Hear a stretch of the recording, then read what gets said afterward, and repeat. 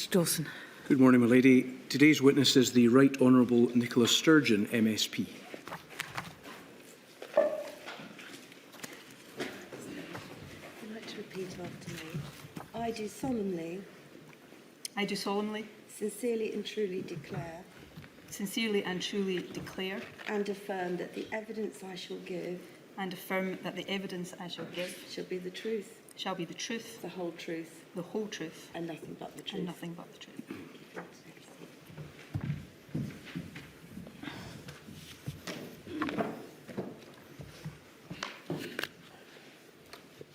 You are Nicola Sturgeon. I am. You've very helpfully provided two statements to this module of the inquiry, as well as a number of other prior statements. The statements you provided to this module are under reference INQ 000339033. This is a statement dated the 6th of November 2023. Is that your statement? It is. Have you signed the statement? I have. Do the contents of the statement remain true and accurate as at today's date? Yes.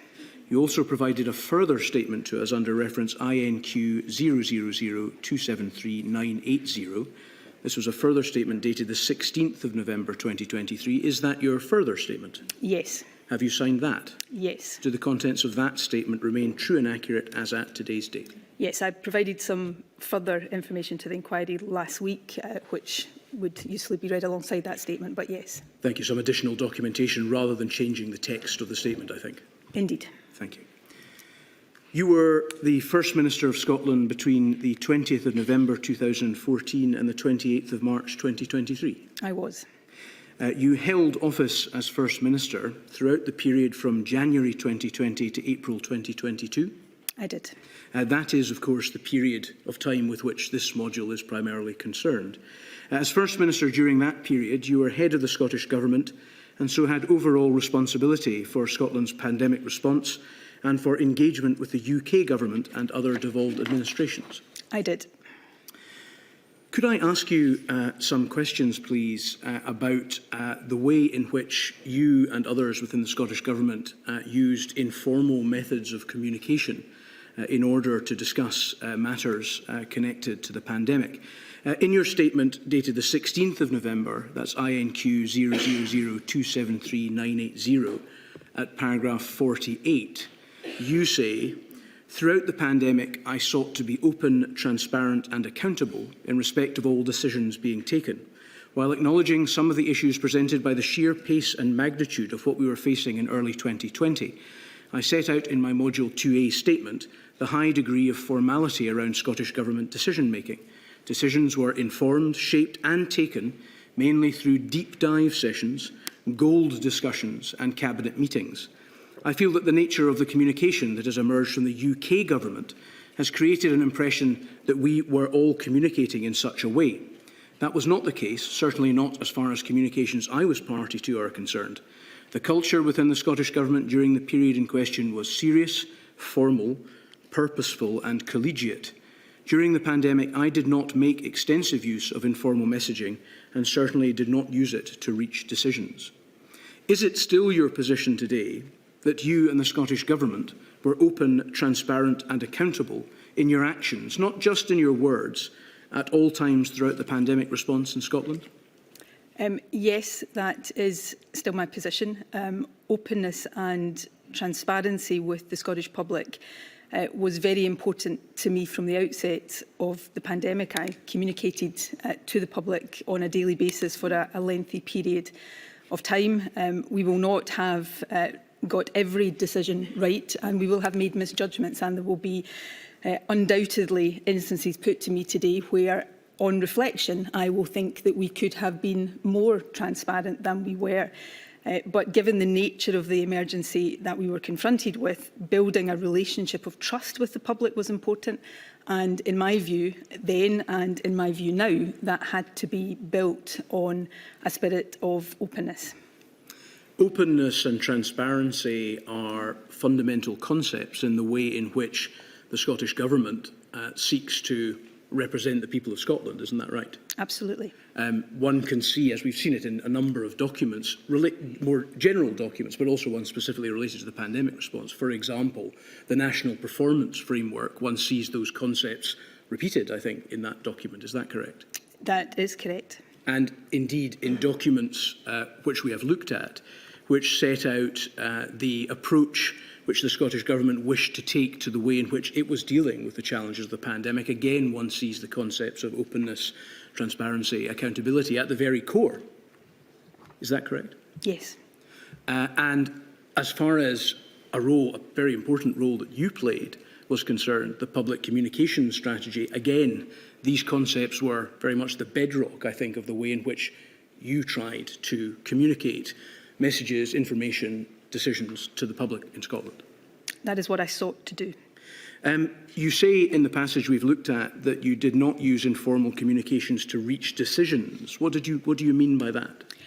Informal communications were not in any sense an extensive or a meaningful part of how I conducted government business in any way, but certainly not to reach decisions. And I would say that in relation not just to COVID, but to government generally.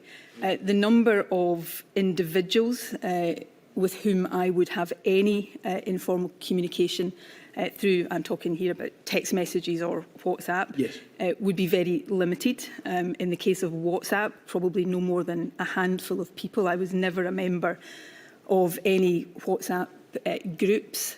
And I think the two people that I would have had the most extensive communication with would have been my former Chief of Staff, Liz Lloyd, and Humza Yousaf. I believe the inquiry has some messages between me and those individuals, which I hadn't retained, but they had. And I think they will give a sense of the nature of that communication. The communication of that nature was not used by me for anything other than routine exchanges, logistics, passing on information. The exchanges with the individuals I've referred to will be littered with things like, there's a note coming to you through the system, I'm giving you a heads up about that. That's the nature of the communication.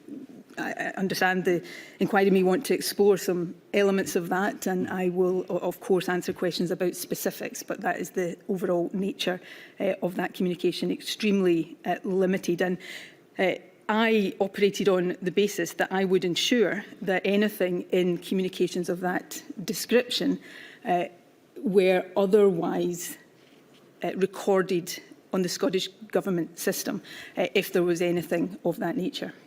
We've heard others refer to recording salient information on the corporate record. Is that what you're talking about? Yes, so if there were, and this would be rare in my case because of what I've said, I did not do government business through informal messaging in relation to COVID or any other matter.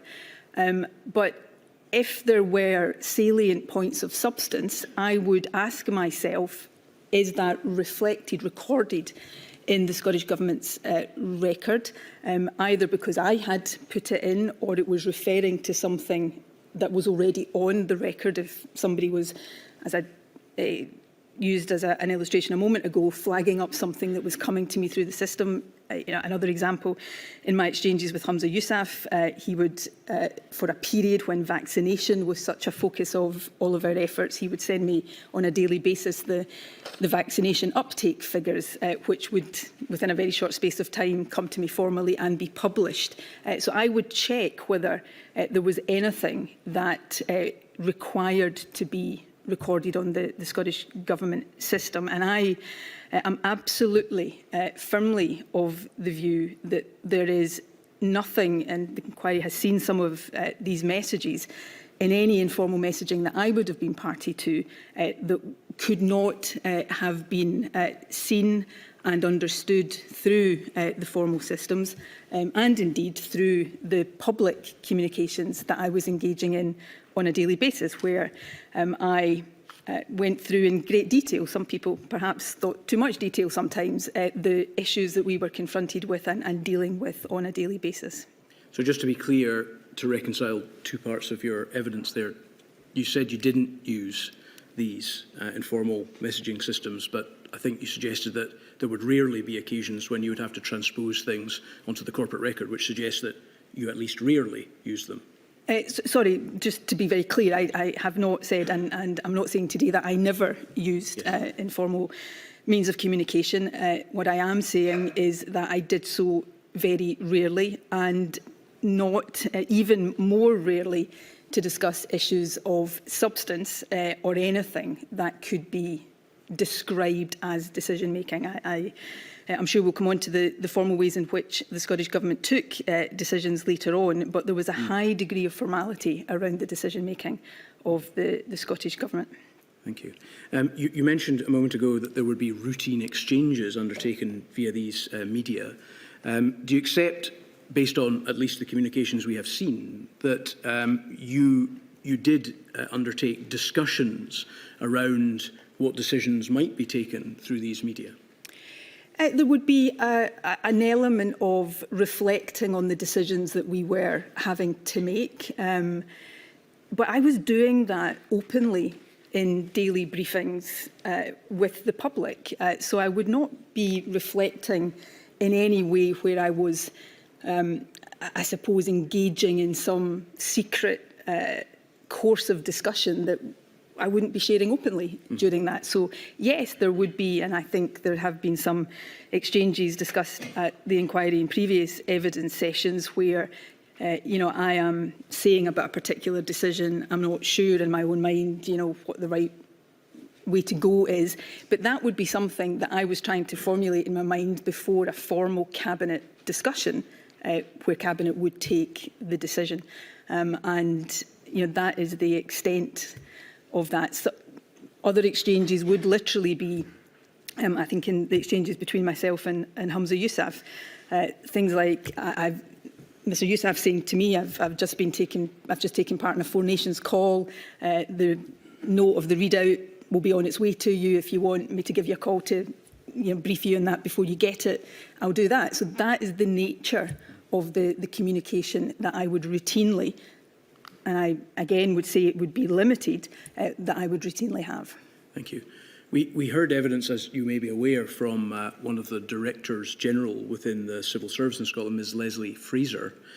She was responsible for the compilation of a number of different Scottish Government policies around information and document retention. And she accepted in her evidence that the primary aim of those policies across Scottish Government was to try to make sure that a reasonable amount of information was retained in order to be able to give any interested Scottish citizen the material from which, amongst other things, they could deduce how decisions had been taken.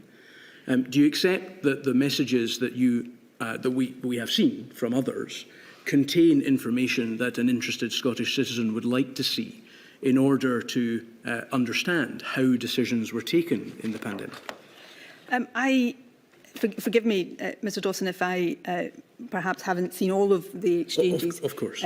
But I am not sure I have seen exchanges that have been discussed at the inquiry where I would accept, and it may be that I'm showing some today where I do have to accept this, but that I would accept that the interested member of the Scottish public couldn't see not just the decisions that were being arrived at in the Scottish Government, but the reasoning and the evidence behind those decisions from the public record. As I've referenced already and is well known, so I won't labour the point, almost every day during the pandemic, I would openly share with the public the state of the pandemic, the difficult choices that was posing for the government, what we were considering in reaching these decisions, what it meant for what we were asking the public to do. So there was a very open form of communication, and I'm not sure I have seen anything that I would say the Scottish public just wouldn't have had any idea that we were talking about that or considering that. It might be a matter for the Scottish public to judge, based on all of the information that was relevant to these matters, whether they felt that they had seen all of the information that they needed to be able to draw conclusions about the appropriateness, timeliness of your decisions. Of course, let me be absolutely clear, I accept that, and of course it's for the inquiry to judge whether that is the case. Simply sharing my views. But again, and I repeat this because I do think it is significant and material.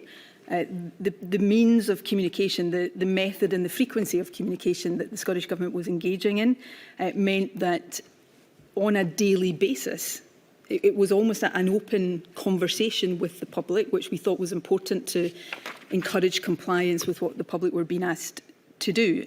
So, you know, these are public statements, and the question and answers after it would go through not just the decisions we'd arrived at, but we would go through the considerations, the balances we were trying to strike, the pretty invidious nature of some of the choices that we were all being faced with then. You referred in the passage from your statement that we went to the fact that it had emerged publicly through the procedures of this inquiry that a lot of this informal communication had been done within the UK government, by WhatsApp in particular, but by other means as well. And you suggested that you felt that the nature of the communication as emerged from the UK government has created an impression that we were all communicating in such a way.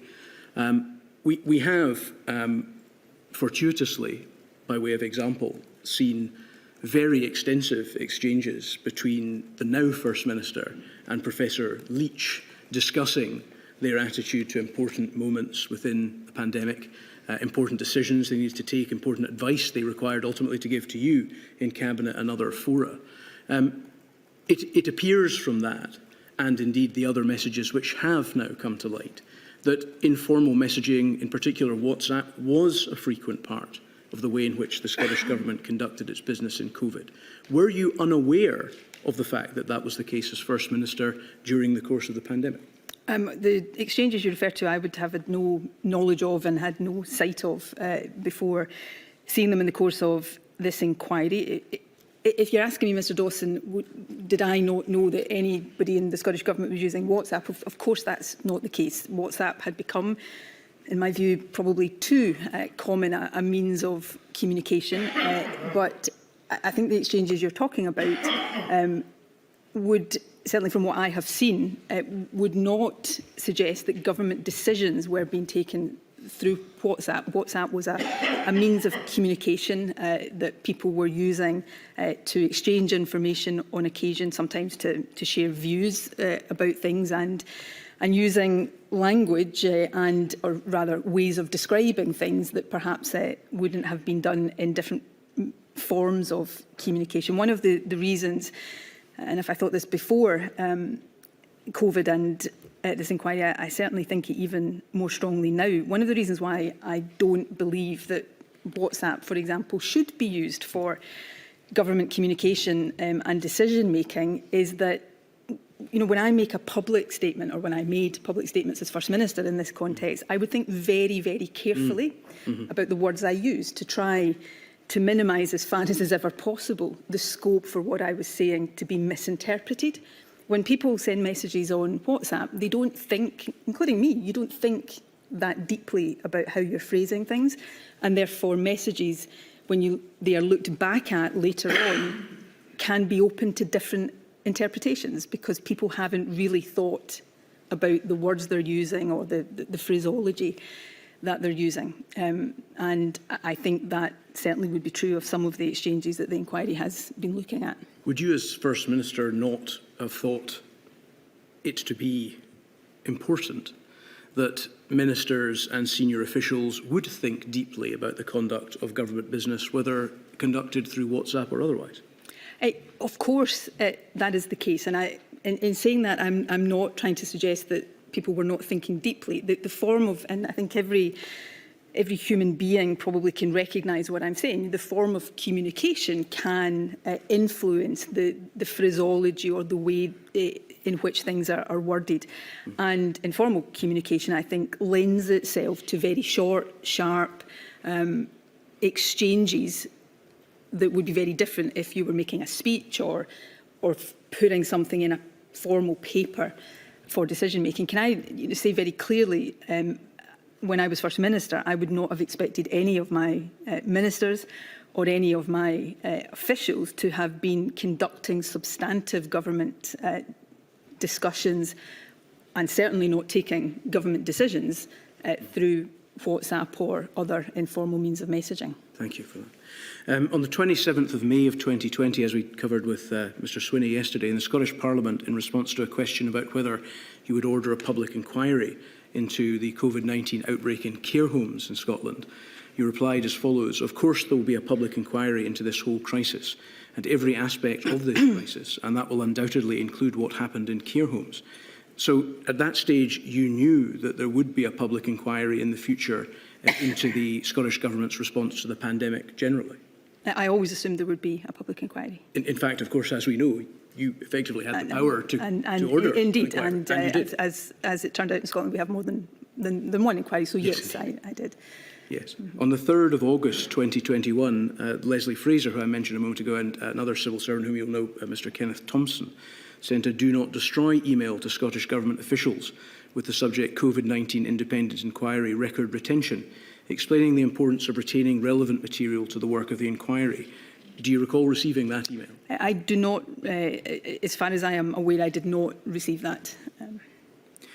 You recall, I would imagine in a general sense, that such a notification was sent out?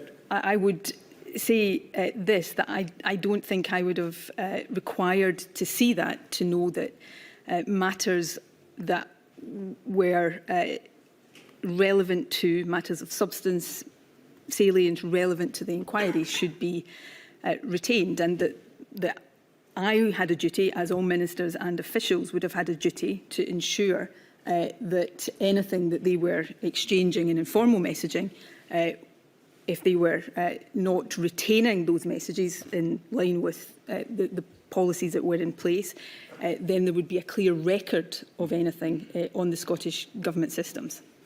You said on the 24th of August 2021 at a COVID media briefing given by you that the Scottish Government had started the process of setting up the Scottish COVID inquiry, which we mentioned a moment ago.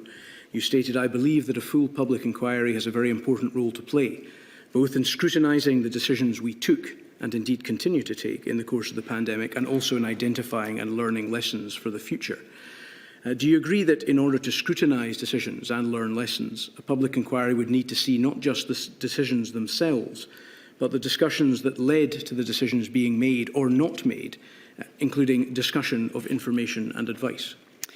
Yes, I do agree with that. And what I would add to that, and let me say this is obviously a matter for the inquiry to judge, in terms of any informal communications I had, which, as I have already said, were limited, both in terms of the number of people and the extent of the communication. There would be nothing in those communications that was not available to either the inquiry or the public through the record of the Scottish Government, or indeed in the very detailed public statements that were being made every day. I want to assure the inquiry of that I take and took very seriously the duty that was on the shoulders of me as First Minister and of the Scottish Government collectively to make sure that this inquiry and the corresponding Scottish inquiry would have at its disposal all of the evidence and material that would allow it to assess the decisions and the underpinning reasoning and evidence for those decisions. Over the course of the pandemic, and forgive me if I'm getting ahead of your line of questioning, we will no doubt talk about Cabinet papers and minutes. Over the course of the pandemic, I think there would have been in the region of 100 Cabinet meetings. For each of those, there would be detailed papers, detailed minutes that would not just record the decisions that Cabinet reached, but that would look at the different options we assessed and discussed, that would narrate the evidence and the reasoning behind the decisions we arrived at. And in Cabinet minutes would also have lengthy and comprehensive summaries of the points made in the discussion around the Cabinet table. Now, obviously that is not all that the inquiry has at its disposal, but if it was all that this inquiry had, that would be a comprehensive and very detailed account of every decision that the Scottish Government took in the course of the pandemic. As at May, at least, I think you've indicated already, you were fully cognizant of the fact that there would be a public inquiry, yes? Yes. And in August 2021, you announced that there would be one. Yes. You knew at the time when you made the statement announcing the Scottish COVID inquiry that material which you had used to exchange messages, informal communications, would assist in the very important aims of the inquiry, scrutinising the decisions that you took. Yes. And you knew at that point that those messages had been destroyed.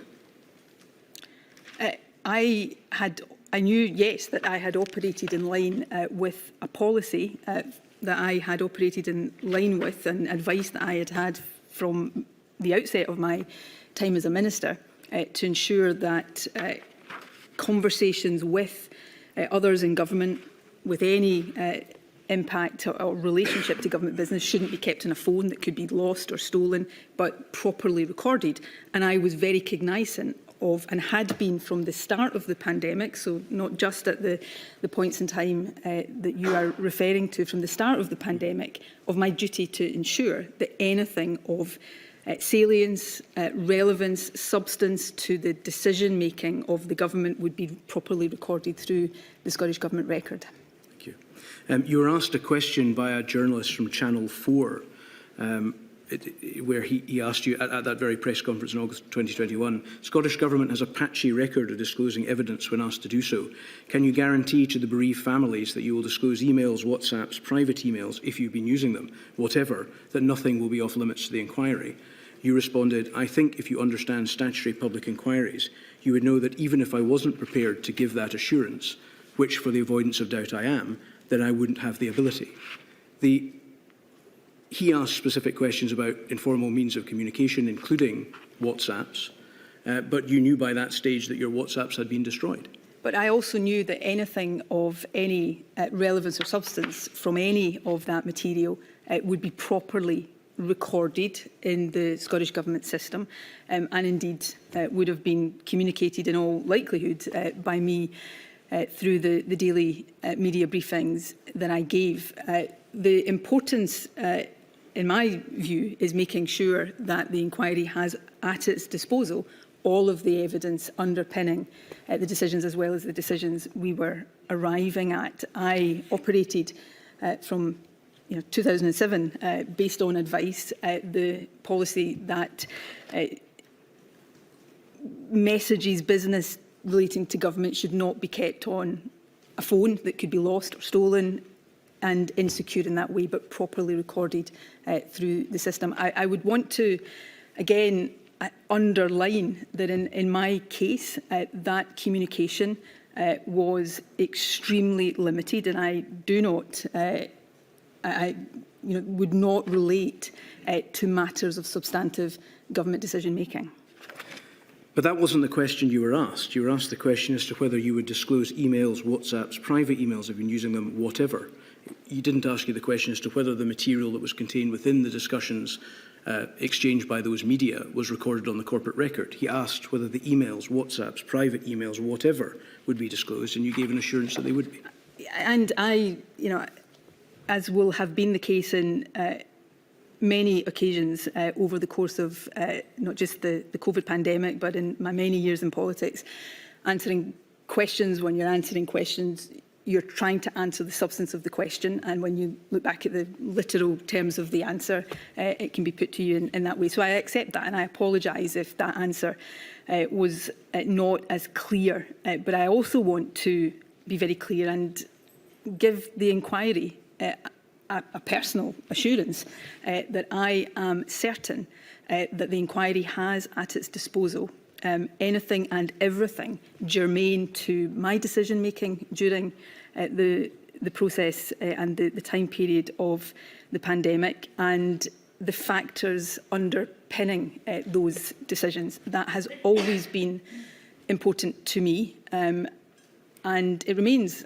important to me, but more importantly than that, it's essential to the scrutiny of the decisions that I will carry the impact of these decisions with me forever, and I want to make sure that those who come after me in politics have the benefit of the learning, the things that my government did right and the things that my government did that we're not right, or with hindsight that we wish we had done differently. I cannot say strongly enough how important that is to me. These decisions were of a magnitude beyond what I had ever experienced, and that is true of decision makers everywhere, and the impact of them I think about literally every day. And I want this inquiry and the Scottish inquiry to scrutinise those decisions so that we can learn, and future governments can learn appropriate lessons from them.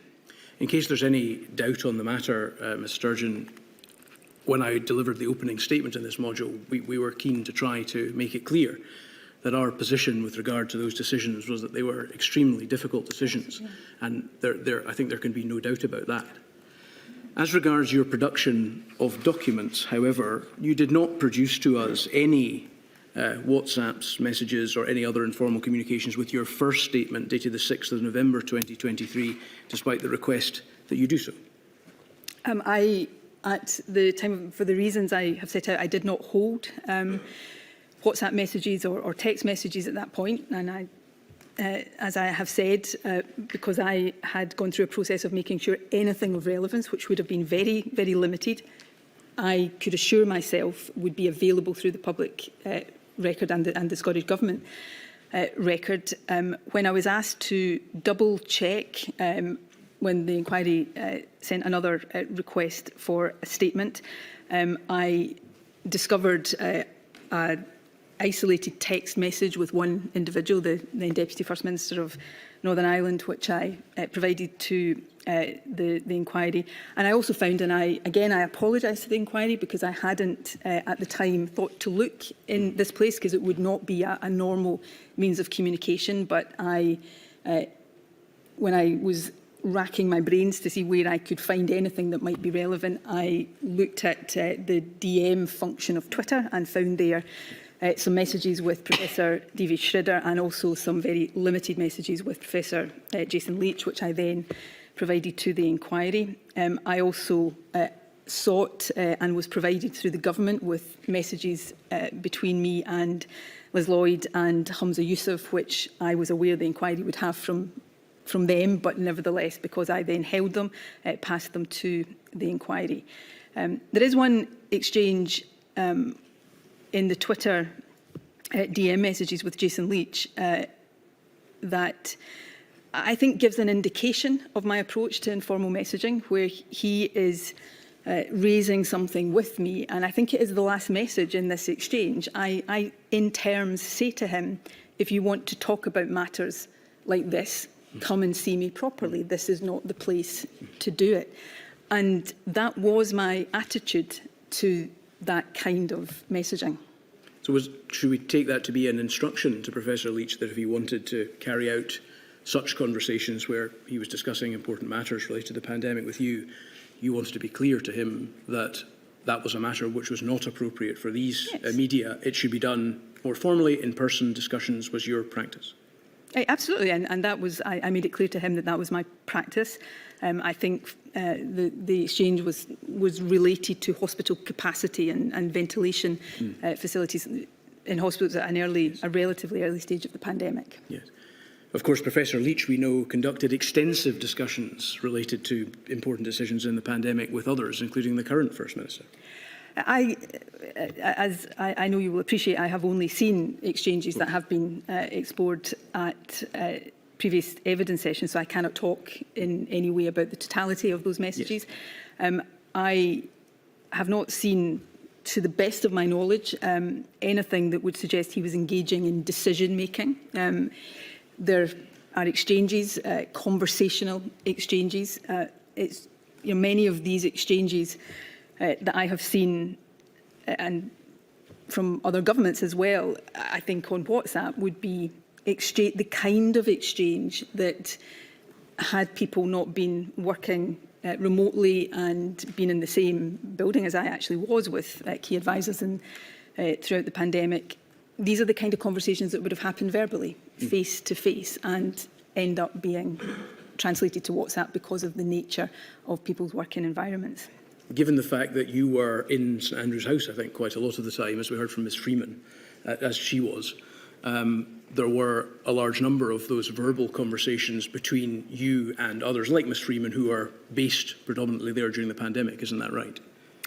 Yes, I mean, the majority of the conversations that I would be having with certainly Ms Freeman and the Chief Medical Officer at the time, and other senior advisors, would be face-to-face in St Andrew's House. I was in St Andrew's House from very early in the morning till very late at night, almost every day for an extended period of time, as were these other individuals. I think Ms Freeman did say 7 days a week your role there, for a period, 7 days a week, yes. Yes. Were the salient points of those verbal discussions committed to the corporate record? Yeah, so at my private office were also, not my entire private office, but key individuals in my private office, and they would have a rota. There would be somebody from my private office in the building with me. So salient points would be recorded as appropriate and fed through the system. I think perhaps, if I may, there's two further points to be made there. If I, as First Minister, am having a discussion with anybody that then requires action to be taken, if that's not inputted to the system, action won't be taken. That is how conversations turn into actions that are necessary. The second point is just to reflect, particularly in the very early stages of the pandemic and in the early stages of, well, certainly through March and into April 2020, there was a frenetic pace of decision making, and we were taking decisions at very short notice. The situation was changing several times a day, and we were all working at pace. I would have conversations in the morning that by the afternoon the situation had changed, and so the nature of those conversations would be different. And I think it's 3-4 years on, it is difficult sometimes to appreciate just how frenetic the pace of activity was at that time. The fact that you're working at pace, though, doesn't alter the obligation to make sure that salient points of conversations and messaging are on the corporate record.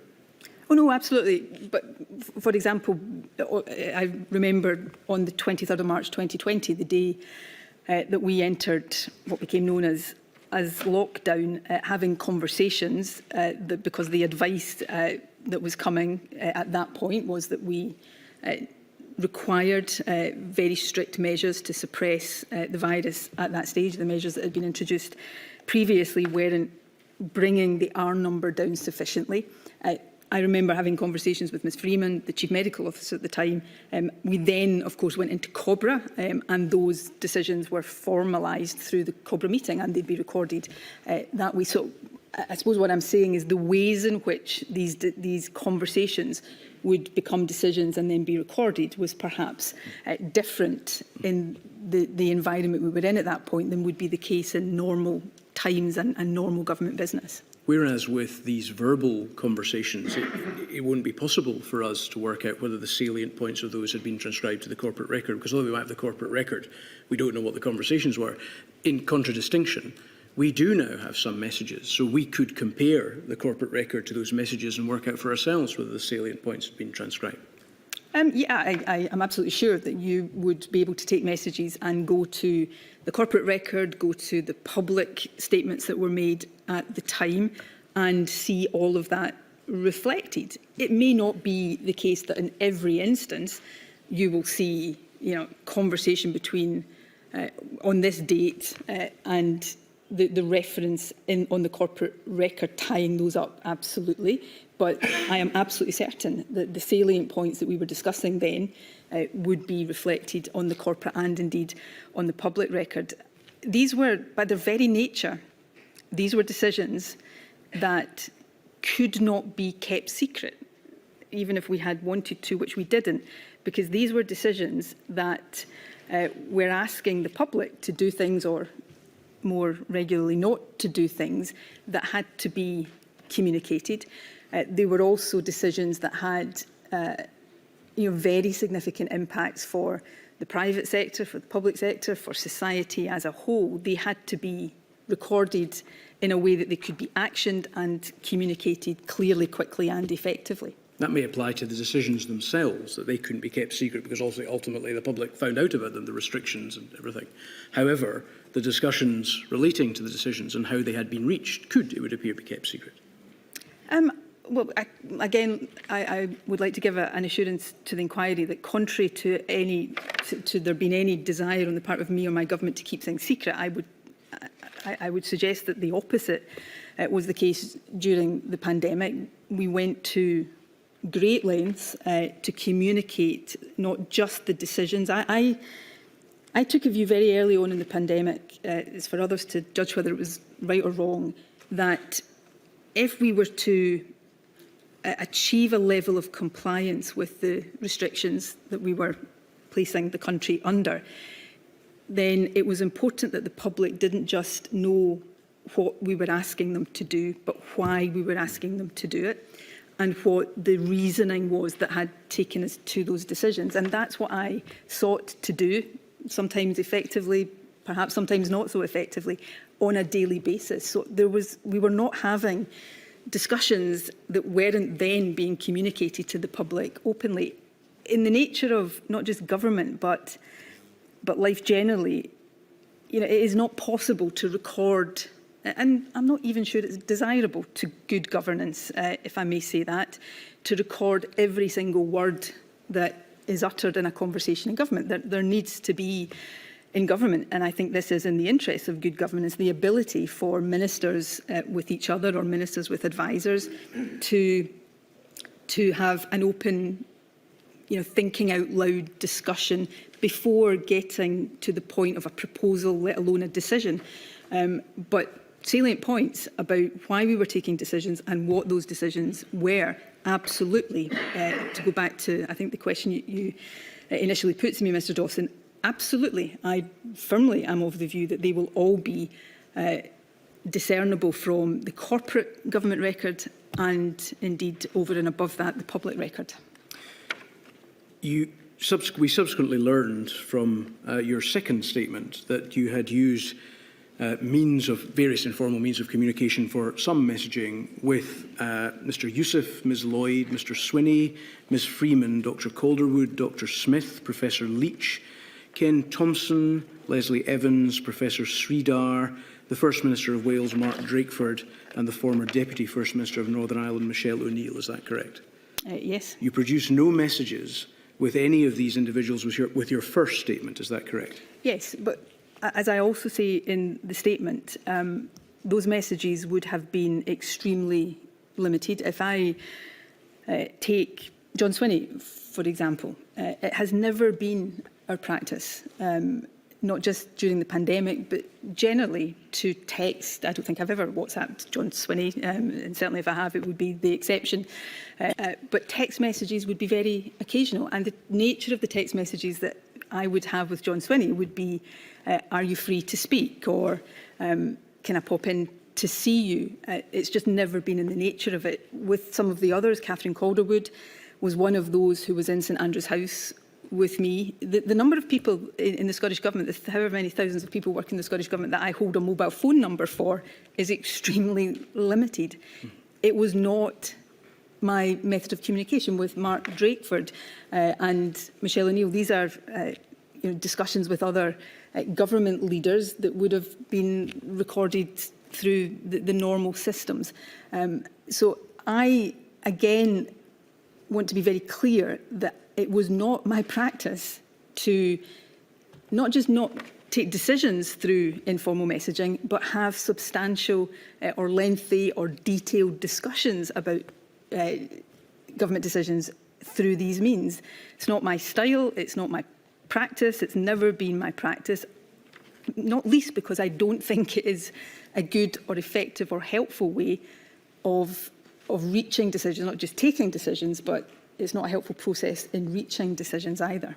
WhatsApp messages between yourself and Mr Youssef and Ms Lloyd were produced by you with your second statement. Where did you get them?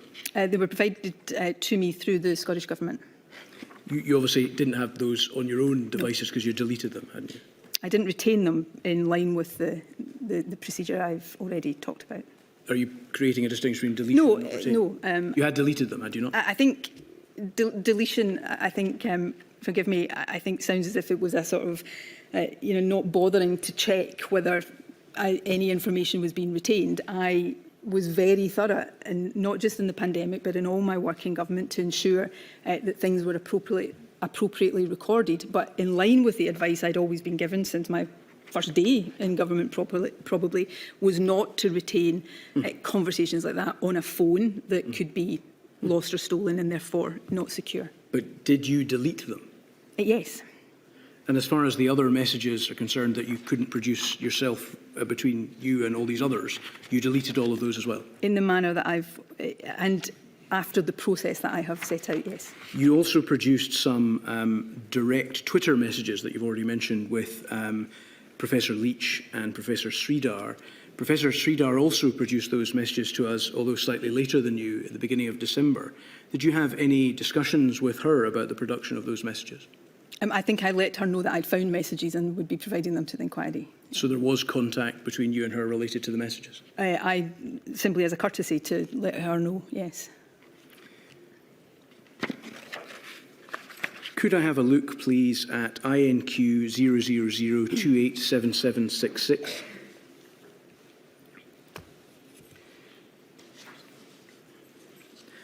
We're both being admonished, I think, Ms Sturgeon, for speaking too quickly for the stenographer. So if we can both try and speak a little more slowly, that would be very much appreciated.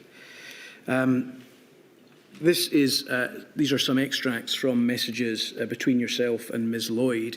I'm starting with the one on the 27th of October 2020, 7:10. So just reading through them, it says, I'm having a bit of a crisis, this is you speaking, I'm having a bit of a crisis of decision-making in hospitality, not helped by the fact I haven't slept. The public health argument says stick with 6 PM/NO alcohol, no alcohol for level 3, but I suspect industry will go mad, and I worry we could derail debate, though I suspect that won't happen and we could commit to listening and changing if we felt necessary. To which Ms Loys replies, my instinct is 6 PM. That's the same as Central Belt now, but some more places open. They have offered further mitigation, so we work with them on delivering those extra mitigations and review at that point. She then follows up, the only alternative would be 8 PM, but no alcohol. Restaurants would like you for that. To which you say it's the same as non-Central Belt. Places can open, but only for food, non-alcohol. 8 PM would be better. I guess, but not sure we can make much of a public health argument for 8 PM alcohol at level 2 and 8 PM no alcohol at level 3. Ms Lloyd replies, that's why I would stick with 6 PM, but if you want to compromise, it would be about giving people regulated places to be in the winter rather than unregulated homes. But no alcohol because it changes behaviour. The difference from now would basically be it's colder and it's darker, so people will be less likely to be outside. You say, OK, we should stick with 6. It's also random, but I think we need to be prepared for a bit of backlash. I've also queried whether we really need the last entry times, and if we do, if we should give on 9:30/10:30. As it stands, there's nothing we can point to say we've listened to industry. Ms Lloyd replies, level 2, 8 PM is listening to them. And then she follows up, and the whole allowing restaurants and pubs to stay open, you say, I suppose, and then she says, there's quite a lot recently. I mean, they'll still be grumpy, but there it is, I think it's meant to say. This is an example of a messaging exchange that would be relevant to someone who would be interested in knowing how decisions in this regard had been arrived at. Yes, but I, in many respects, I think this exchange illustrates the answers I've been giving you for context, and I'll be corrected if I'm wrong, but I think this is 7:20 on the morning of the 27th of October 2020. I think I was on my way to a cabinet meeting. I would be in the car from Glasgow. These would be decisions that Cabinet was about to arrive at, and I am simply talking about the things that I would then go into Cabinet and we would talk about, and then would be recorded through the Cabinet minutes and the decisions that we took. I was probably later that day standing on a public platform talking about some of the the decisions that we'd faced, the options that we had, and why we had arrived at the decision that we have arrived at. I can't see it right now, there's a reference in there to "I have queried." That's a reference, that's something I had obviously fed in as a question to the advisors who would have been preparing the cabinet minute papers.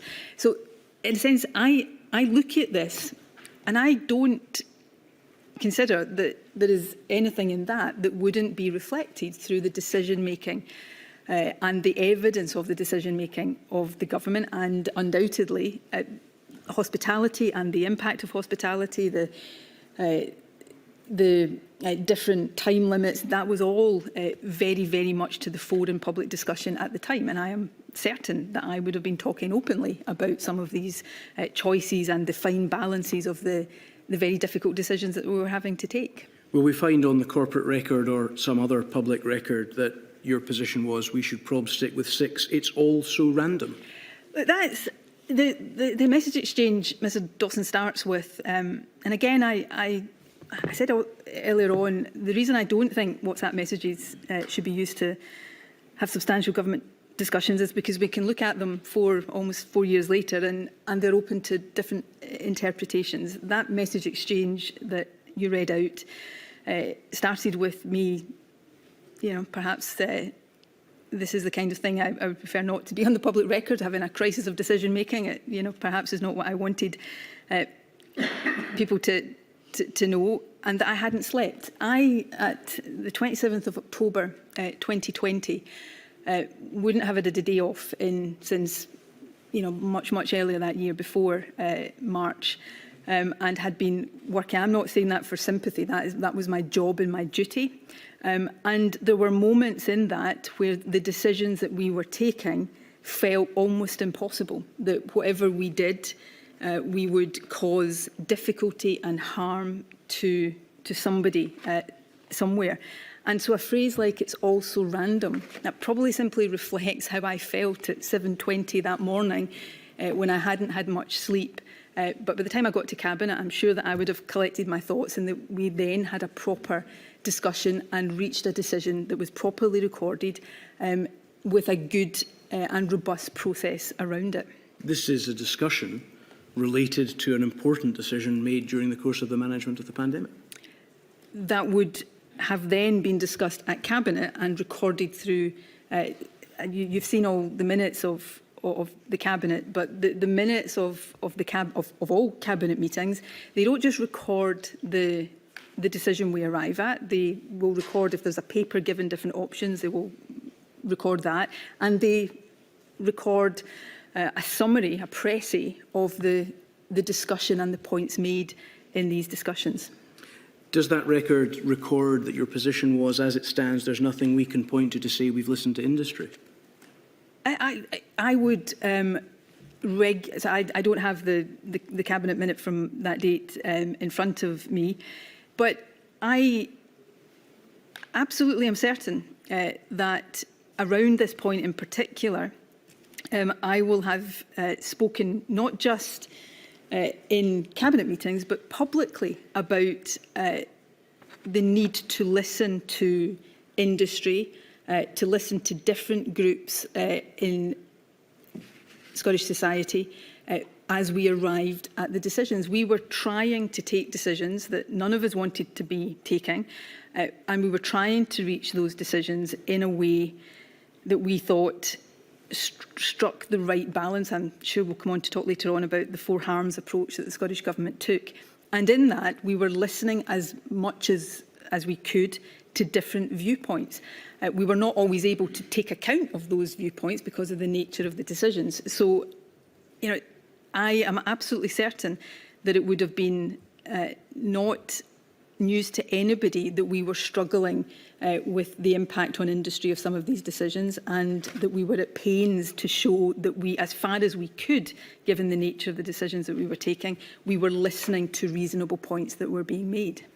Do you think that an interested member of Scottish society, or indeed this inquiry, should take no interest at all in the process by which this decision is made and this discussion's role in it, including the fact that you say it's also random. There's nothing we can point to say we've listened to industry.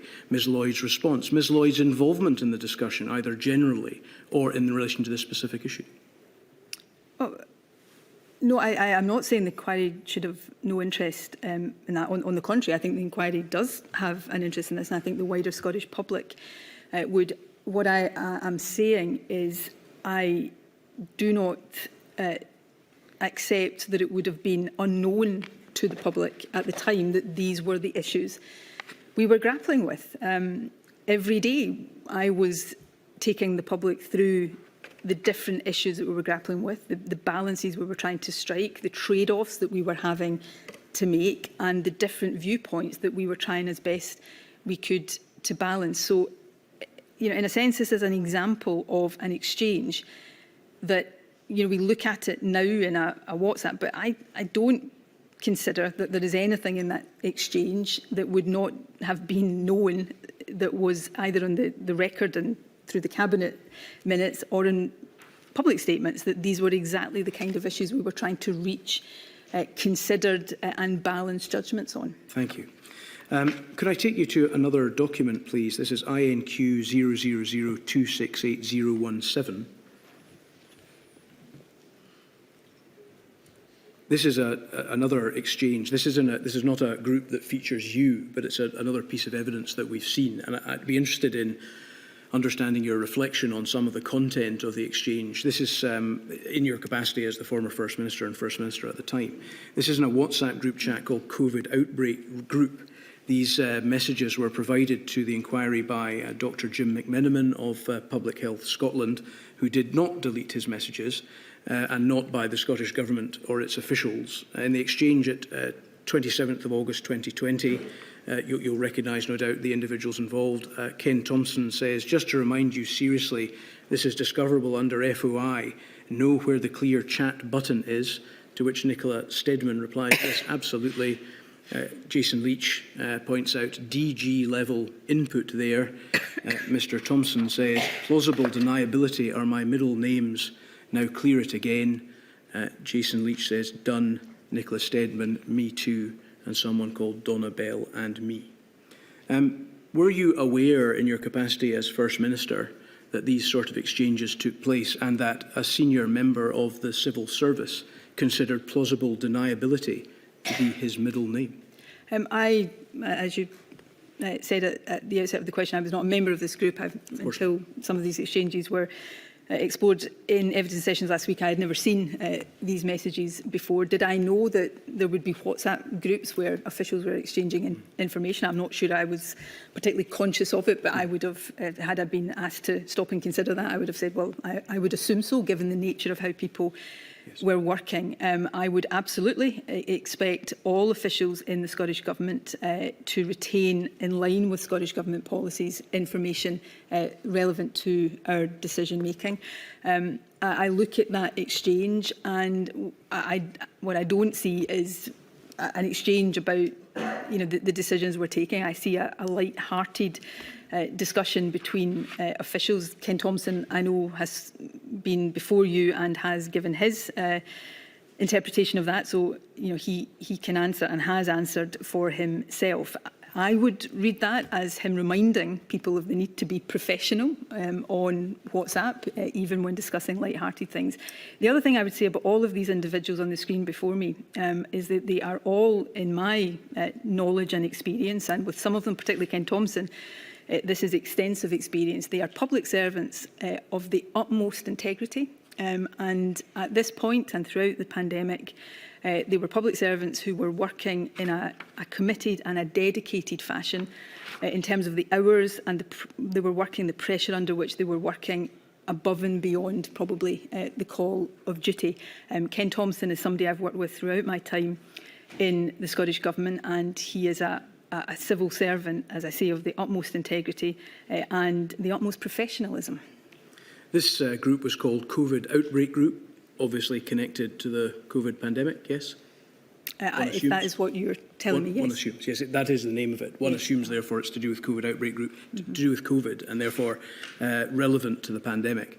What Mr Thompson does here is that, despite recognising that material in this chat is discoverable under freedom of information legislation, is to tell other individuals in the group that they should clear it or delete it. Is that not correct? That is what is in front of me, yes. Could I just go a little bit further down, please? I'm just tracing the messages down to 1617, so very shortly after the exchange that we've had. At 1617, so this is just a couple of minutes after. Further down, you can see in the background what happens in between. There is something which Jason Leach says at 1617 which is redacted, and then Ken Thompson says the information you requested is not held centrally. Is that a phrase you recognise? Of course it is, yes. Is that a phrase which often appears in freedom of information requests when documentation is requested from the Scottish Government? Yes. Is it a phrase which indicates, as a result of a request, the Scottish Government is not in a position to be able to provide the information it might otherwise because it doesn't actually hold the information in its central repository? Yes. Does it look to you that this is Ken Thompson suggesting that that response is an excuse often trotted out by the Scottish Government in response to freedom of information requests? I absolutely accept that as an interpretation that can be put on it. These are not my words. Of course. This is not an exchange I'm involved in, so there is a limit to how far I can go in trying to interpret what he meant by that. In looking at the exchange, my interpretation of it, which may or may not be correct, is that he is reminding the others on the in the chat that the kind of things they are talking about, they probably shouldn't be on a chat like this. You know, somebody says, I was a nippy teenager in 1986, for example. That's the nature of that.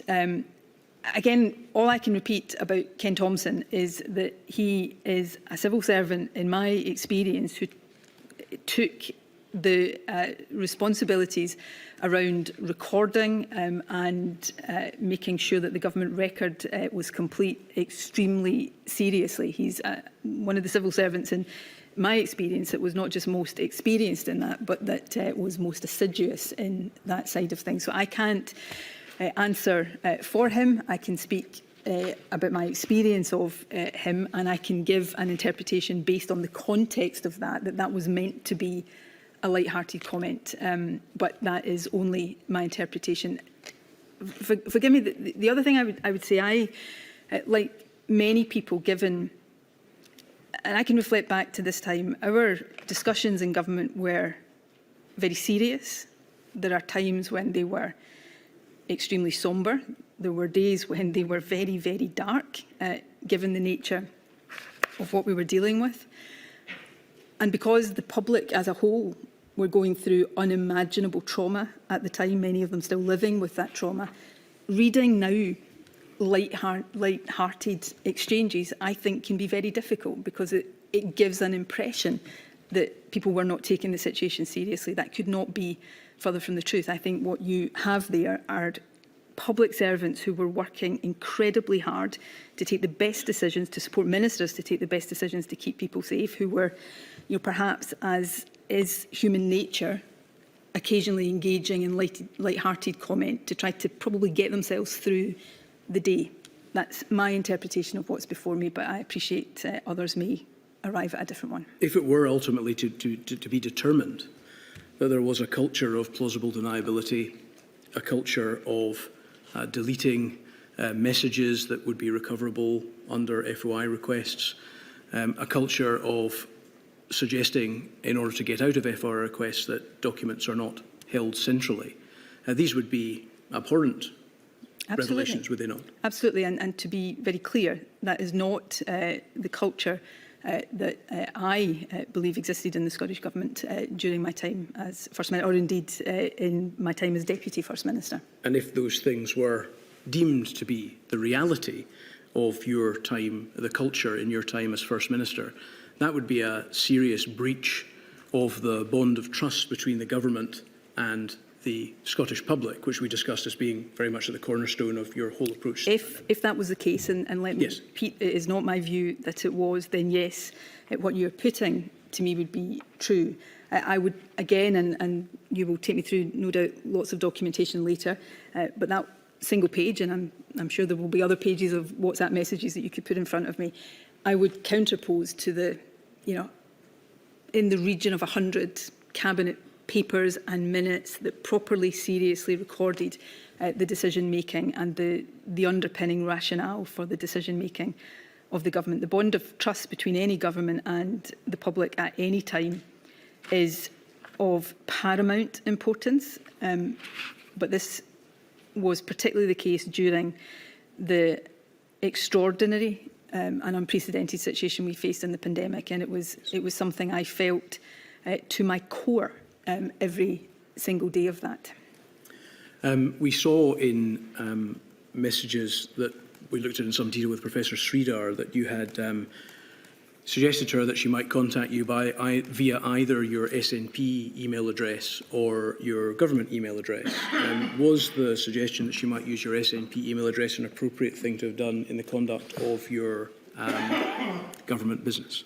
In reflection, perhaps I shouldn't have done that, but if I had been trying to direct her to a personal email, SNP or otherwise, to keep something off the government system, then I would suggest I wouldn't also have given her my government email address. I wasn't, and obviously the inquiry has looked at that message, I wasn't pushing her in one direction or the other.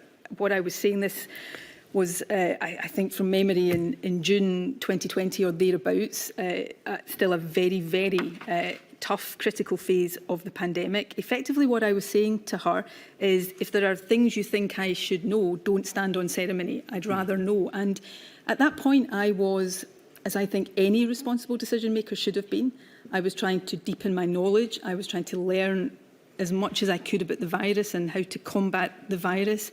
I was desperate to understand different perspectives. I was desperate to understand as much as I could from the experiences and the responses of other countries. Now, let me be very clear, the bulk of that was coming to me through Scottish Government advisers.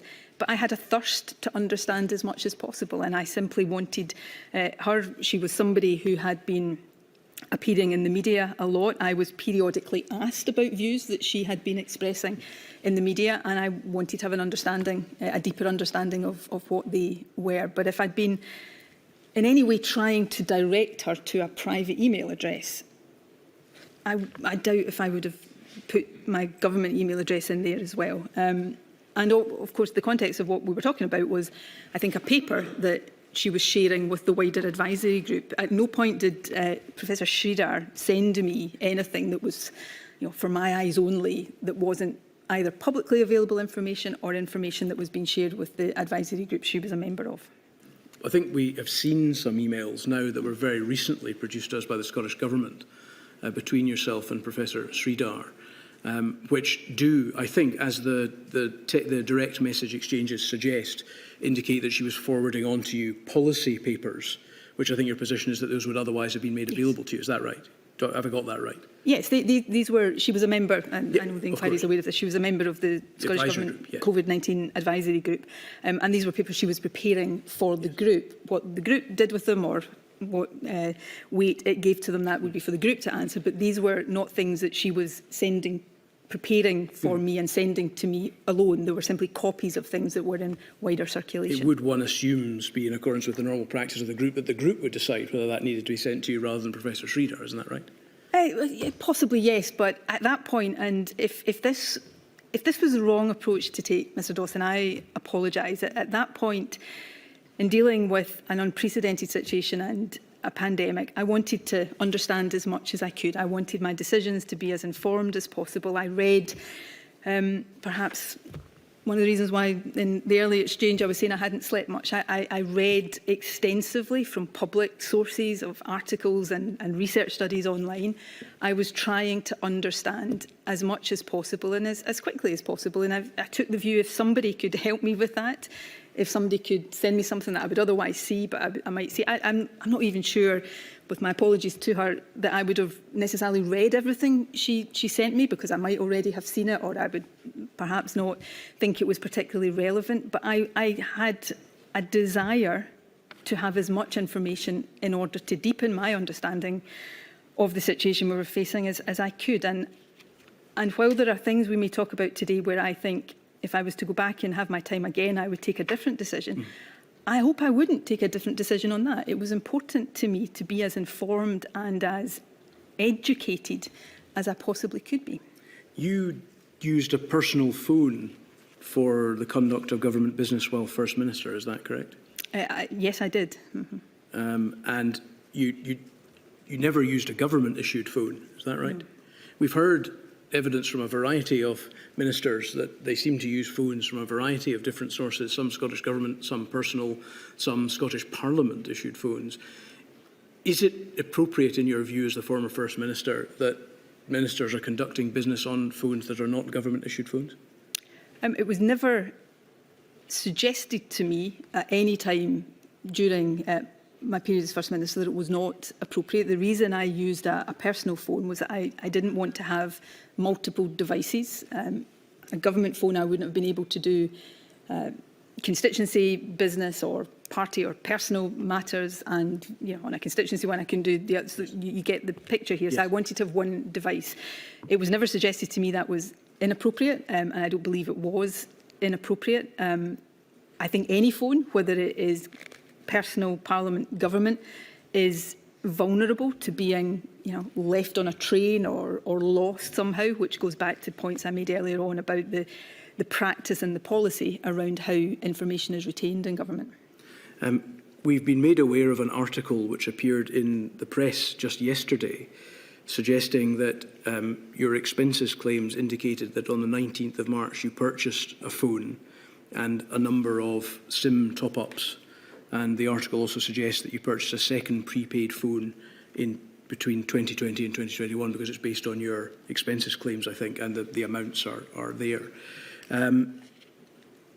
Why did you purchase those phones, and why did you?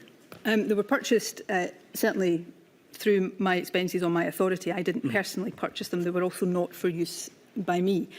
Many MSPs, I believe, did the same when the pandemic started, and my constituency office staff could no longer work. Sorry to interrupt, Mr. Sturgeon. Just to be clear, we're obviously keen on understanding whether they were used for your business related to the COVID pandemic in the conduct of your role as First Minister. They were not used if they're used for some other purpose, we have no interest. They were the phones that my constituency office landline were diverted to in the homes of my constituency office staff. I have never, to the best of my knowledge, seen, held and certainly not used any of these phones. Thank you for clarifying that. My lady, as I'm about to move on to a different topic, if that's an appropriate moment. Certainly. I suspect we may be getting messages that the stenographer is struggling. I appreciate it's very difficult to change one's pattern of speech, but maybe if you paused before asking the next question, Mr. Dawson, so the stenographer can catch up. I'll try my very best, my lady, yes. Thank you. 11:30.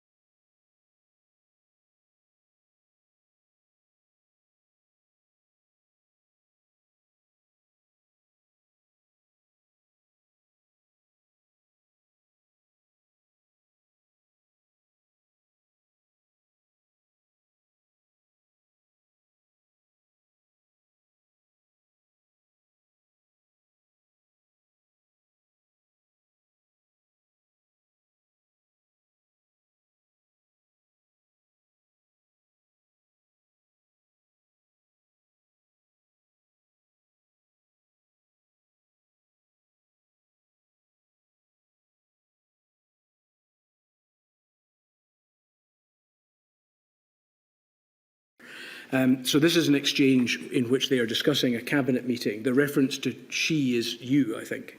I assume so. Yes. Do you recall this period just broadly, and we'll get into some of the details? I recall the period, not just broadly, I recall it in detail. I recall the cabinet meeting in detail too. Excellent.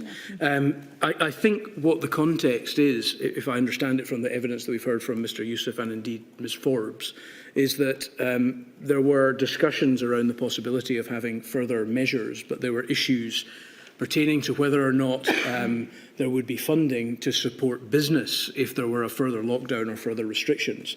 And that at the Cabinet meeting, Mr Youssef, Cabinet Secretary for Health and Social Care, had suggested somewhat out of the blue, I think Ms Forbes told us, that he, despite efforts made to try to find funding to assist for that purpose, he had managed to find within his budget £100 million, which wasn't previously known about. Is that correct? Please correct me if I've got that wrong. I think it's broadly correct. If I may, I can go into what I'm really interested in is the possibility, well, is the suggestion that I'll make to you, that this is indicative of a culture in which you did not take kindly to people bringing up at cabinet meetings things that you had not already had brought to your attention and on which you had not already made a decision. No, that is absolutely not the case. There was no such culture within the government I led. I think, if I may, in order to answer that question properly, I need to set out the circumstances of that cabinet meeting.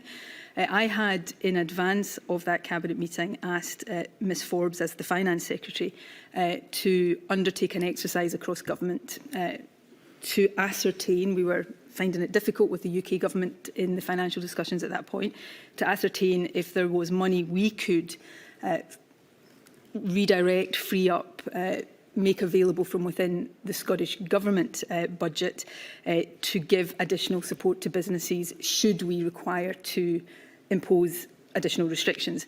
Ms Forbes had done that exercise. She had done it rigorously and robustly, and she had reported at Cabinet that the outcome of this, having gone round all of the portfolios, was that there wasn't really any money of any significant scale to have. At which point, Mr Youssef, and let me say, Mr Youssef was doing this for the best of intentions, I'm not questioning his motives, said, well, actually, and I'm paraphrasing here, obviously, I can make £100 million available. In that moment, I felt he was doing a real disservice to the Finance Secretary, because she had just reported that she had done a job and it had resulted in no money being available, and then he, seemed to take the feet from her in that. I supported and believe is important that there were robust discussions around the Cabinet table. There were robust discussions around the Cabinet table, but I expected all my ministers to operate on a basis of mutual respect and of making sure that they were operating collegiately. And in that moment, I didn't think that was the case, and I was not particularly happy about it. I have to concede that. I think that was probably exacerbated by the fact that, and I can't recall the date, you perhaps will be able to show it to me. I think sometime maybe a couple of weeks before that, Mr Youssef had indicated to me on WhatsApp that he might be able to find some money in this order. And my response to him was, speak to Kate. And at that meeting, it appeared that he hadn't done so. So that was the context. And I perhaps was also sceptical given the pressures on the National Health Service at that point, that it would be sensible to take £100 million from dealing with the acute pressures on the health service to fund business support, but that is more of a substantive issue. So that is the context of that. As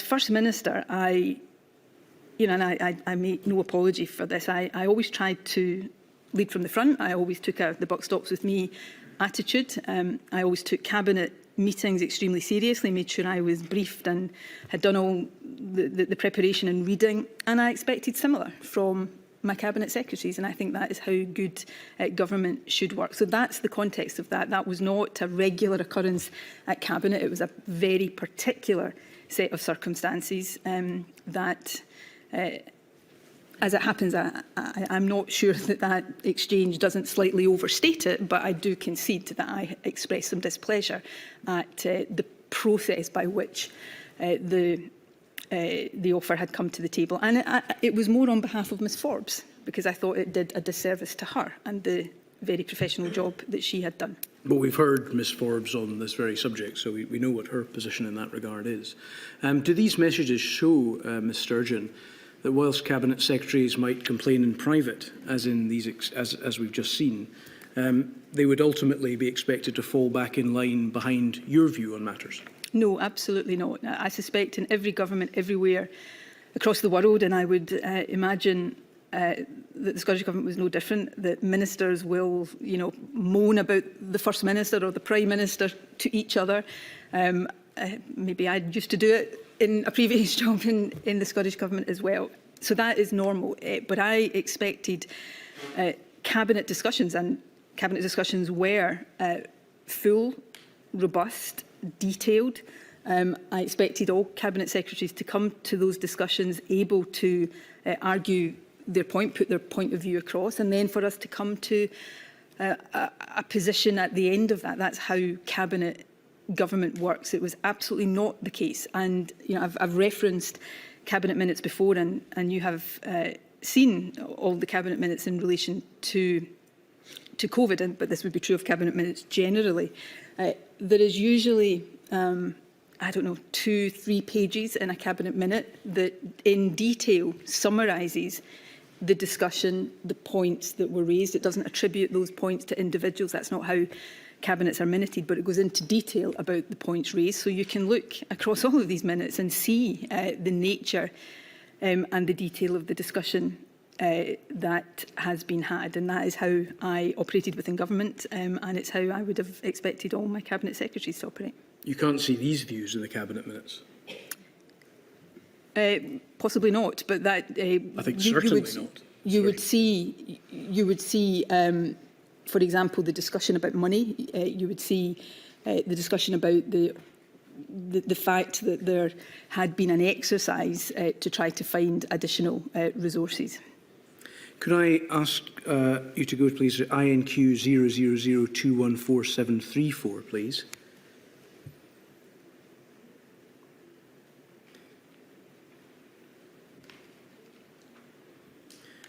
Bottom of page 6. If we just go to the first page, please, can we do that? Just to see what it is. These are conclusions, as we've come to understand. They're called minutes of the Cabinet meeting held on the 22nd of June 2021. Does that be correct? Yes. And if we could go to page 7, please. Just again to try to contextualise this, our understanding is that this is around the time either at or shortly before cases started to rise again as a result of the Delta wave hitting Scotland. Would that be broadly your recollection? Of that time period, yes. Thank you. I'm looking at the decisions taken under paragraph, subparagraph P and Q, maybe over the page. Yes, thank you. These are the matters decided by Cabinet. It says, for the purposes of COVID-19 decision-making during the summer recess, to delegate to the First Minister decisions that were broadly consistent with the strategic framework and timetable, noting that the First Minister will be supported as required by the gold group structure of key ministers, including Mr Swinney, Mr Youssef, Ms Forbes and any other ministers with an interest with input from, name redacted, chief advisors and senior lead officials. And under Q, over the page, in the event that the First Minister and Gold Group were to reach a decision that differed materially from the strategic framework, that Cabinet should be advised through correspondence, and if the First Minister requested it at a meeting of the Cabinet, which she could convene at any time, should circumstances require. Is the reference there to the Gold Group, a group which is sometimes called Gold or Gold Command? It is indeed, and it's an example, and I mean this in the nicest possible way, of the civil service often attaching names, grand names, yes, to meetings that are otherwise routine. Yes. Our understanding, Ms Sturgeon, is that this was a group which, please correct me if I've got this wrong, but our understanding is that it was a group which tended to meet. It didn't always have the same people in it. It was almost certainly always you. I think it was always you. But it would tend to meet in the days before a cabinet meeting, which would, if regularly scheduled, would take place on a Tuesday. Is that right? So sometimes over the weekend, for example, I think we've seen. Yes, so cabinets routinely met on a Tuesday. I'm sure there were periods during COVID when we met on other days, but Yes. routinely a Tuesday.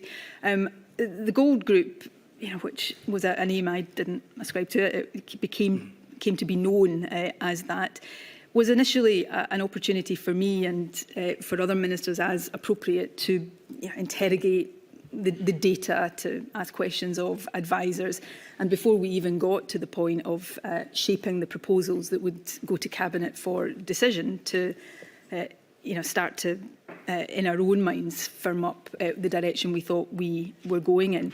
I should be very clear that the Gold Group, Gold Command, whatever terminology we want to use, was not a decision-making or a formal governance body.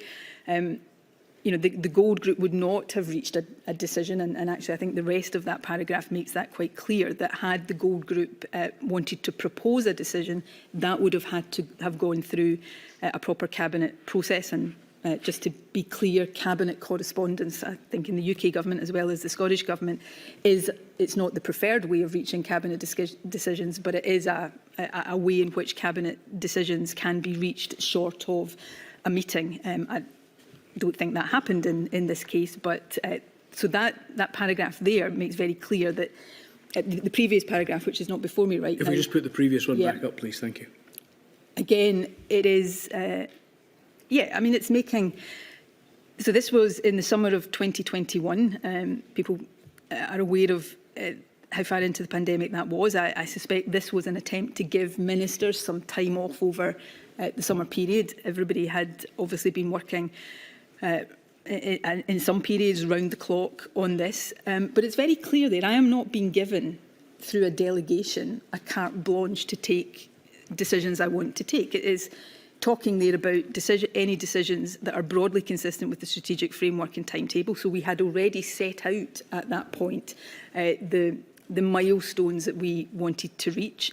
And as sometimes was the case, Cabinet would delegate to me. So Cabinet would say, we want to do this, assuming the data on such and such a date supports it. And when we got that data, I would make a judgment, well, does the data support it? And so formally, I would have delegated power to make the final decision. But the process of decision-making was through Cabinet, and I think that makes that clear. Well, might I suggest to you, Ms Sturgeon, that contrary to your interpretation, this in fact gives you an incredibly wide discretion as to what you might wish to do in the management of the pandemic, saying that all you need to do is to make decisions, and it is making decisions, which were broadly consistent with the strategic framework and timetable.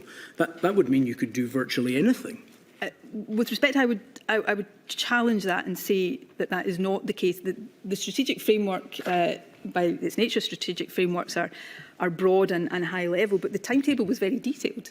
To depart from that, I would not have had latitude to depart from that. Departing from that would have required me to go through a decision-making process, and I did not have carte blanche, wide latitude to take decisions, and nor should I have had, incidentally, nor would I have wanted to, given the seriousness of what we were dealing with. I'm not sure anybody would have chosen to take solely onto their own shoulders the decisions that were falling to be made, although I always accepted that the final accountability and responsibility as First Minister lay with me. So I respectfully don't think the characterisation of that is accurate at all. And I think if you were to look at Cabinet, forgive me, there was a Cabinet minute discussed with Mr Swinney yesterday, I think from the 19th of December 2020, where conclusions were put to him similar to that. Decisions are delegated to the First Minister. Looking at only those conclusions would have given the impression that has been given now. But when you look at the minute in its entirety, the previous 2 pages of that narrate the Cabinet discussion, make very clear that Cabinet agreed with the decisions that were being proposed, and that there had been a full and comprehensive discussion. So yes, when we look at paragraphs like that in isolation, I accept that gives a certain impression that is, I would say, is not accurate, but also would not be the impression given if these minutes are read in their entirety. You mentioned in your explanation, your helpful explanation, that the process would be that there would be a discussion to ascertain whether Cabinet agreed with the decisions that were proposed. Does that not lead to the conclusion that decisions had already been reached and that Cabinet was in effect a decision ratifying rather than a decision-making body? No, that's not the case, because in many of these instances, there was not one proposal put forward. Cabinet would have a range of different options. One Cabinet we may come on to talk to later on at a later stage to this, as we go into the latter part, into Christmas of 2021, when Omicron has been identified. That Cabinet has, and I'm using this just as an illustrative example, there will be many others, it has three options. Effectively stick with the measures we have in place just now, enhance them in some way, or have a circuit breaker. Cabinet has a full discussion and then it reaches a decision. So it was not always the case that Cabinet simply had a proposal put to it that it could take or leave. Cabinet would have a range of options. The exchange that we talked about before the break between Liz Lloyd and I is reflective of that. There were options that Cabinet would have been chewing over and coming to a balanced view of.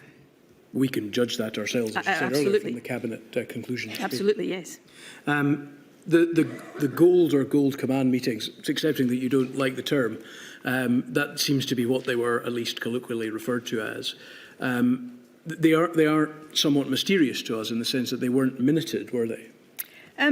There were not minutes taken of them in the way that you have Cabinet minutes. That is certainly the case, because they were not decision-making meetings in the way Cabinet meetings were. However, and I believe, forgive me if I'm misinformed here, I believe the inquiry has papers that went with and around those meetings, slide packs that would inform the discussion, agendas of the issues we were going to discuss, and where there had been actions out of these meetings, usually to do further work to inform decisions, then notes of action points. And I've certainly, the committee, the inquiry, apologies, had asked me to review some of that. So I've reviewed that paperwork, and I know that that is there.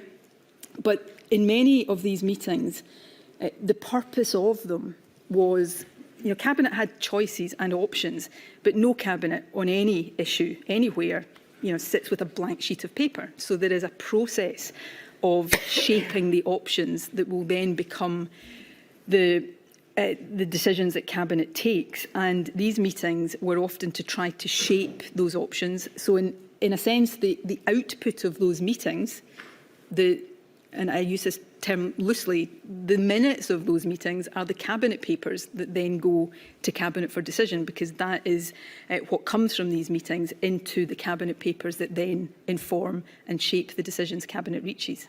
We've certainly had access to certain action points. They don't relate to every gold meeting. We've struggled rather to work out even when the gold meetings took place. We have to look at other documents to tell us when they might have happened. We have seen action points, not in relation to all of the meetings that appear to have happened. But the action points appear very much to be effectively the conclusion of the meeting, rather than any discussion as to how those conclusions were reached. Therefore, is it fair to say that the documentation to which you refer does not tell us the salient points that were discussed in the conduct of government business at those meetings? So I think, yes, I think that would be fair, and there is undoubtedly a learning point for government here, and it is not any longer for me, but I'm sure the Scottish Government will be reflecting on this. I think around, the impression that can be created when you give, grand names to fairly routine meetings, and I've already made that point, but more substantively, to make sure that there is a clearer record of these discursive, non-decision-making meetings that are discursive and there for the purpose of shaping the decisions that have to be taken by Cabinet. So, yes, I would accept that can, to somebody outside the process, it would be helpful if that was clearer. I can look at Cabinet papers, not minutes, but Cabinet papers, putting the proposals for decision or the options for decision to Cabinet, and I know that that effectively reflects the discussion that we would have had in these meetings, because that was how we shaped the options and decisions that were coming to Cabinet. Is there a theme developing in the areas we've already looked at, Ms Sturgeon, that the Scottish Government does not like light to be shined on the way in which discussions leading to decisions have taken place? No, I would very, very strongly refute that. And this is a point I've made a number of times already this morning, and forgive me for repeating it, but I do think it is extremely important. I have, in preparation for coming here today, and some of these the committees specifically drawn my attention to, I have looked at all of the Cabinet papers and minutes over that whole period. It runs to thousands of pages, and that paperwork doesn't simply record the decision that was reached. It records the options that Cabinet considered, the pros and cons of each of these options, the reasoning and the evidence that underpinned both the presentation of the options and the decision that was reached.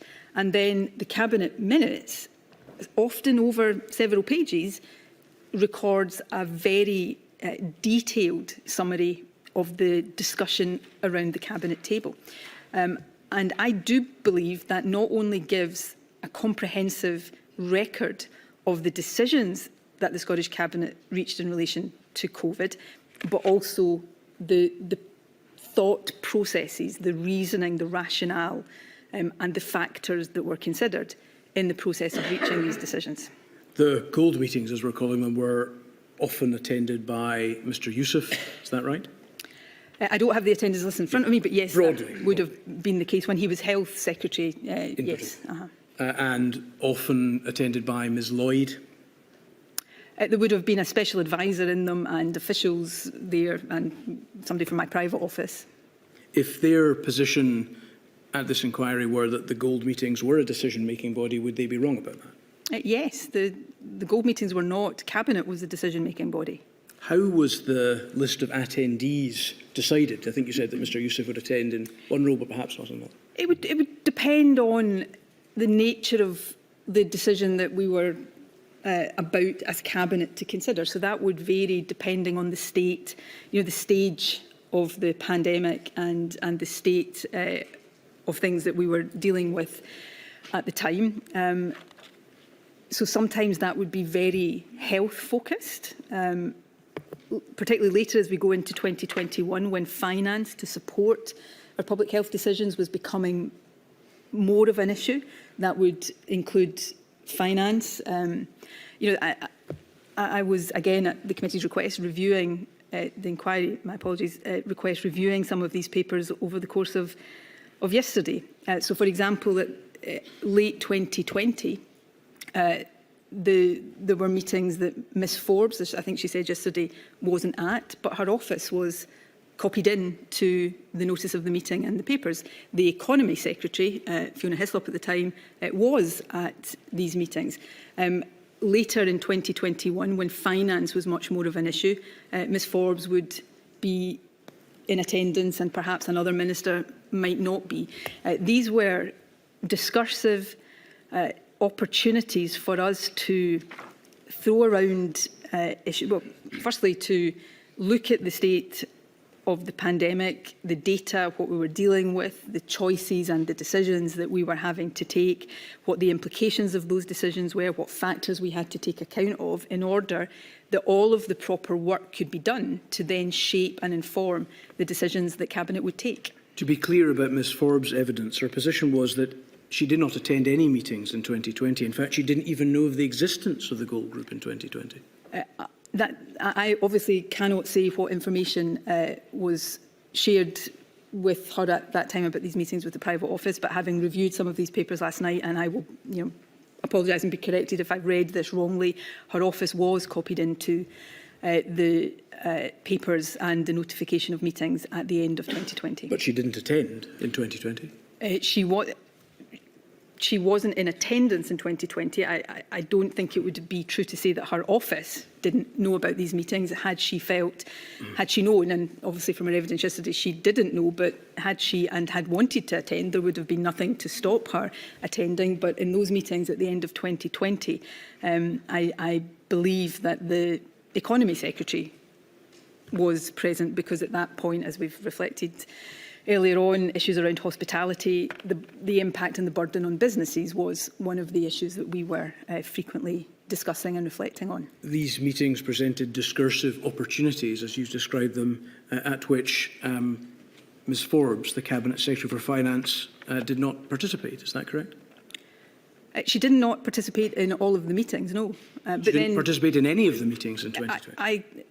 I think there were probably only, I think there were only few meetings in the latter part of 2020. I don't have the list in front of me right now, but I believe that these meetings, these gold meetings, started in perhaps September, October 2020. So I don't think there were very many meetings in 2020. She wouldn't, from her evidence yesterday, she wasn't there. She was at meetings in 2021. There was no, this was a, as I think you're demonstrating in your questioning, it was a reasonably fluid group, in order that we had the right people around the table to sort of throw around the issues that we were discussing in order to inform decisions at Cabinet. Of course, Ms Forbes, with all other Cabinet Secretaries, would have been at Cabinet when the actual decisions came to be taken, and would have been and did make their views known and contribute fully to those discussions and take part in the decisions. As she wasn't there, she obviously wasn't one of the right people to have round the table. Was that right? No, that is, well, she was there when we got into 2021, when finance became more of an issue. That is not the basis on which I operated at any time over my period as First Minister, and certainly not during the pandemic. All I was interested in was having around the table the people that we needed to inform the decisions that we were taking. And when those decisions failed to be taken, all of the Cabinet were there. My only motivation at any point during the pandemic was to do the best we could to keep the country as safe as possible. Sometimes we would have succeeded in that, other times we didn't. And I carry the regret for the occasions that we didn't all the time, and always will do. But the motivation was just to try to take the best possible decisions we could. Could we go to INQ 0003464141, please? This is some notes taken by Ms Lloyd. You may recognise the handwriting. From the 28th of September 2020. And in these notes, she says, the Gold Command, and she refers to, let's find the page. It's the next page I think I want to look at, if that's okay.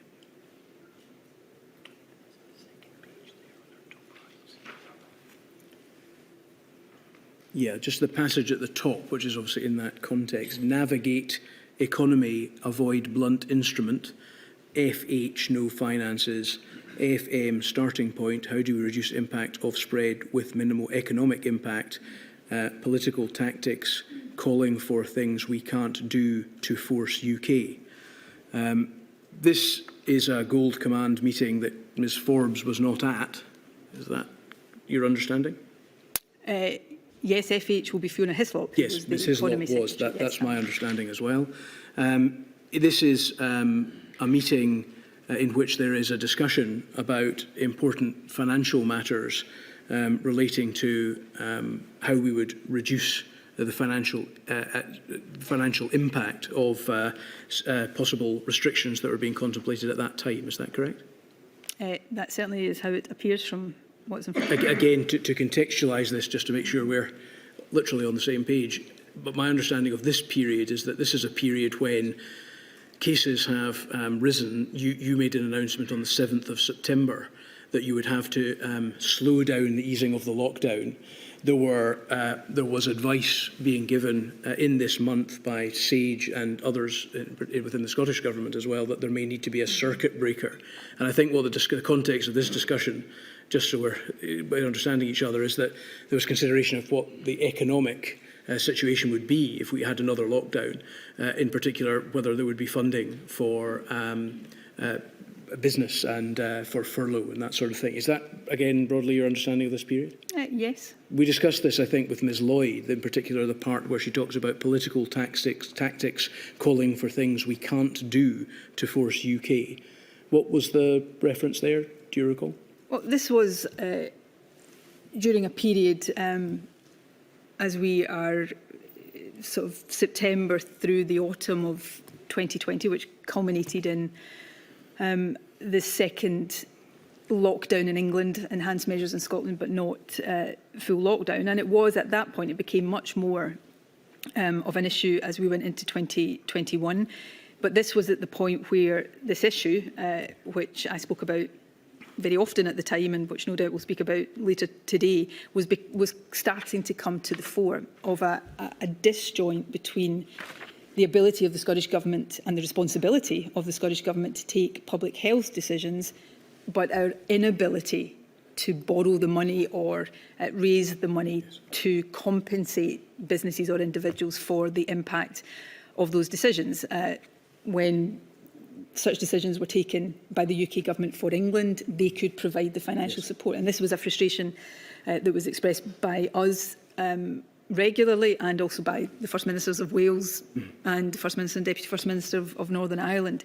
That is again, these are not my words, they're not my notes, but we often, not often, that would be putting it too strongly, but this was the start at which we were experiencing a situation where we were not managing to persuade the UK Government privately, and therefore we were having to contemplate airing some of these issues publicly.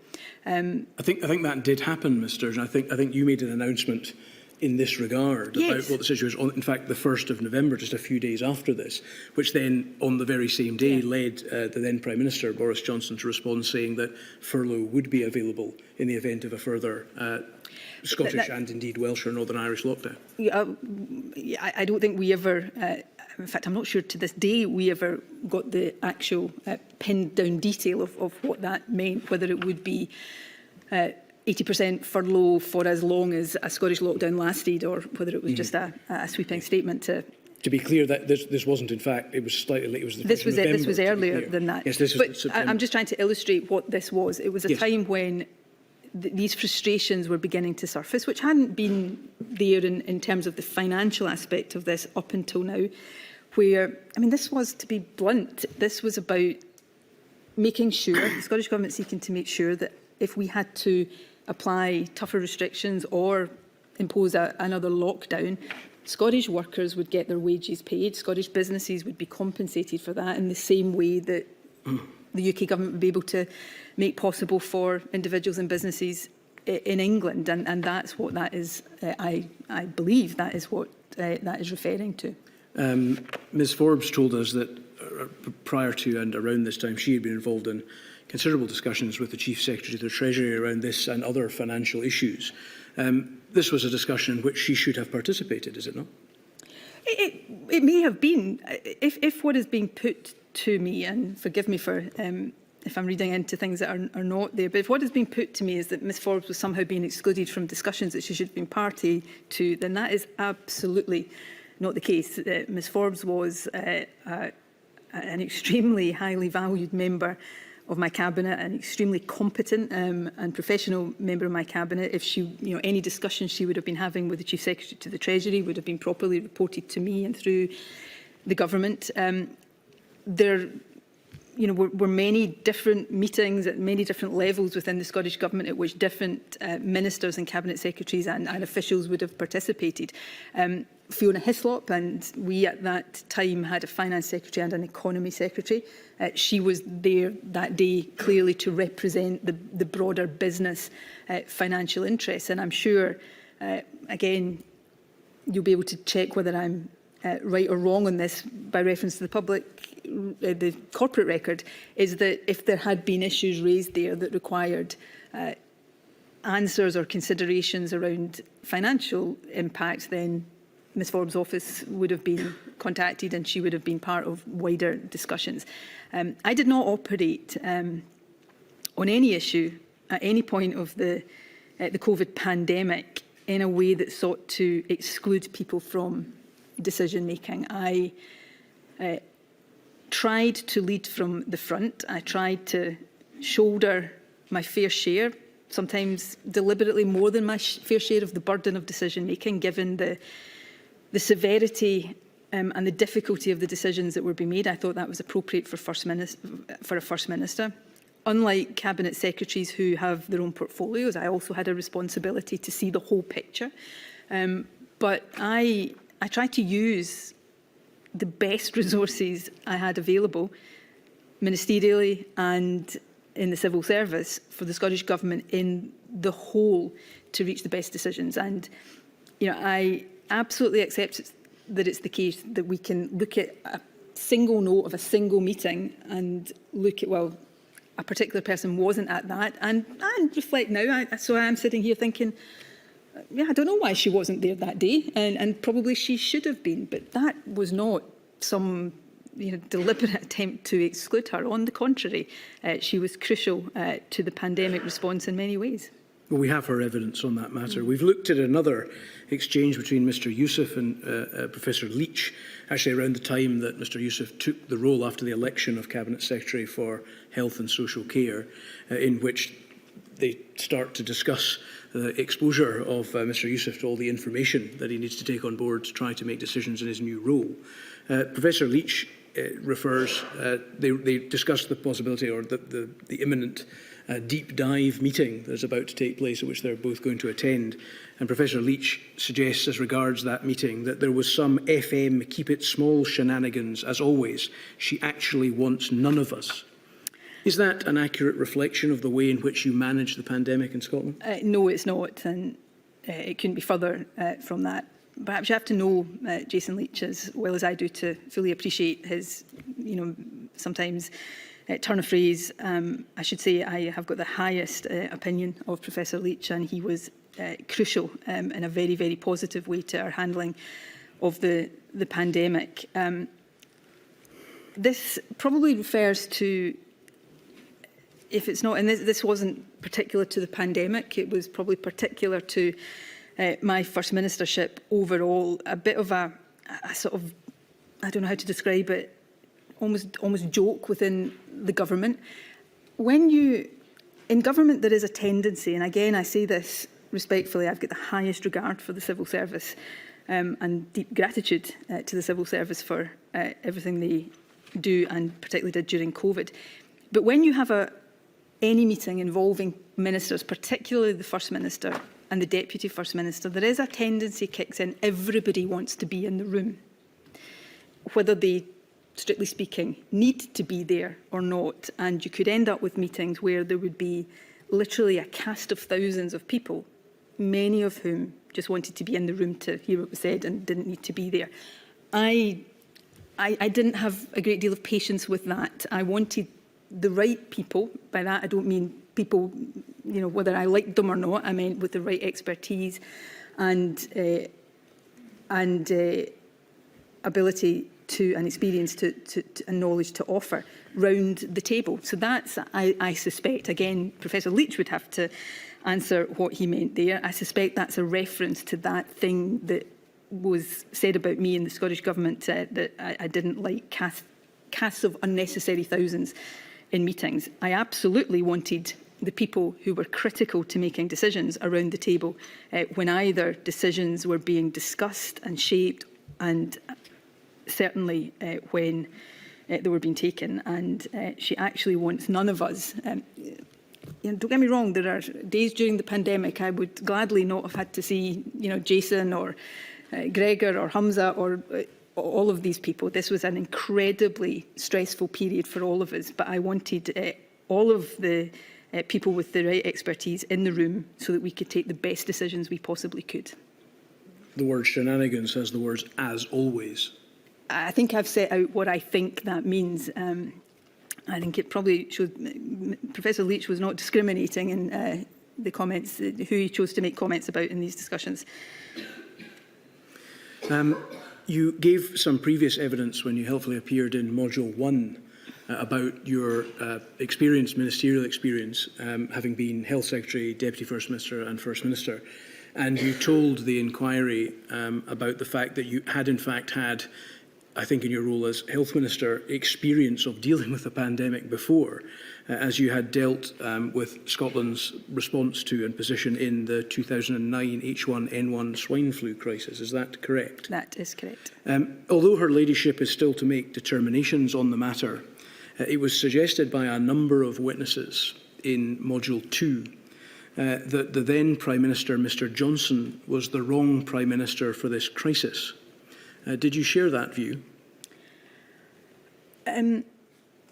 Yes. I'm risking here going further than I should and being reprimanded for sounding political. I'm not meaning to be. I suppose I'm trying to put that into context where I don't think I'm betraying any secrets here when I thought Boris Johnson was the wrong person to be Prime Minister. Full stop. So I think that answer has to be seen within that context. Did you consider yourself, against that background and your considerable ministerial experience, to be precisely the right First Minister for the job? No, that's not how I would have thought of it at all. I was the First Minister when the pandemic struck. There's a large part of me wishes that I hadn't been, but I was, and I wanted to be the best First Minister I could be during that period. It's for others to judge the extent to which I succeeded. It's undeniable that you had the previous experience of the H1N1 crisis, that's simply a fact, and that you had considerable experience in dealing with health matters, in particular as you had been Cabinet Secretary for Health. I'd be interested to know, Ms Sturgeon, whether in the juxtaposition between that simple state of affairs and your opinions shared by some others of Mr Johnson, that you saw a political opportunity in the fact that you were well equipped in your mind to deal with the response and he was not? No. The answer I gave you a moment ago about Boris Johnson, I don't remember thinking that in the moment. I've made the political comment about my views of Boris Johnson generally. In those early days of the pandemic, my view was, and my experience was, that we were all trying our best in almost impossible circumstances. To the next bit of your question, did I see an opportunity? I didn't see an opportunity of any description in COVID. I saw a threat, a risk, a catastrophe. My memories of the early part of 2020 in terms of how I was feeling and thinking and the emotions that I was experiencing was at first fear at what might be about to unfold and confront the country. At times, and I think you've seen snippets of perhaps the sort of human side of being a leader and a politician in these moments. At times in those early days, I felt overwhelmed by the scale of what we were dealing with. And perhaps more than anything, I felt an overwhelming responsibility to do the best I could. And so the idea that in those horrendous days, weeks, I was thinking of a political opportunity, I find, well, it wasn't true. Was it the case, Ms Sturgeon, that the overwhelming responsibility that you've described feeling manifested itself in you taking a very firm grip over decision-making, difficult decision-making, such that ultimately decisions about the management of the pandemic were made by you? No. And again, I would say any reading of the Cabinet documents, I think would show that that is not the case. Decisions were made by my Cabinet. Did I, in those discussions leading to decisions, have views? Of course I did. We've reflected earlier on, I was trying to inform myself, to educate myself. I had a role in Cabinet that, to an extent, the Deputy First Minister had as well, to see the whole picture and not just particular portfolio impacts. But the decisions were taken collectively by Cabinet, and I absolutely maintain that that is what the Cabinet documentation shows. You asked me if, at the start of that, given that overwhelming responsibility, did I take a firm grip of leadership? And I hope I did. I had never experienced, and most people at that time had never experienced, I had been health secretary during swine flu, thankfully turned out not to be anything as severe as COVID. I had never experienced this before, and I had a sense of responsibility that as First Minister I had to lead from the front, that I had to take the decisions collegiately, but ultimately have an attitude that said that the buck stopped with me, that I was accountable. So we'll talk about decisions, and have done today, and will do no doubt later on, that are decisions that were probably taken not by me but by my cabinet secretaries or ministers. There is no part of me that will ever say, well, that wasn't anything to do with me. I was ultimately accountable and responsible, and that's the only way it could have been, and I tried to do that to the best of my ability. You've mentioned, Ms Sturgeon, on a number of occasions the very initial stages of the pandemic, and that's what I'd like to turn to next. Just to link it into a matter that you've in fact just been discussing, we've heard some contradictory evidence about the extent to which those who were involved from a scientific perspective in the 2009 swine flu crisis, at the time when information was emerging about the new threat, took that experience to be something of a comfort, based on the fact that, as you've said, it didn't turn out to be as bad as it might well have been in Scotland. And from others that use that experience really almost in completely the opposite way, to lead to the conclusion that the threat was incredibly great. Based on your previous political experience of that and knowledge, which you've told us about in Module 1, to what extent were you able to draw on that experience? And in particular, what advice do you recall having it in the first couple of months, January, February time, about whether that experience should be something from which one should take comfort or something from which one should, in fact, sense considerable alarm? If I may, there's different parts in that, so Yes. if I can try to address all of them. I don't think there was any advice in that early period that said in terms, you know, don't worry, it will just be like swine flu versus, you know, we should be thinking that because it was mild in swine flu, it will be the opposite. I don't think there was advice in those terms. During January and into February 2020, I think I received the first briefing. Forgive me if I'm not getting my dates absolutely correct here. I think I received the first briefing about swine flu around the 17th of January. I convened the first meeting of the Scottish Government's Resilience Committee, the Scottish Government equivalent of COBRA, I think on the 28th or 29th of January. So from January onwards, there was a distinct and almost on a daily basis growing understanding and apprehension that this was going to be extremely serious. Sometime in February, early February, and I remember this vividly because it was part of that sense of fear and responsibility I spoke about, seeing, you know, reasonable worst-case scenario projections that were terrifying in terms of what could have happened. In terms of going back to swine flu, in my own view, this is a question I've asked myself often. Did the experience of swine flu even subliminally influence my attitude in the early days to COVID?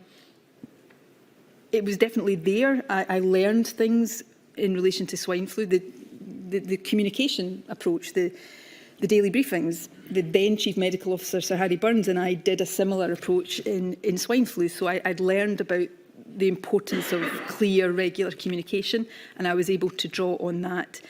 I don't think I had any sense that because swine flu had turned out to be, to use a loose term, a false alarm, the same was likely to happen with COVID.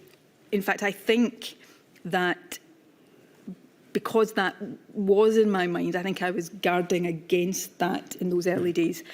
But it's a complex question with perhaps no simple answer. I think there are other things which no doubt we'll come on to in those early days or those early weeks that if I had my time again, I would want to do differently. I think there were assumptions made, for example, around the public's willingness to comply with restrictions and how long that would last, that were made by decision makers, myself included, that turned out to be wrong, I think, that perhaps influenced some of those early decisions more than a memory of swine flu did.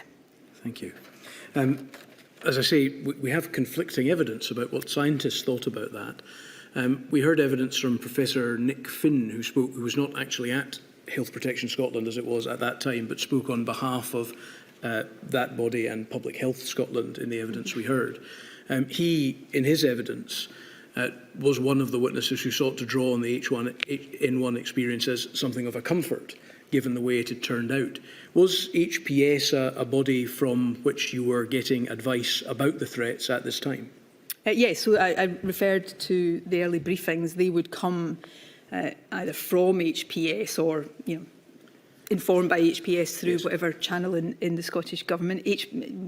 Looking back at swine flu, HPS back then was a body, I was Health Secretary, I was familiar with it anyway, but worked closely with Jim McMenamin, who I know you heard evidence from as well, worked extremely closely with him, and somebody else I have the highest regard for, his expertise and commitment to these issues. So HPS was, obviously Public Health Scotland was established at the start of the pandemic, but HPS was a valuable and valued source of advice to me and to the government more widely. We know that HPS stood up its national incident management team on the 13th of January. So we understand that that was a body that was providing advice at that time to the government. Is that correct as far as you recall?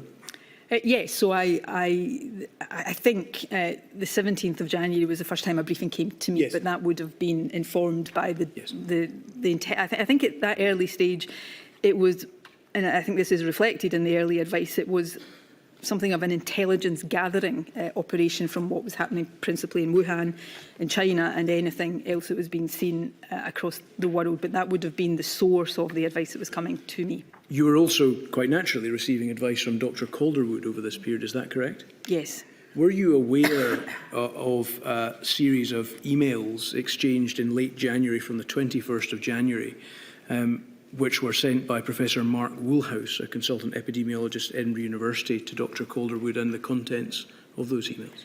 No, I wasn't aware of them at the time, either of their existence or of their content. I should say my direct contact with Dr. Calderwood in this context would probably have started around the time of the first SCORE, Scottish Government Resilience meeting at the end of January.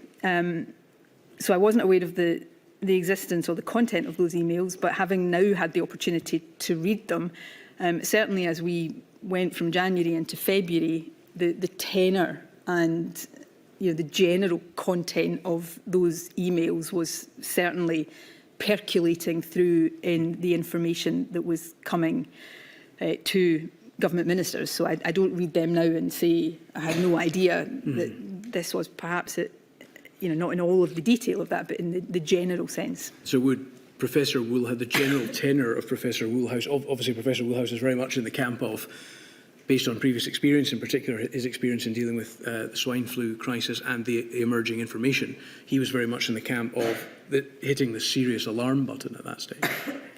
You say that was percolating through? Yes, in the sense that as we went through the latter part of January into February, I think Cabinet first discussed this on, if I'm remembering the dates correctly here, on the 4th of February. Now, just to give a sort of accurate picture here, the concern was increasing and mounting as we went through late January into February, and certainly as we got to the end of February into March, it was ever higher. But we had a sense, a very strong sense from the latter part of January, that this was something to be very worried about. We've been through the emails from Professor Woolhouse and with Dr. Calderwood on a number of occasions to look at the detail. I think you've seen those, as you indicated. I don't intend to go to the details, but what I'm interested in is ascertaining what your understanding was of the practical steps which Professor Woolhouse over and above his detailed epidemiological analysis of things like the R0 and that sort of thing, the practical steps that he was indicating ought to be taken at that stage in order to try to deal with the threat which he had identified. These include the requirement for an integrated surveillance system, various different types of surveillance, including genomic sequencing, isolation, infection control, contact tracing, public messaging and social distancing. If I can, these are, and I'm not sitting here notwithstanding having been a minister through 2 pandemics to claim to be an expert on these technical matters, but all of these are things that were built up and developed in Scotland. It will be a matter of judgment for the inquiry as to whether all of these things happened as quickly as they should or could have happened, and we can go into any of these in individual aspects in more detail if you wish me to. But if I take, so we had, and I remember this well from my time as Health Secretary, we had a system of surveillance, the Sentinel surveillance system, which was based on sample testing of respiratory infections across certain GP practices. Some not initially in January or February, but later that was scaled up to cover, I think, more than 1 million of the Scottish population. We very quickly established, from having no ability to carry out COVID tests in Scotland, I think by the 10th of February, we had established COVID test processing facilities in Edinburgh and Glasgow. I think at that early stage, positive tests still had to go to Colindale in London for confirmation, but so over a very short period of time, we had established from no testing capacity to having that, and then that scaled up ever more. Genomic testing, again, an issue we might or might not come on to talk about, the Nike conference. There was genomic study done around the lineage of COVID in that. There was a very substantial study done later on involving genomic sequencing of the importation of COVID to Scotland. So whether we did it quickly enough will be for others to judge, but certainly as we go into the later part of 2020, these capacities are there in Scotland and have been developed and possibly in some cases still developing. Social distancing, of course, came later through the early COBRA decisions. We, started to give advice, I think, sometime in March about people being careful about contacts, but the formal COBRA decisions around isolation and distancing came later on in March. When Ms Freeman gave evidence to the inquiry, she was of the view that Scotland's Public Health Service lacked in staff, facilities and kit to introduce a testing system of the kind that was being introduced, and that the capacity of tests remained at only 350 per day until April. Does this, in your view, based on your involvement and recollection, indicate a lack of urgency in Scotland's response? So, specifically on testing, I would say I don't think it reflected a lack of urgency. I think it reflected the capacity we had in place, and therefore, that determined the speed at which we could scale from the very limited capacity to the much greater capacity we had. So if you take testing, for example, the testing facilities that were available pre-pandemic, diagnostic testing facilities, tended to be, not just for COVID, but generally in multiple small-scale labs. While there were expert staff working in these, there was a need to recruit, which is not easy to do with people of the expertise we needed. There was also at that point, and there are different conclusions that can be drawn from this, I appreciate, but at that point there was intense supply chain pressure on swabs and reagents for testing. So I don't think it was a sense of a lack of urgency, but it by necessity, there was a certain limit to how quickly we could go from where we were at the start of the pandemic in testing to where we wanted to do. It took time to put the larger scale labs. That said, the Glasgow Lighthouse Lab, which was done through the UK Lighthouse system, I think was open by sometime in April. So things moved relatively quickly. Were they as quick as I would have wanted? Even at the time, and certainly with hindsight, no. But there were practical constraints that we were dealing with at that point. Had your H1N1 experience of 2009 taught you that early, decisive action to contain a viral pandemic would be necessary, and that it would require a testing and tracing capacity? Yes, and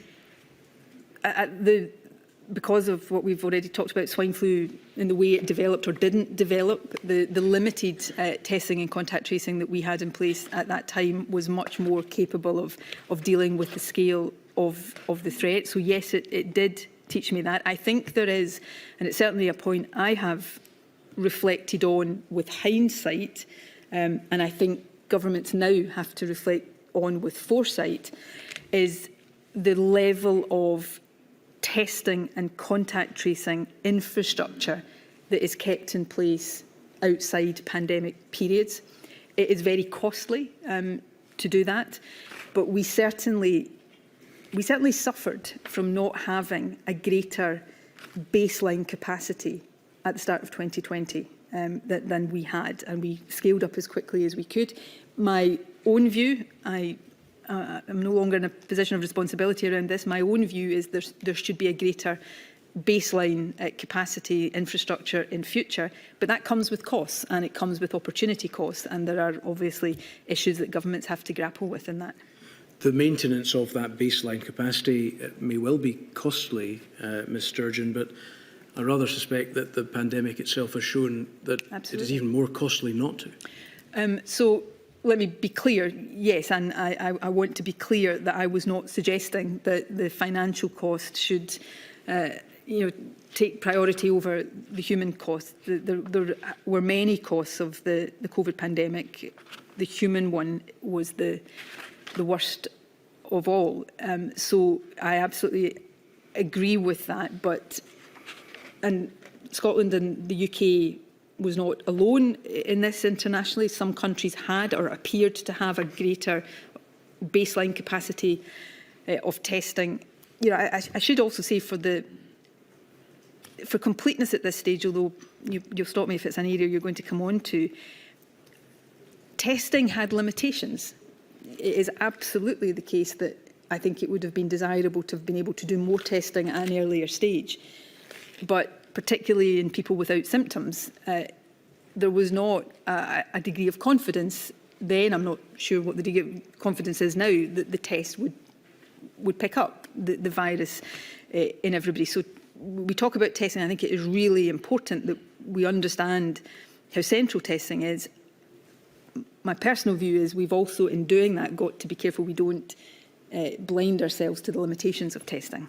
Although there might be limitations related to false negativity in testing, you would have found, would you not, that you would have got more positive tests than the actual situation of not carrying out tests at all?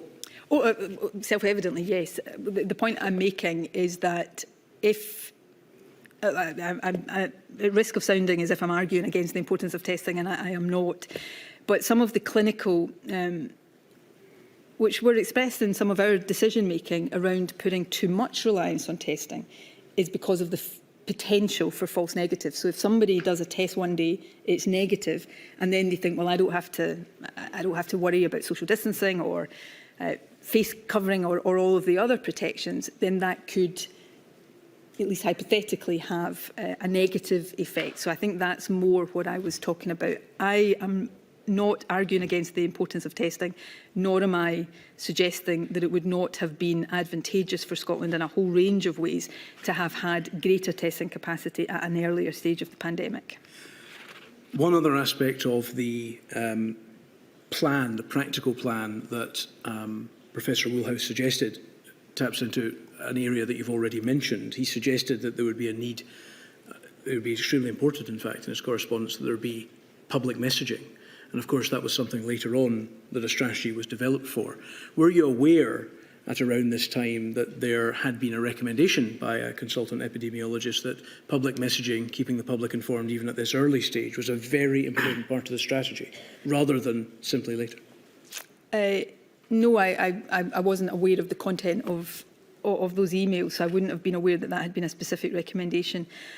Although the regular, which became daily public messaging in the form of the daily briefings, didn't start until March, sometime in March 2020.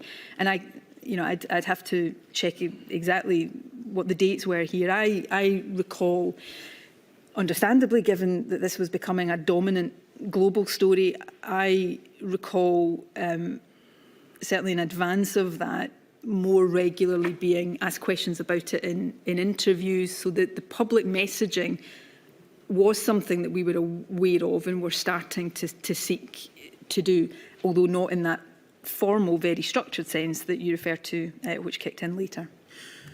We've seen some evidence related to various matters around this period, really up to the first lockdown, where there are matters that are not communicated to the public, and that appears to be broadly on the advice of Dr. Calderwood. I'm thinking in particular around the emergence of the threat and the matters raised by Professor Woolhouse, the threats from the Nike conference and the genomic efforts to try and trace individuals who had been infected as a result of that, the identity of the first person in Scotland to die from COVID in the middle of March, concerns that had been expressed around the rugby international which took place at Murrayfield between Scotland and France on the 8th of March. None of these matters were communicated at that time to the Scottish public with any degree of detail. Is it correct in the first instance that it was on Dr. Calderwood's advice that those matters were not communicated at that time? I mean, there were different considerations in each. Yes. Understandably, these have been grouped together. Yes. They all stand individually, and I would have to go. Of course. Certainly don't want me to go through them individually. But the simple question was, did Dr. Calderwood provide it? In the case of Nike and the rugby, yes, I took advice from Dr. Calderwood and discussed that advice with her. I don't think her advice, whatever I might think now with hindsight, that if I was to go back, would I take the same judgment? I may take a different judgment, but I don't think her advice was unreasonable. If I can take Nike perhaps as the instance to illustrate this with, Nike was an event that the Scottish Government hadn't known about before it happened or until after it happened. So it wasn't an event that we had been asked to approve or not approve going ahead. When in the first few cases that were associated with that conference, there was an incident management team put in place, led by Health Protection Scotland. It wasn't genomic sequencing that traced individuals. That came later to trace the sublineage and yes, could show what happened with or didn't happen with the spread of the infection. But there was an incident management team that kicked in to do contact tracing, to do everything. And we now know they were very successful in halting any further spread from the, I think, 38 primary and secondary cases that were identified with that conference. The issue it's the publication became whether we put into the public domain at that time that I think it was the second case had been associated with that conference. That was a fine judgment. This was a conference, I think I heard in evidence last week that there was a couple of hundred people at that conference. There wasn't. There were 71 people at that conference. Only 10 of them were from Scotland. And there was a concern that was put to me in the advice from Dr. Calderwood that to say that the case was somebody from that conference would have risked identifying that person because of the small numbers involved. I got that advice. I think I spoke to Dr. Calderwood and I accepted that advice. I don't think it was unreasonable. I heard Dr. Smith say to the inquiry, and I thought this was a reasonable way of putting it, that a different clinician might have had a different risk appetite for patient confidentiality and given different advice. That's not to say that Dr. Calderwood's advice was wrong or unreasonable. but a different clinician might have given different advice, and a different politician might have decided not to accept that advice. And the same politician, going back again, might have decided not to accept it, because even though I don't think, when that did surface, I don't think it did undermine confidence in public messaging. I can see now that it had the potential to do that, and I would not have wanted to take that risk. We, of course, know that it didn't lead to any further spread. The final point I want to make about this is, this was in early March. On every given day, there were judgments falling to be made, decisions falling to be made, often very fine judgments that could have gone one way or the other. And we were taking these in this unprecedented situation, trying to reach the best decisions we could. I hope the majority of these decisions were the right ones. Some of them, undoubtedly, we would have fallen on the wrong side of that judgment, and perhaps with hindsight, this is one of those. But that doesn't mean it was a decision reached with a motivation of secrecy. There would have been no reason, other than the patient confidentiality, for the Scottish Government not to have said that this was associated with a Nike conference. The reason the decision was reached was on the basis of patient confidentiality. It may have been a judgment we should have taken in the other direction, but that was in the nature of what we were dealing with at the time. I've put the Nike conference and the lack of publication of it in the context of a number of other things for a reason, which is, would you agree, if it were to be concluded that over this period, despite the clear indication that had been given by Professor Woolhouse of the need for clear public messaging over this period, that the Scottish Government adopted an approach of secrecy such that it released very little, if any, information about the threat to the people? No, I wouldn't agree with that at all. I think, you know, if we're talking about the time period in which the Nike decision was made, which is around the same time period decisions were being made around the Murrayfield rugby match, there was copious amounts of information. I think on the day that I got and accepted advice around the rugby match, we had just published the Four Nations strategy document. We were putting lots of information out there about how we perceived the risk and what we thought the steps that had to be taken were, and how that was going to unfold. The decisions that were taken on all of these things were not taken with the intention of being secretive or keeping information away from the public. They were taken on the basis of, in the case of Nike, considerations of patient confidentiality that I accept. Other clinicians, other politicians may have taken a different view on, but they were the genuine considerations that were being taken into account.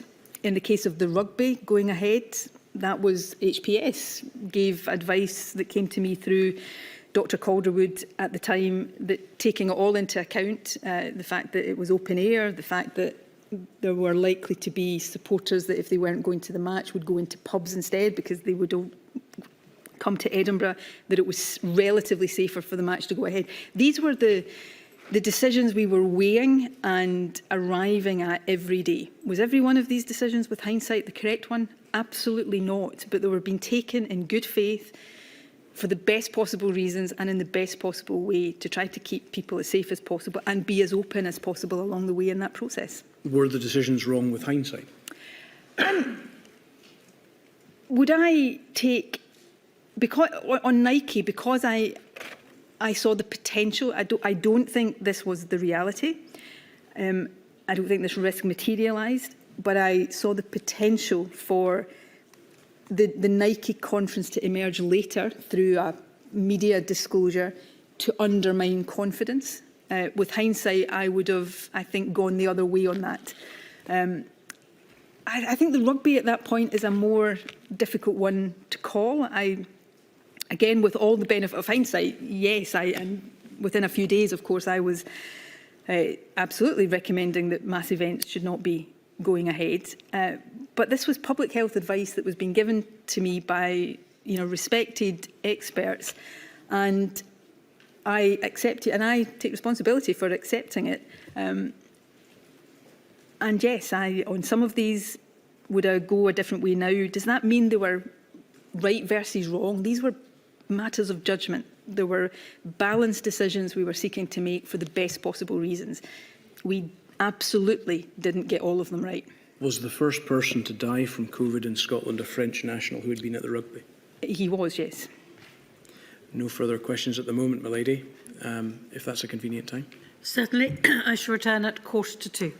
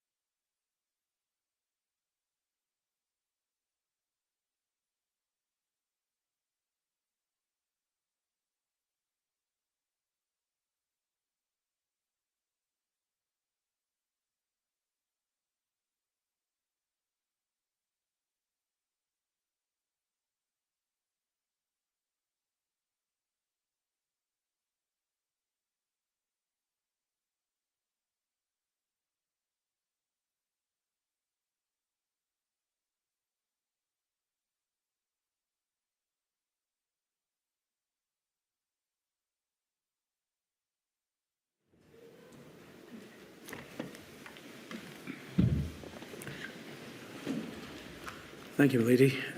Ms Sturgeon, before the break, we were discussing some of the early decision-making on the part of the Scottish Government in relation to the emergence of the pandemic. We talked about advice being provided by Dr Calderwood and others.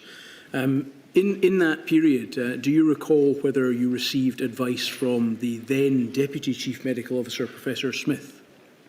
He was part of the process of giving advice, so during that period, the then Deputy Chief Medical Officer was mainly, I don't think this was exclusively, but mainly the Scottish Government's observer at SAGE, for example. So he would be the conduit of readouts, feedback from SAGE. They would come to me in written form, but he was frequently there in person around the table when I was discussing the matters with Dr Calderwood. Thank you. And we've also obviously heard evidence from Professor Leach, who we've talked about already, the National Clinical Director. Was he providing advice as well at that time? Undoubtedly he would have been, but it wasn't, as far as I recall, I don't think it would have been coming to me directly from Professor Leach, but I am sure he would have been part of the process of that advice being gathered from different clinicians and different experts to put to me. The three principal government medical advisors, Dr Calderwood, Professor Smith and Professor Leach, came from an obstetrics and gynecological background, a general practice background and a dentistry background. Is that correct? Yes. None of them were trained in virology, epidemiology or respiratory medicine. Is that your understanding? As far as I am aware, I know that they have varying degrees of experience in public health. Professor Leach in particular has qualifications in public health. Forgive me, I'm not saying this in any way to say these appointments are nothing, but the First Minister is not involved in the appointment of these, so that I wouldn't have been involved in the appointment process for any of these individuals. We've seen in this module and others that advice was provided to the UK Government by Professor Chris Whitty, who is an expert in infectious diseases, public health, Sir Patrick Vallance, who had a background in clinical pharmacology and had worked in industry dealing with, amongst other things, vaccines. We've obviously seen and discussed some of the evidence that emerged from individuals in the background, certainly in Scotland, Professor Woolhouse in particular. Professor Woolhouse was also in his advice able to draw on discussions he had had with other experts, such as Neil Ferguson and others who he mentions. Did you have a concern over this period that the people from whom you were getting advice were not sufficiently expert to deal with the threat?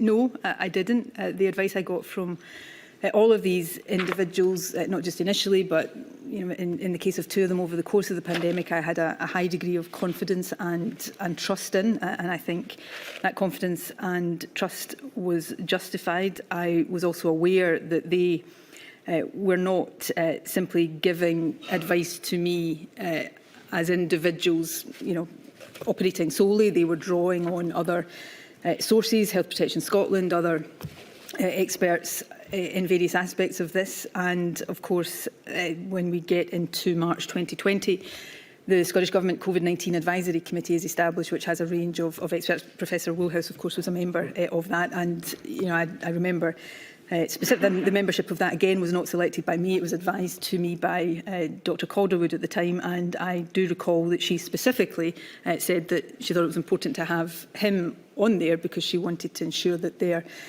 was a diversity of views coming through that we didn't want to have people. Obviously, we were guarding against anything that could be described as groupthink or simply people that had one particular perspective. But that body didn't exist. It wasn't set up until the end of March and became operational in early April. Is that right? Again, you will have the dates in front of me. I don't have the dates in front of me. I think it met for the first time in late March. And it was set up, established by Dr Calderwood at my request for specific reasons that I'm happy to cover if you wish me to.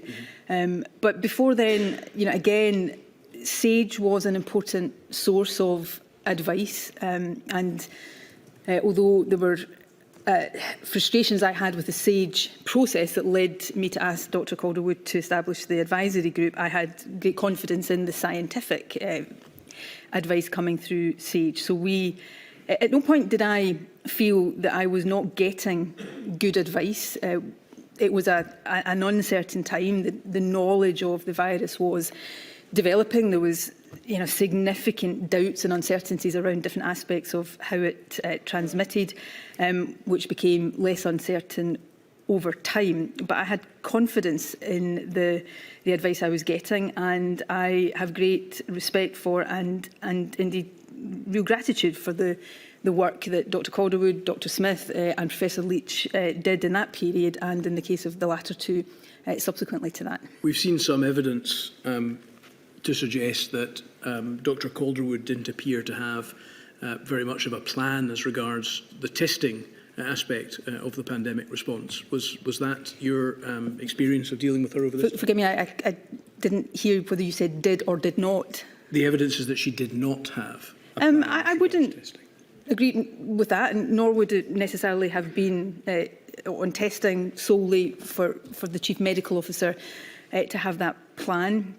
I think I said earlier on, we went from a period in late January to having no capacity whatsoever in Scotland to process COVID tests, to by the 10th of February, I think, if I'm getting that date correctly, to have facilities established in 2 labs, and in the week subsequent to that, capacity rolled out to every health board in Scotland.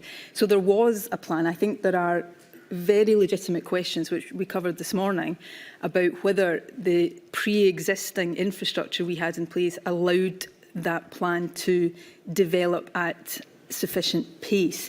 But I would contend the Chief Scientist for Health, David Crossman, was also closely involved in and brought great expertise to the role of developing our testing capacity and the use of testing, which of course was as important as the capacity that we had.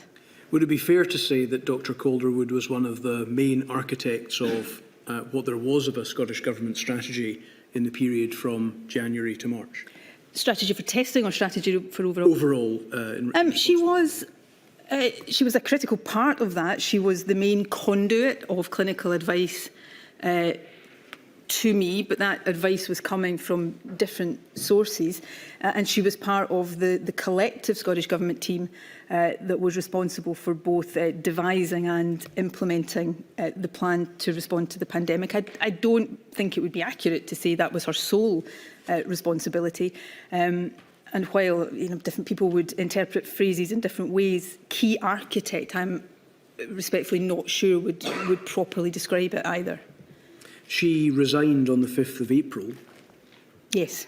When did you become aware of the circumstances which led to her resignation? On the evening of the 4th, or the Saturday night. She resigned on the Sunday, if that's the 5th of April. That's right. I struggle sometimes with the precise dates. On the Saturday evening, I got a call from one of my special advisors, who advised me that they had taken a call from a Sunday newspaper with the story that then emerged on that day. Were attempts made within the Scottish Government to retain Dr Calderwood despite that report? So I will, as I do for all aspects of the COVID response, but in particular this one, I take absolute responsibility. In the immediate moment, and remember we're in the very early stages of an unprecedented situation, I had 2 considerations in my mind, and I'll end by saying what I think I got wrong in this. Firstly, I immediately understood that there would be significant public anger about this, and that would have to be addressed, and that Dr Calderwood would have to very clearly apologise and be very clear that she had made a mistake, and that the rules apply to her as they did to anybody else. The other consideration was that we were at this relatively early but still very pivotal stage in the pandemic, from a period of decision making that was very fast paced, that we had to respond very quickly to things, we had begun to settle into, I'm talking internally in government decision-making, more of a rhythm of how we were doing things, of the advice and the decisions that would then lead to. And Dr Calderwood was a very key part of that. She was a conduit of clinical advice to me. I had high trust in her, and she was a key part of the communication effort as well. And therefore I was mindful of how disruptive it would be to suddenly, in those circumstances, lose a chief medical officer. And so I initially thought I wanted to try to achieve two things: address the public anger and make sure there was no doubt at all that she had made a very serious error, but retain what I thought was very valuable expertise and advice in government. I think as the Sunday progressed, I began to realise I couldn't achieve both of those things, and that if I continued to try to achieve the latter of those, I would seriously compromise trust in the government's message, and that the internal ways of working, that was something for the government to deal with, and I had to prioritise the confidence in public messaging. So that led on the Sunday evening to me having a conversation with Dr Calderwood that led to her resigning. I should say, and I want to say this on the record, she had already reached that conclusion herself and made no attempt then to avoid her resignation. And I think it is to her credit that she, at that point, was very clear with me that the public, the confidence in the public messaging had to take priority. And I do think perhaps stands contrast to other incidents, but I think that is to her credit. But it was a very difficult episode in what was overall an incredibly difficult period. We've seen some correspondence over that weekend, as you described this. She eventually resigned late on the Sunday, the 5th, that tend to suggest that there was a process over that day whereby there was an evolving realisation, I think, that she would end up having to resign.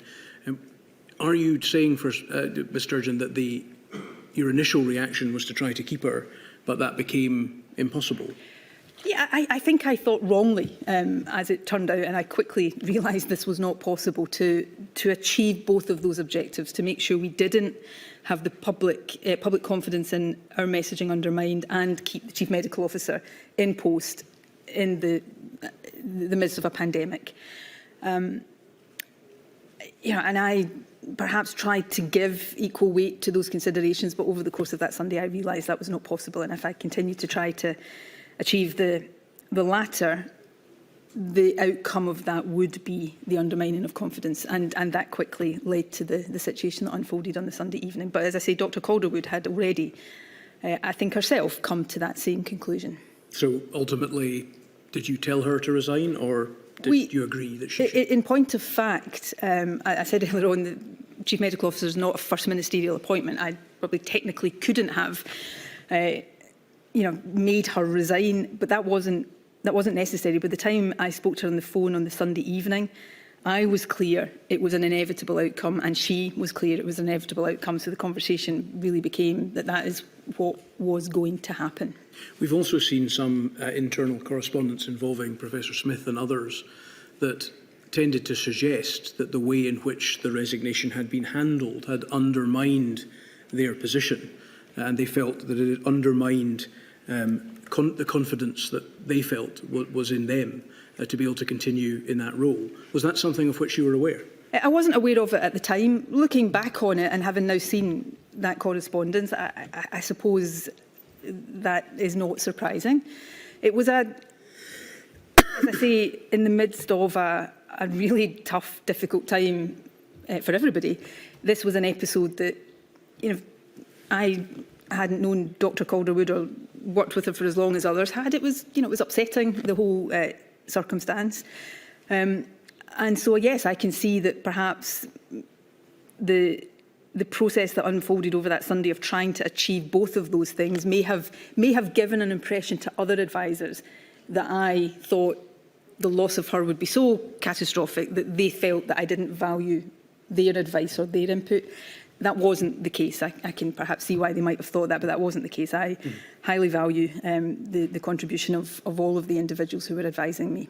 Did that experience to any extent undermine the ongoing relationships of the team that remained in place with you? It's certainly not in my experience, and I genuinely don't think that was the case. We very quickly, moved to an adapted way of working. Dr. Smith became at that time, acting Chief Medical Officer, and later became Chief Medical Officer in his own right. And yes, there were difficulties over the next few days. We had to adapt to the loss of somebody who had been very central to our response going forward. But I don't think it damaged relationships at all.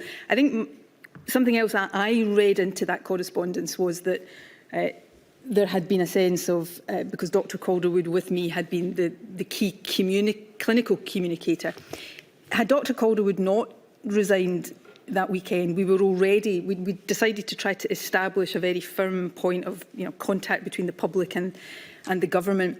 But that position of her doing the daily briefings with me every day would not have been sustainable, because it would have taken up too much of the time sheet. So we were already planning to move to a situation, which we did anyway, where the clinicians would share that responsibility. I might, on that particular aspect of that correspondence, it might be read slightly differently, I think, to suggest that the remaining medical and clinical advisory team, if we can put it that way, were of the view that too much reliance had been placed on Dr. Calderwood as an individual and not on the team more widely, and indeed other sources of expert advice. Was that, if that is the correct interpretation of that documentation, is that a fair representation of the way in which advice was taken from medical sources by the government? I don't think so. I can absolutely see why that would be an interpretation that could be put on that, and it may indeed be what the author of that correspondence meant by it. Dr. Calderwood was the principal conduit of advice to me. She was not the sole author of that advice. I said earlier on, I interacted regularly with Dr. Smith in the period before Dr. Calderwood resigned, so it wasn't as if he wasn't a key part of the response. He was, and a very valued part of the response. And you asked me earlier on about my experience as Health Secretary when we were confronted by swine flu, and I've had, albeit as Health Secretary at the time, although if swine flu had developed differently, no doubt the First Minister would have adopted this role. But I developed at that point a very key working relationship with the Chief Medical Officer, who at that time was Sir Harry Burns. And so again, that was part of the lesson I'd taken from that, the importance of that relationship, of having a clear conduit for advice was important. But of course, she wasn't giving me advice that she was the sole author of. She was drawing on multiple other sources in giving it to me. But in translating, if you like, those sources of information to you, and her being the person that you're speaking to, there was a risk, was there not, that in that translation the right information might not be getting to you? There was a risk. If I've given an impression, Dr. Smith would not always be, but equally not infrequently be in the room at the same time. It wasn't that she was the only person that I was speaking to. Frequently in the very early days, she would take part, as Dr. Smith did later, in the calls between the 4 UK CMOs, and come straight off that call and give me information that she had got from the other 3 CMOs. So it was a situation where she may have been the principal conduit of information to me. She wasn't the only person in the room during these discussions, and I was absolutely aware that she was bringing to me information that came from different sources. Her resignation was it not, Ms Sturgeon, a cataclysmic event for the ability of the Scottish Government to react appropriately to the threat, and also had an enormous effect on public confidence in the government strategy? On both of those, it had the potential to do both of those things. I don't believe it did either. Had Dr. Calderwood not resigned on that Sunday evening, I believe, in terms of confidence in the public messaging, it may well have had that impact. I would suggest that the evidence through public attitudes and public polling after that suggests that it didn't have that effect. I think her resignation stemmed the potential for that. And on the first, it did have a disruptive effect, but it was one that we were able to overcome reasonably quickly and establish ways of working. And, you know, I think I know Dr. Smith stepped up and did a very good job in those circumstances. So I absolutely accept the potential for both of those things to happen. I wouldn't necessarily agree that either of them were the outcome. Thank you. Sorry to jump around a little in the timeline. I'm going to go a little bit earlier than that, beginning of April. On the 12th of February 2020, there was a ministerial tabletop exercise called Exercise Nimbus, which took place involving representatives of the UK Government, Scottish Government, Welsh Government and Northern Irish Executive. Was this something you were aware of at the time? I undoubtedly would have been aware of it at a certain level at the time, but I don't think it was something at that point that was particularly high up my awareness scale, if I can put it that way. You didn't attend it? I didn't attend it, unless you're about to tell me that I did, and I haven't recalled, you didn't, but as we I'm pretty certain understand. I didn't attend it. Ms Freeman also did not attend it. Is that your understanding? Yes, that is my understanding. Yeah. It was attended by Mr Fitzpatrick, who is a minister in the health area as well. Should either you or Ms Freeman have attended such an event, which was, we heard from Ms Freeman, an event which sought to update pandemic planning in order to apply more specifically to the circumstances of the emerging threat? I think, forgive me, I haven't, in advance of today, reviewed Operation Nimbus. I hadn't been aware you wanted to question me on this, so I would have to go and review the detail of that to give you, and I'm happy to do so if you wish me to give you an answer about whether, with hindsight, on reflection, I think I should have been at it. Personally, I suspect my answer to that would probably be no. You know, having a minister, Mr Fitzpatrick, involved in that would not be in any sense abnormal in these circumstances, and you know, he would have fed back through the normal processes in government what the findings and conclusions and any recommendations from that would have been. There would have been, I'm absolutely certain, senior officials in attendance at it as well. I think and Dr Calderwood was at it as well, to be fair. Dr Calderwood was at it. Then that makes part of my point. I think, and again, you know, we may come on to other aspects of this. I think in government, in normal times, but particularly in the times we were in, not everybody can be at everything. And just because a particular minister or a particular civil servant is not present at a particular meeting doesn't mean that that minister is not engaged in the outcome or the deliberations around that meeting. But it's a matter of priority between conflicting commitments, one imagines. Most days in government, yes, that is absolutely the case. That there will always be an element of prioritisation. Would this event not have been, in the circumstances, given the evidence we've heard about the extent of the threat, something which should have been prioritised more than it appears to have been? Possibly. I'm not genuinely not trying to avoid answering the question. I've not, in advance of this, reviewed Operation Nimbus, so I don't want to, without having done so, I don't want to be more definitive than I've been. It may well be that what you're putting to me I would answer yes to, and I'm happy to give some written evidence to the inquiry on this point if that would be helpful. Thank you, Ms Sturgeon. We have seen in a notebook from an individual named Mr Derek Grieve, the Deputy Director for Health Protection Division within the Directorate of Population Health, a number of entries ranging from the 26th of February to the 5th of March, which read as follows. On the 26th of February, it says that he attended the Cobra M meeting with the Cabinet Secretary, Ms Freeman.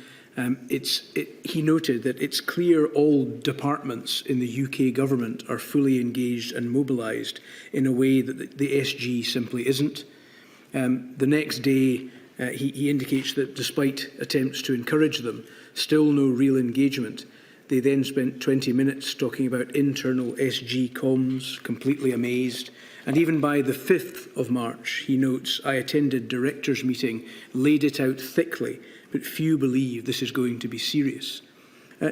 Is that, as far as you're concerned, and as far as you were aware at the time from your position, an accurate understanding of the state of preparedness and urgency amongst directors in the Scottish Government, in particular the observation that it appeared that the UK Government's operation was sufficiently further advanced? I couldn't comment in any detail on the UK Government's operation at that point, and perhaps I should limit myself to commenting on the government I was responsible for. That wouldn't be my understanding or experience.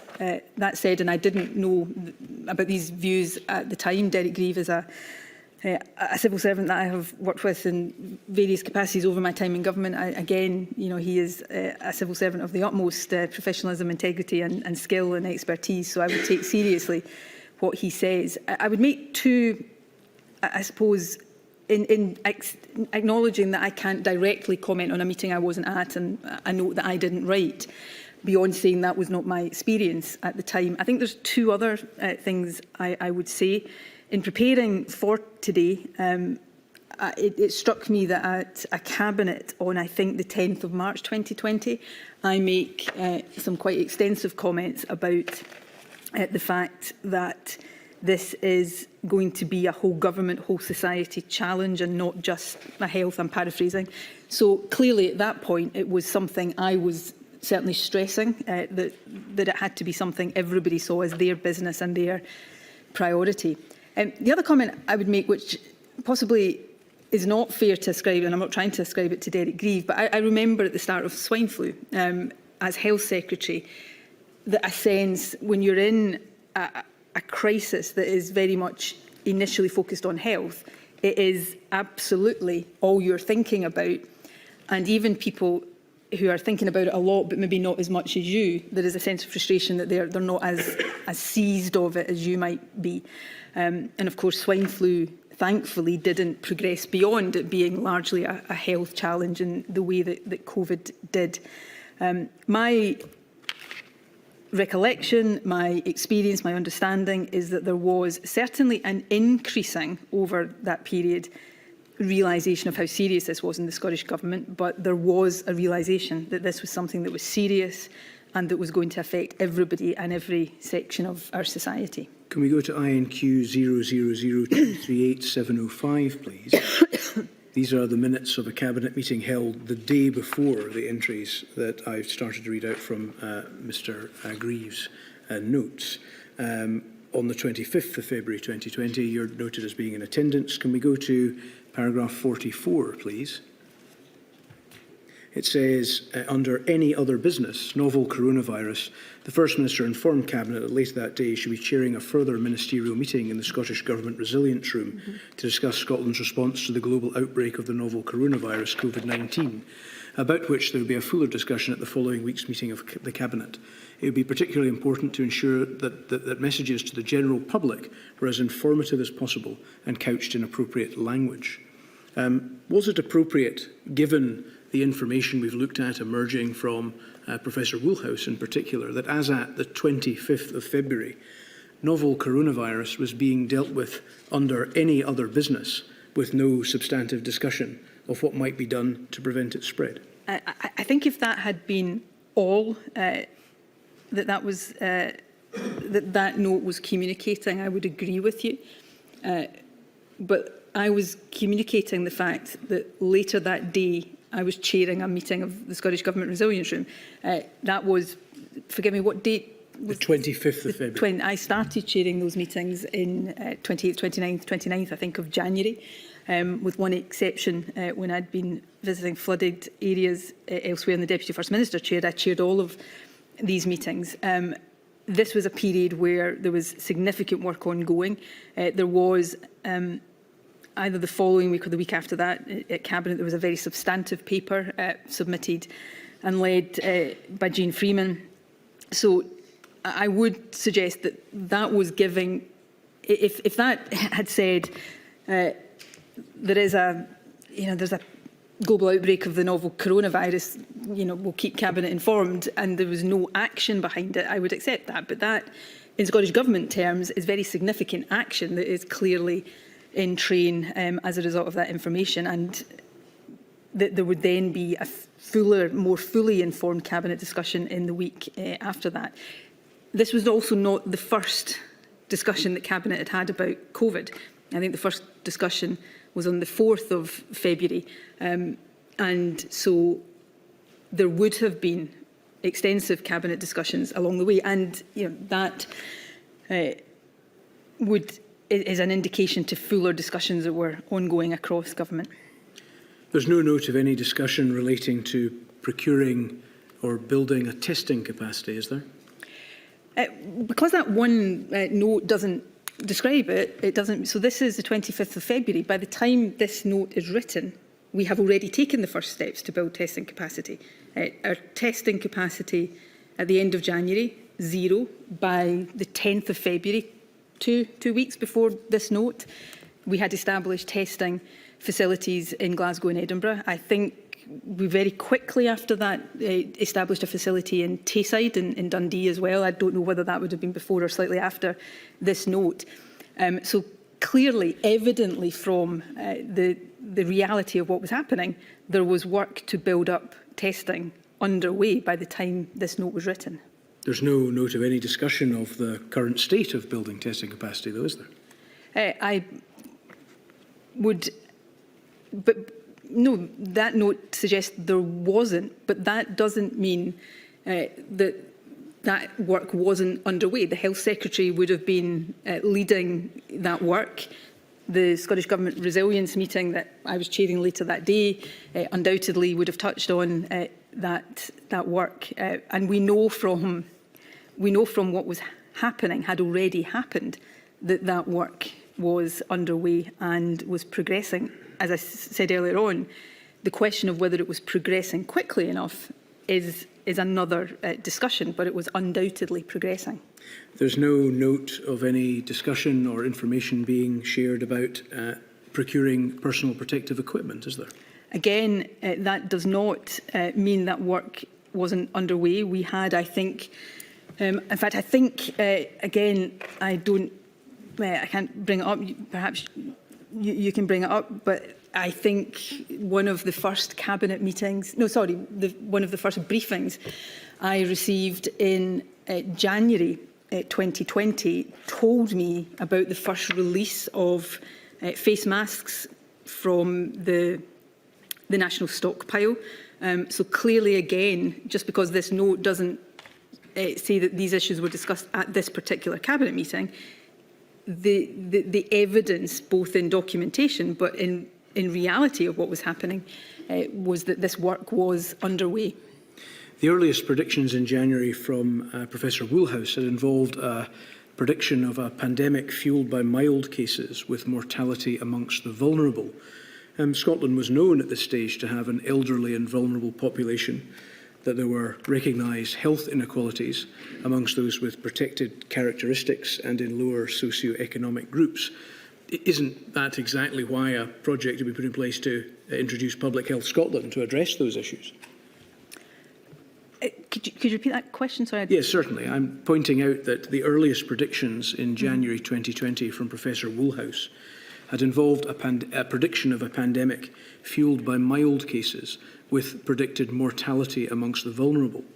Scotland had an elderly and vulnerable population with recognised health inequalities amongst those with protected characteristics and in lower socio-economic groups.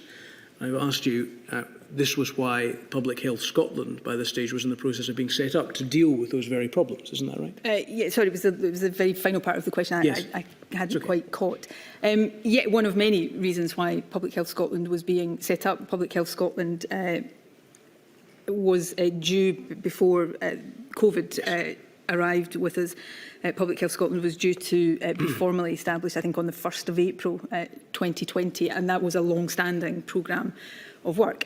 I think it's important to say that it is not the case that the Scottish Government only started dealing with these issues when Public Health Scotland was established. The Scottish Government, through many of its pre-existing bodies and processes were acutely and intensely focused on health inequalities and the needs of older people.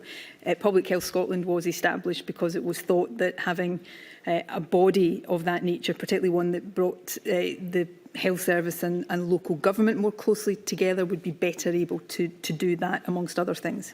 There's no discussion here, no mention here of any discussion or any information being provided about any steps to try to protect that vulnerable part of Scotland's population.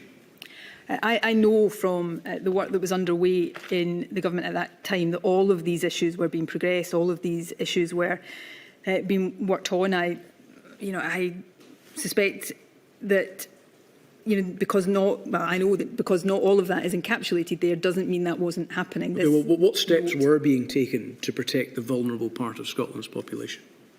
All of the work we were doing to understand COVID, to make sure we were preparing and scaling up facilities like testing, making sure that we were in a position to supply PPE. And I know there were many concerns raised about all of these things. I'm not suggesting all of that worked perfectly. All of that was designed to protect, as far as it was possible to do in the face of a pandemic, the entire population, and within that those who we were beginning to understand were going to be more vulnerable to a virus of this nature. It was part and parcel of all of the work we were doing. At this stage, the Scottish Government was asleep at the wheel, wasn't it, Ms Sturgeon? No. Could I ask you some questions, please, about the COBRA meeting, which took place on the 12th of March 2020? We went through some evidence in this regard with Mr Gove. It's a meeting which was chaired by Mr Johnson. If we could go to INQ 0000562221, please.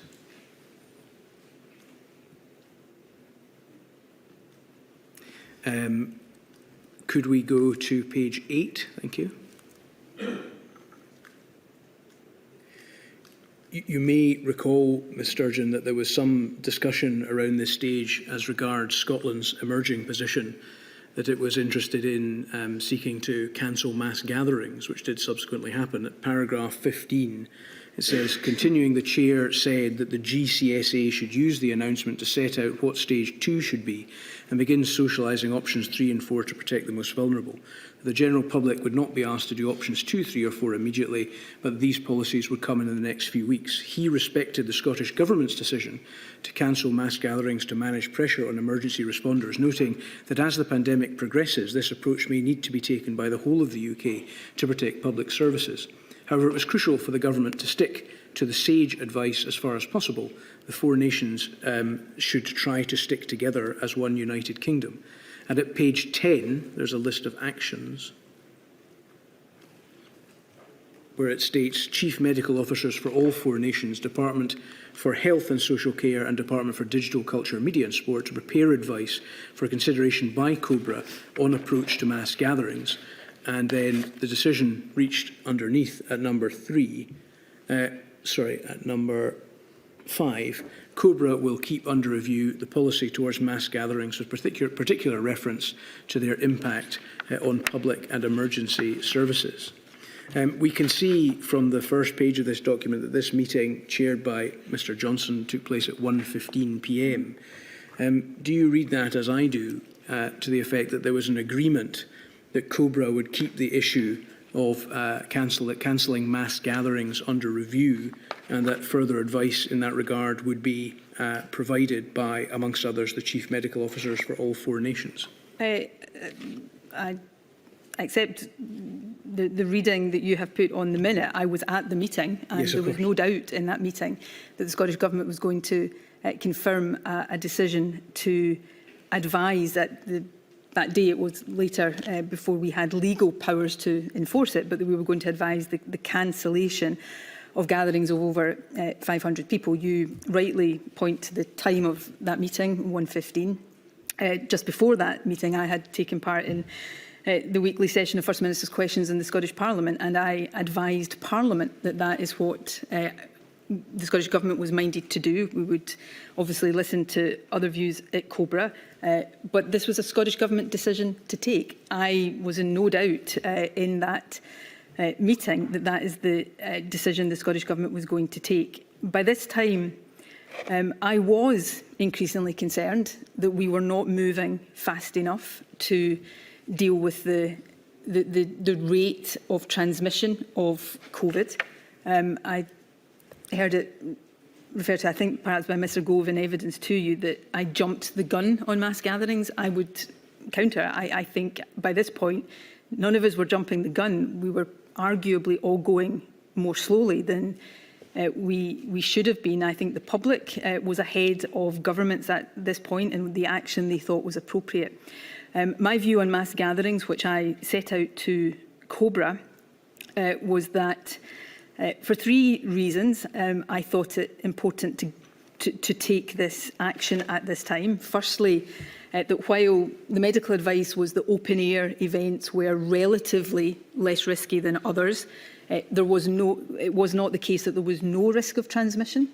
And I thought at that stage, given the state of the pandemic, we had to do whatever we could to reduce the risk of transmission. Secondly, I was increasingly concerned at that point about the pressure on emergency services, having to police large events when they were dealing with other pressures associated with COVID. And thirdly, I thought there was emerging a serious disjoint in the messaging of governments, that we were seeking to communicate that this was a very serious threat, but yet saying it was okay for them to continue to go and gather together in big crowded events. And if people saw that it was okay to do that, would they be less likely to follow the other advice we were giving them in the day-to-day business of their lives? Before lunch, you asked me about the rugby match at Murrayfield, and I think there is, as you put to me, an argument that should not have gone ahead. So that was my position. I set it out at COBRA,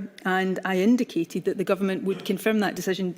Jean Freeman went back to the Scottish Parliament that afternoon to announce, to confirm what I had said at First Minister's questions. And I announced a decision that the Scottish Government had taken, and I would assert very strongly then, and I would now, that having taken that decision, we were perfectly within our rights to take that decision, and I was perfectly not just within my rights to announce it. It was important that I announced it, alongside, which we may come on to, the other important decisions that were taken at COBRA that day, that it was essential the public were given quick and effective information about. Are the minutes wrong then? If what you're saying, if what the reading of that minute is, forgive me, if your reading of that minute is putting a question to me that says I somehow breached good faith and that I did something that was against the agreement in COBRA, there was no doubt in that COBRA meeting. I mean, I think it's not on the page that's in front of me just now, where it says the Prime Minister respected the Scottish Government's decision, or words to... I think it was the passage that I referred to earlier at page 8. Yeah, yes. which, yeah, he respected the Scottish Government's decision. I mean, it's clear that he understood we had taken a decision. Well, to be fair, Ms Sturgeon, if one reads that passage in isolation without looking at the subsequent actions, one might conclude that. But one obviously needs to see what's reached by the end of the meeting in the actions, which involved further advice being taken on the issue. All I can say is I was in that meeting. I recall it very clearly. And there was no doubt that that was the decision that I communicated. I tried to persuade the other governments to follow suit. As it happens, they all did, I think, follow suit within 2 or 3 days, because the situation was developing at pace and in a not good direction. I believe the Scottish Government was right to take that decision then. And if I have a regret about that decision, it's not that I took it that day, it's that I didn't take it days earlier. Including in relation to the Rugby International? I tried to reflect in my answers earlier. I suppose what I'm trying to reflect here is how difficult those decisions were, and how to describe now, looking back with hindsight, something as, in very binary terms, right and wrong, I think is not always fair. in the nature of the decisions we were taking at the time, but it is one of the decisions that, yes, if I look back on and could take, have my time again, may go the other way. But that match was the weekend before that. So certainly, yes, I think that was, yes, if I have a regret, it is not that I took the decision too early, it's that we took it too late. You did announce at 3:20 p.m. that day that mass gatherings of more than 500 people will be banned in Scotland. Is that right? If you're telling me that's the time of day, I did it roughly, yes. Yes. You also provided other updates from the Cobra meeting, such as the decision not immediately to close schools. You made these announcements before Mr Johnson was due to speak to the public about the outcomes from the Cobra meeting later. What were the reasons for the timing of your announcement of these matters? Well, I'll give you the reasons for the timing very clearly in a second, but perhaps just to be clear, and I don't mean this in a political sense or in any way seeking to be adversarial. My responsibility as First Minister was to the Scottish people, not to Boris Johnson. I tried and he tried. I'm sure we all tried to work as collegiately as possible. But my responsibility was to the Scottish people. Why did I announce those? The very nature of the decisions we were taking, we were in a pandemic of a rapidly transmitting virus. The nature of the decisions we were taking meant that they had to be communicated quickly and clearly to the public. At this particular point, the 12th of March, my strong sense was that the public were anxious for their governments to act, to do more, to be much more on the front foot.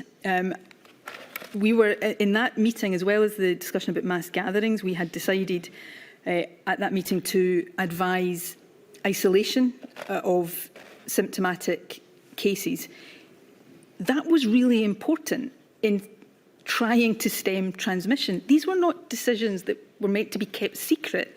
It wasn't just important that they were communicated, it was important that they were communicated quickly.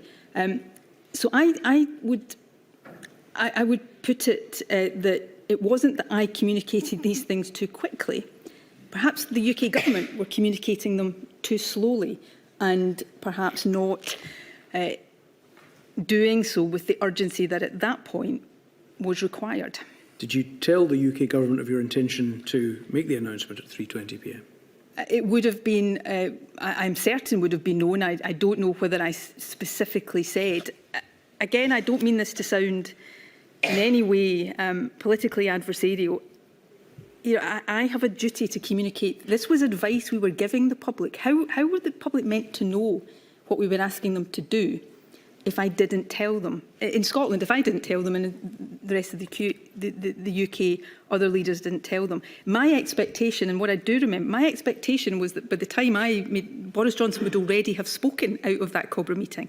The media, the public, on that day, I remember, were desperate for information. I guess I was surprised that I spoke before him, not because I went too quickly, because I was surprised at the time I did it, he hadn't. These obligations of which you speak are not mutually exclusive, are they? One can have an obligation to the Scottish people, which of course you had, but you can also have an obligation to try to do what one can to maximise the efficiency of four nations working, which was the policy at that time. So therefore, would it not have been possible to discharge both of those obligations at the same time? Absolutely, and I always tried to do it. There was only one occasion that I recall in a Cobra meeting where the timing of respective communications was discussed, and that was on Monday the 23rd of March, the day we went into lockdown. And in that Cobra meeting, there was a discussion about the Prime Minister communicating first, and I agreed and honoured the agreement that I would wait until he finished. This was in the evening, I think, before I did so. At no other point was there, who's going to do it first, or you shouldn't do it before I do. I left that Cobra meeting thinking it important to communicate the decisions that had been taken to the Scottish people, because it involved the Scottish people doing things and not doing things in order to we were in a race against a virus in order to try to stem transmission of a virus. I fully expected the Prime Minister to do exactly the same. I think it would have been wrong and negligent to wait for ages before telling people what that COBRA meeting had decided. Did you consider that you had a duty of confidentiality as regards the matters discussed at the meeting? I did not breach confidentiality. I am not bound by confidentiality in a UK government sense. But nothing in this these were Scottish government decisions. The fact that we were all agreeing them in a Four Nations context did not change the fact they were decisions within the power and responsibility of the Scottish Government. I was not breaching confidentiality. And I would go further than that and suggest that, given the situation we were dealing with, the whole notion of confidentiality is a bit absurd. This was a virus that was spreading rapidly at this point. We were taking decisions that were about trying to stem the spread of that virus. And the only way those decisions could have the desired effect was if the public knew about them, and if the public knew about them quickly. And therefore, in my view, the responsibility on all of us, I can't speak for Boris Johnson, but the responsibility on all of us was to get out there and tell the people of Scotland, tell people across the UK what we were asking them to do and not to do in order to, if we'd operated on the basis of these decisions being confidential, then I think self-evidently that would have been a very, very mistaken position to be in. There was a commitment at this stage by the Scottish Government to seek to promote Four Nations working in light of the fact that the virus was no respecter of man-made boundaries or responsibilities. Is that right? I had a strong commitment to Four Nations working, even when the detail of our approaches started to diverge. I didn't ever form a view that Four Nations working wasn't important. My understanding of Four Nations working is we aligned our approaches where we could and where we were, for legitimate reasons, taking different approaches. We tried to nevertheless work together, understand each other's position and coordinate where we could. But I had a duty as First Minister of Scotland to the people of Scotland. If I had simply, in order to keep a notion of Four Nations working that I know some people hold to, which is that it should mean we all do this exactly the same at all times and that should be decided by the UK government, I would have ended up, and the Scottish Government would have ended up, acquiescing in decisions that we thought were wrong and not in the interests of keeping people as safe as possible. But I had many, and I know Michael Gove spoke about this on earlier Monday, I think he was here, and we worked. I would pay tribute to Michael Gove in particular on these matters. We had didn't always agree, but we had very constructive discussions. I always sought to work as collaboratively as possible within the Four Nations framework, but I couldn't allow that to usurp my duty as leader of a government with particular responsibilities to take the decisions we thought were best in the circumstances. It would be necessary in order to try and promote the likely success of Four Nations working to work with respect for the other participants in that process. Do you think that's a correct principle? I do. You said a moment ago that you considered the UK government's expectation that these discussions would be conducted confidentially to be absurd. Does that suggest any respect on your side?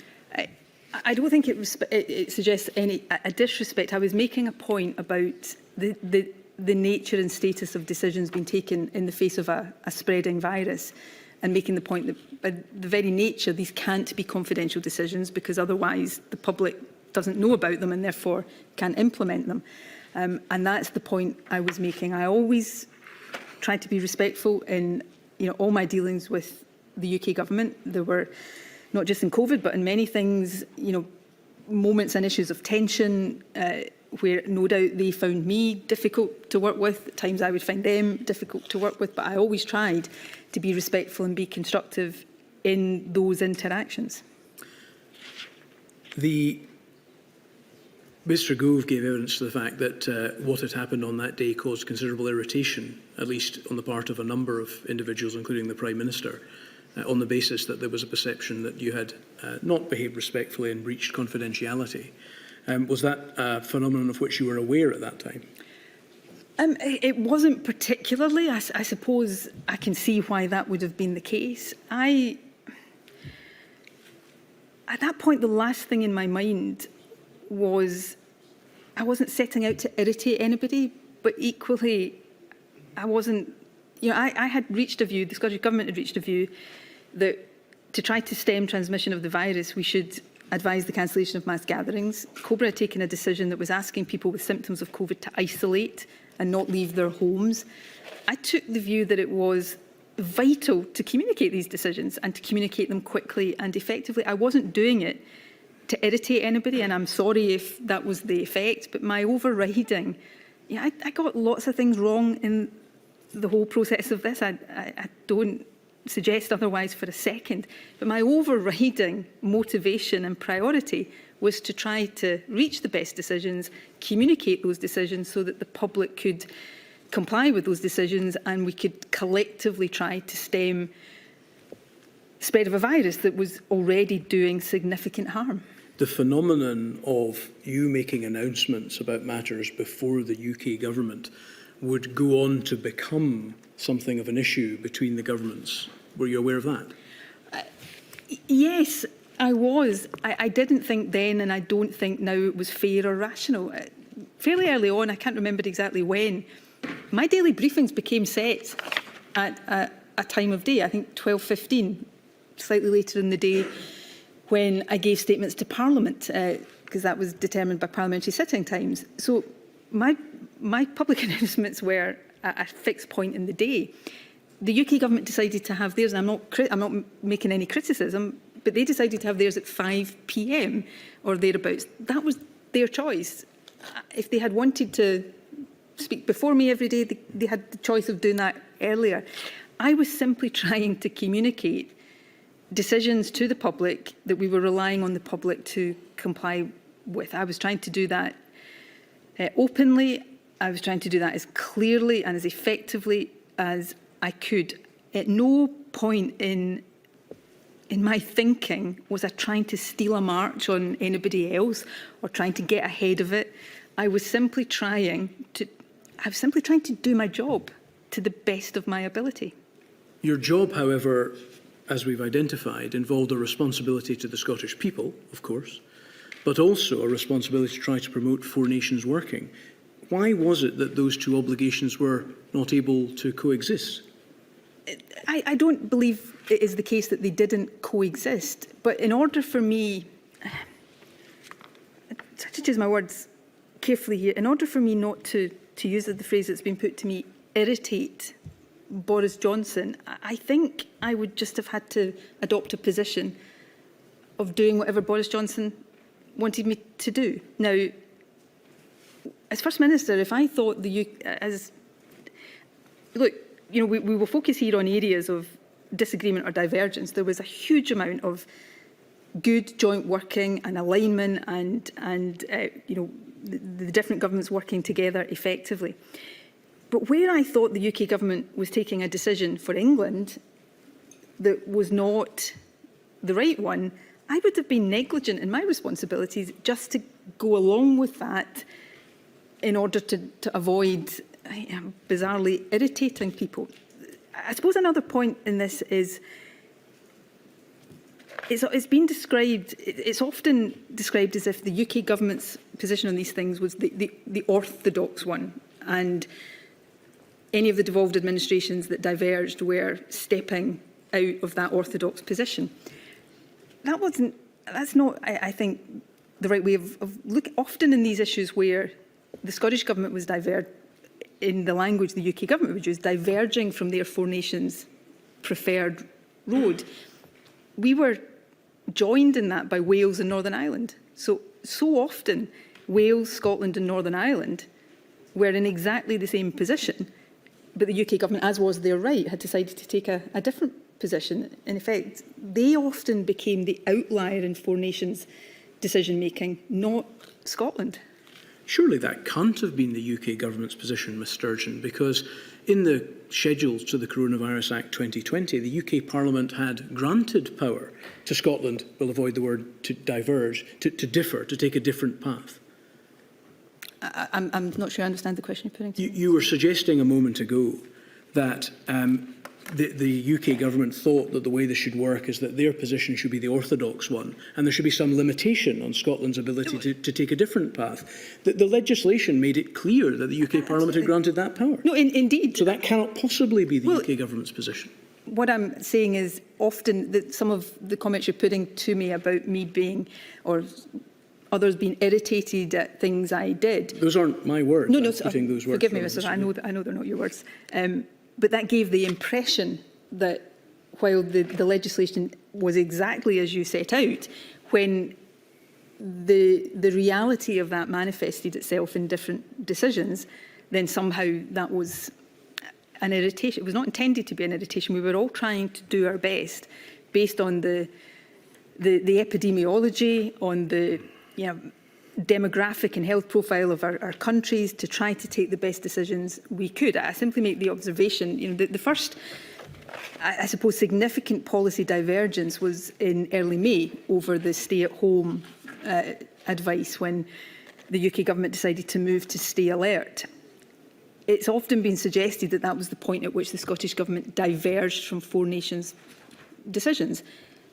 In actual fact, at that point, Scotland, Wales and Northern Ireland stuck with stay at home, and the UK Government for England moved to stay alert. I'm just making the point that when things are described as the Scottish Government moved outside of Four Nations decision-making, we took the decisions we thought were best, but often we were in the same position as two of the other four governments that made up the Four Nations. On the subject of the legislation, was it your understanding, or had you received advice about whether the Scottish Government considered that the Scottish Parliament had power to impose restrictions before the enactment of the Coronavirus Act 2020, which came into force on the 26th of March? I know, I was aware, and we were always very clear that until that act came into force on the 26th of March, 25th, 26th of March, as you say, that take mass gatherings, until that point, it was advice that we were giving. It was not enforceable until that point. And similarly, I think with the initial stay-at-home advice for a period of a day or two, that was advice until the legislation came into force. So the position, as you understood it before the enactment of the Act, was that the Scottish Government and the Scottish Parliament did not have the power to impose restrictions, hence those decisions were issued on an advisory basis? Yeah, we wouldn't have had the power to enforce restrictions. We, of course, had the power to advise people to do certain things. Which is what you did over that period. Did the Scottish Government, push for an earlier lockdown? Well, the Scottish Government started, so no is the answer to, the simple answer to that, in the sense that we weren't pushing. The advice to have a lockdown really only crystallised through COBRA on the 23rd of March, so no, but as I think we have just been reflecting on in the context of mass gatherings, the Scottish Government was starting to move, or argue that we should be moving more quickly. One example of that is the one we've been talking about, mass gatherings. We also took the decision to recommend the closure of schools slightly, I think, as it happened. Others followed suit again fairly quickly. But at that point, I was of the view we had to start moving more quickly, and started to demonstrate that through the examples I've spoken about. Before I say this, I can't say, and I don't know that anybody can say with certainty, what difference it would have made in the overall trajectory of the pandemic and the outcomes of the pandemic. But of the many regrets I have, probably chief of those is that we didn't lock down a week, 2 weeks earlier than we did. You are a staunch supporter of Scottish independence. I believe that the record will show that to be true, yes. Yes.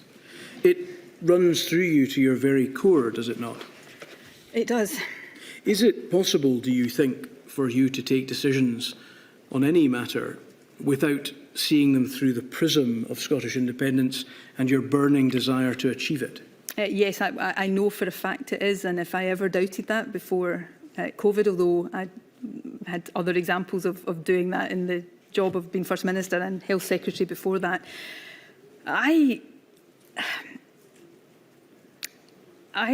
have been in politics for 30 years. I've been a lifelong campaigner for independence.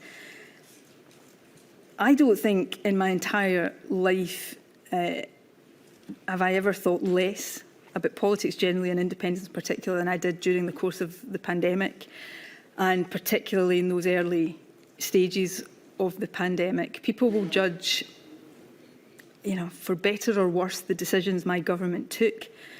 I want to say to people and give this inquiry an assurance that none of those decisions were influenced in any way by political considerations or by trying to gain an advantage for the cause of independence. I was motivated solely by trying to do the best we could to keep people as safe as possible. And we did that to some extent, but not to, and perhaps we never could have done it to the extent I would have wished we could have done. And I carry the regret for the loss of life, the loss of opportunity, the loss of education of our young people. I carry the regret of that with me every single day. But in all of the mistakes I made, that I will concede some I may argue weren't mistakes, I will absolutely assert very strongly that I did not take decisions for political reasons, and I certainly did not take decisions influenced in some way by considerations around the constitutional argument. On the 18th of March 2020, my Constitution Secretary, Mike Russell at the time, wrote to Michael Gove saying that we were suspending all work on an independence referendum. That didn't recommence, apart from reactive work and a particular very focused thing before the Scottish election in 2021. That didn't recommence until much later in 2021. The government I led focused entirely on trying to do the best we could through COVID. It's a matter of instinct for you, isn't it, to seek to promote the cause of Scottish independence? Yes, it is, but perhaps when you suddenly find yourself in a position of being the leader of a government in the face of a global pandemic, you suddenly find that the instincts you thought you had are not the instincts that come to the fore. My only instinct in the early part of 2020, and this remained the case, was to try to take the best decisions I could, and for my government to take the best decisions we could to steer the country through COVID. And I hope that people observing the Scottish Government, observing how I went about things during that period, whatever they think about me, my politics, my government, I hope that any reasonable person will have seen that. It's a matter of instinct to seek division between the Scottish Government and the UK Government to achieve and promote the cause of Scottish independence, isn't it? No, it's not. As you said, the position, as at the beginning of the pandemic, I think you said the 18th of March, was that Mr Russell had written, in fact, to Mr Gove to indicate that campaigning for a second independence referendum would be suspended. Yes, I think we also requested at that time that the UK Government did likewise around the constitutional project of Brexit, and that was declined. The UK Government never suspended any of its work on Brexit. One of the reactive things that the Scottish Government officials had to do during COVID was respond to consultation on the Internal Market Act, for example. It was the transition period for Brexit, wasn't it, in 2020? There were... So work was required on that? Well, I think that is perhaps a matter of opinion rather than fact. Okay. Could we look, please, at INQ 000214408? Page 13, paragraph 56E. This is the 30th of June Cabinet minutes.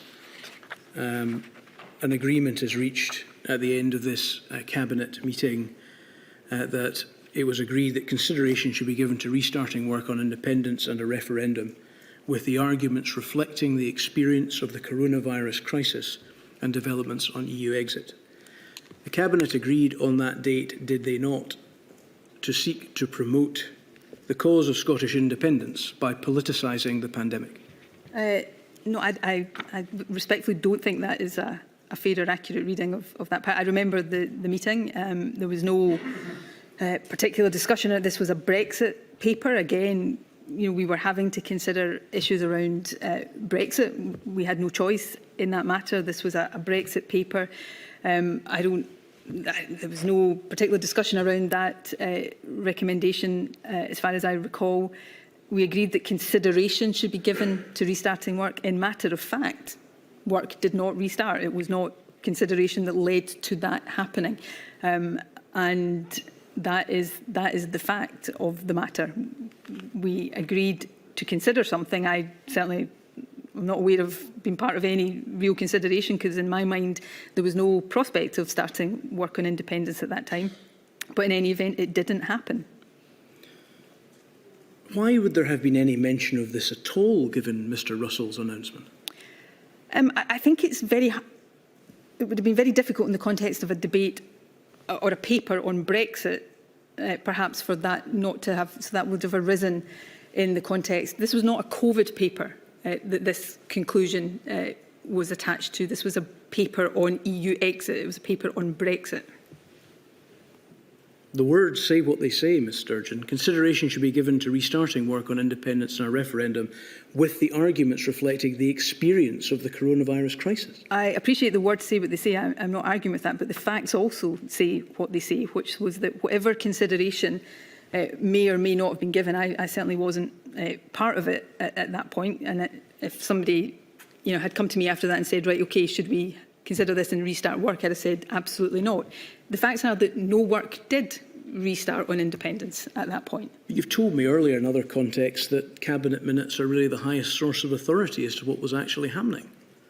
Not in this case, apparently. Well, I'm not saying they don't reflect an outcome of Cabinet. I'm saying that didn't happen. So we didn't restart work. Whether or not Cabinet had, somebody in the course of a Cabinet meeting had said we should agree consideration of this, the fact is it didn't happen.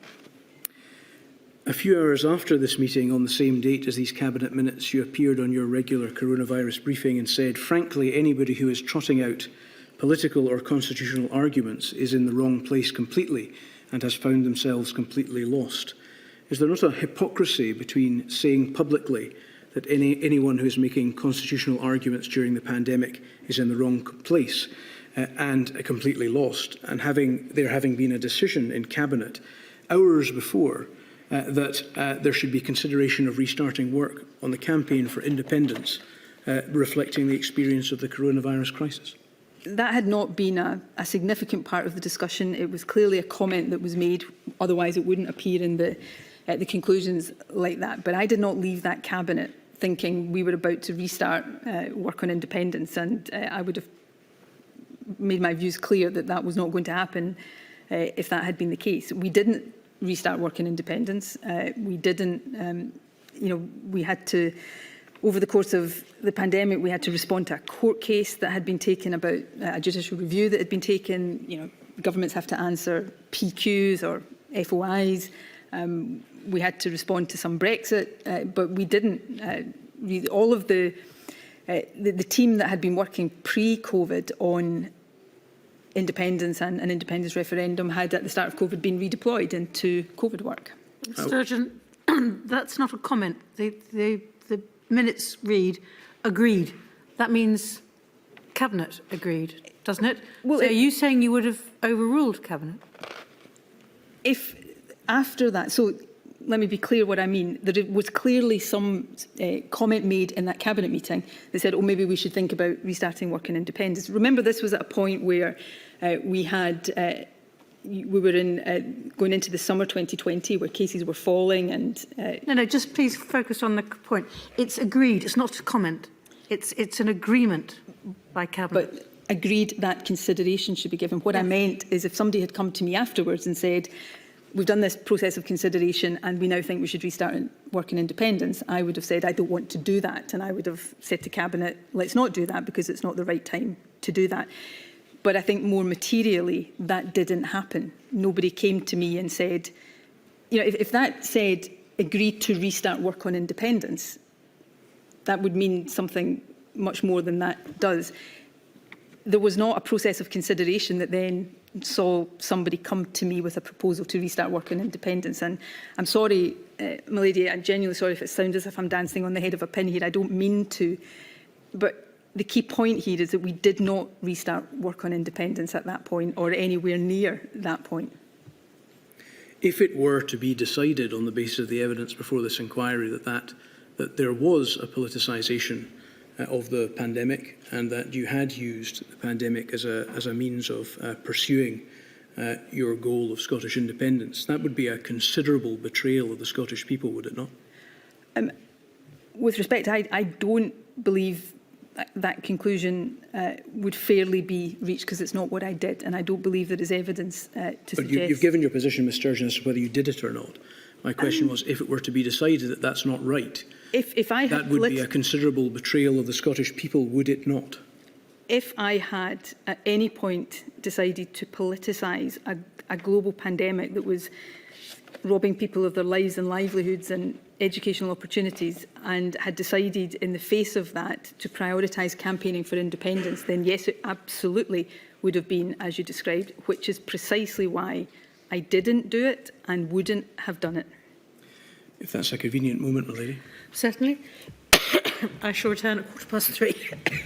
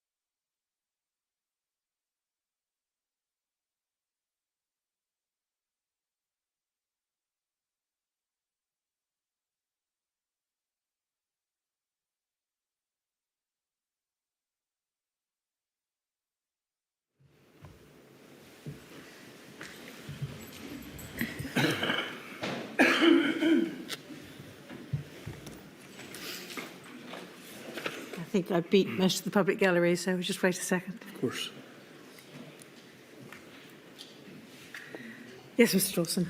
Thank you, my lady. Ms Sturgeon, moving on to a different topic, that of border controls.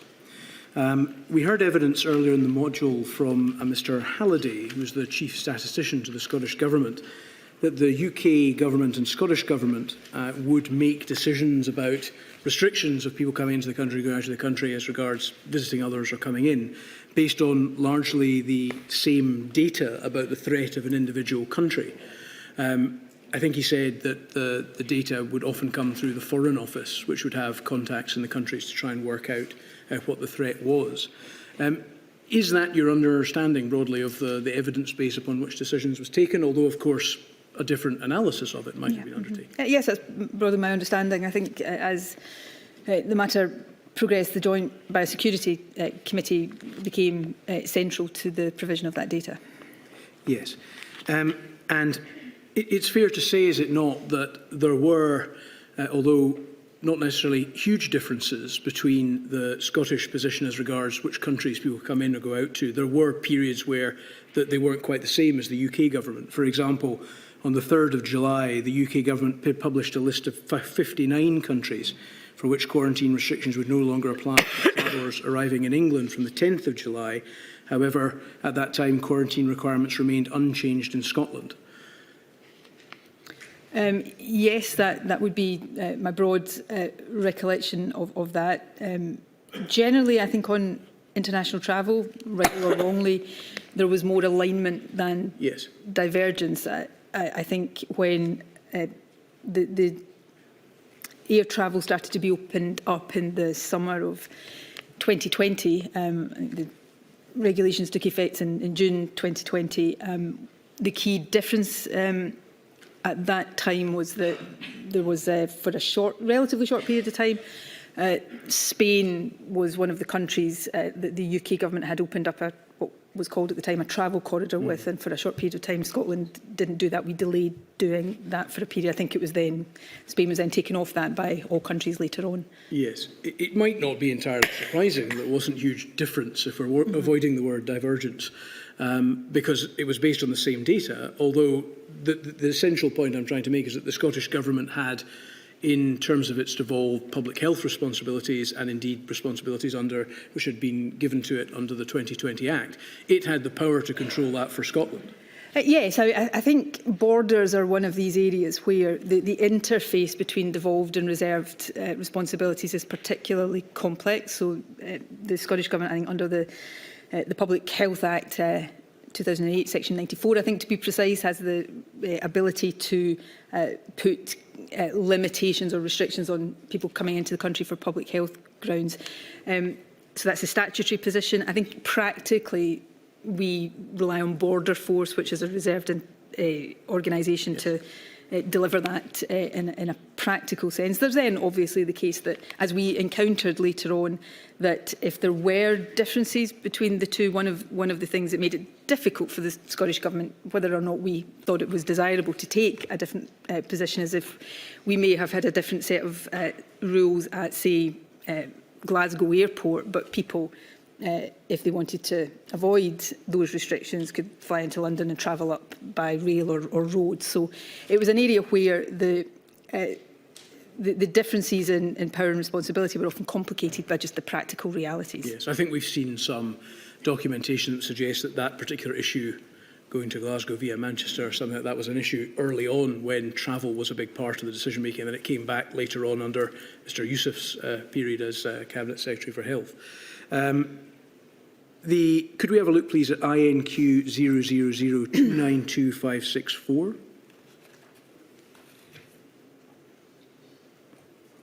This is an exchange of emails which shows, we're going to page 6, please.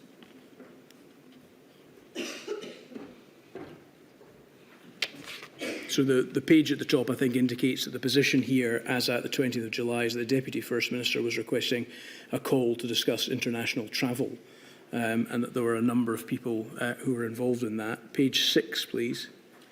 Well, where's the passage?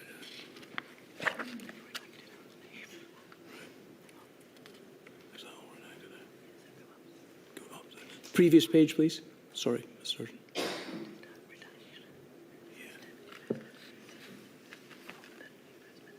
Yeah, this is, we can see here that it's an email from the Deputy First Minister, Mr Swinney, to a number of people, including yourself.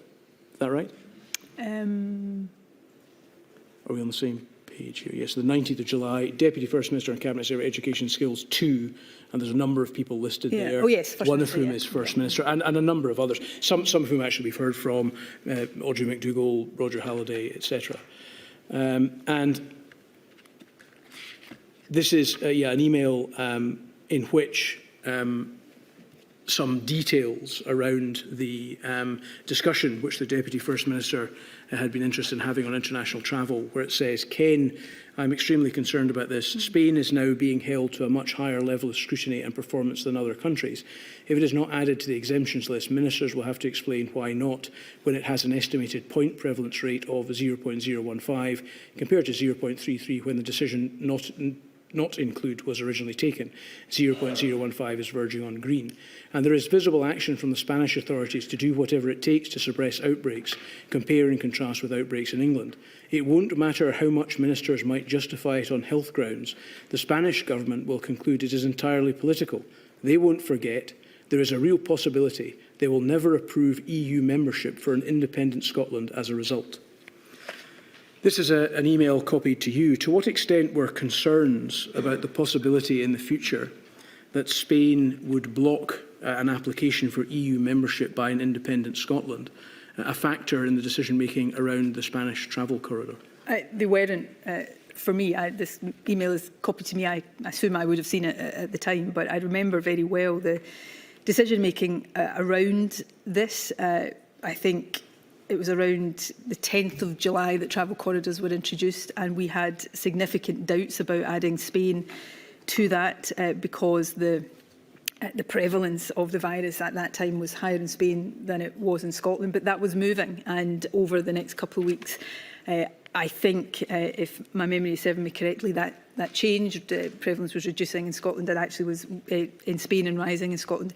These are decisions that were taken for public health reasons. They were, difficult decisions. They were often very finely balanced decisions, and if that concern had been the one driving the decisions, then presumably a great criticism, not least from our own airport sector at the time, we wouldn't have kept Spain off the travel corridors in the first place. Why is it, though, there is discussion, if matters are being addressed solely on public health grounds, about the possibility that the Spanish government may conclude that there is a political aspect to things that they will not forget, and that they may vote subsequently against EU membership for an independent Scotland? Why is that even part of the discussion?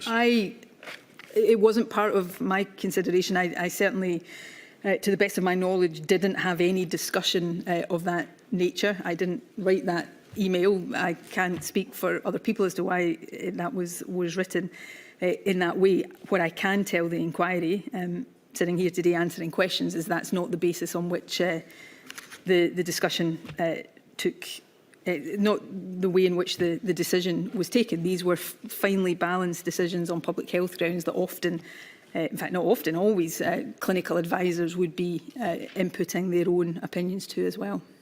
Go to page 4, please. This is an email chain. Yes, and an email from Ken Thompson to a number of people. It says there, colleagues, you were mostly on the call with FM and other ministers just now. The FM agreed to a pause in which we were to give her advice on the implications for the Borders review of non-care home COVID cases currently being investigated. We have to do this rapidly, obviously. I'm proposing to write the outline of advice to ministers and to ask some people to comment and contribute to that. Is the position then that there was on the 20th of July, shortly after this, quarantine requirements for Spain were lifted? I don't have that date in front of me, but I know it was a relatively short space of time between the Scottish Government not lifting them and lifting them. But if memory serves me correctly, we then very quickly reapplied them. I think all of the countries in the UK That's correct, as I understand it. On the 20th of July, I think what happened is that you agreed with other ministers that there should be a pause to the restriction, but that those were reimposed from the 26th of July. The relative prevalence was changing at that point. We had reached a point where we thought, on public health grounds, that it was appropriate to add Spain to the travel corridors, and then the data obviously changed that position. Did the consideration regarding the political implications connected to Spain mentioned in the previous email feature on the call that's been referred to? Not that I can recall, so that is not my recollection. But you were the one that made the decision to pause the restrictions, despite the fact that there was concerns about the data upon which such a public health decision might be made? Well, at that point, the data had reached a position where we felt we could make that decision. I mean, I would suggest that had the consideration that appears in the previous email that was shown to me been guiding the decisions around this, we would not have taken the decision, which was extremely controversial at the time and attracted criticism, I think, from many people, and including very hefty criticism from airports in Scotland and airport in the city. We would not have done that in the first place. The fact that we were, in the face of that controversy, prepared to take a decision that was to continue to apply restrictions to Spain at a time when other parts of the UK were not doing that, would, I hope, suggest that these were decisions being driven by data and public health considerations. But the decision on the 20th of July was that quarantine requirements for Spain should be lifted, but then they were reimposed on the 26th. And the data was, I mean, I don't know whether it's possible to put on the screen what the changing data around that time would have been. I remember that period. The data was changing. This is July 2020. We were, sadly, it was relatively short-lived, but we had reached a low point in cases in Scotland. At that point, Spain had been particularly high. That was the reason for our initial decision. Spain had taken, I think, further steps to suppress the virus. It was coming down there. I'm not sure whether at this point there was even the indication yet of cases starting to rise in Scotland. These were decisions that involved changing data, data that was often changing on a daily basis. Can we look at page 2, please?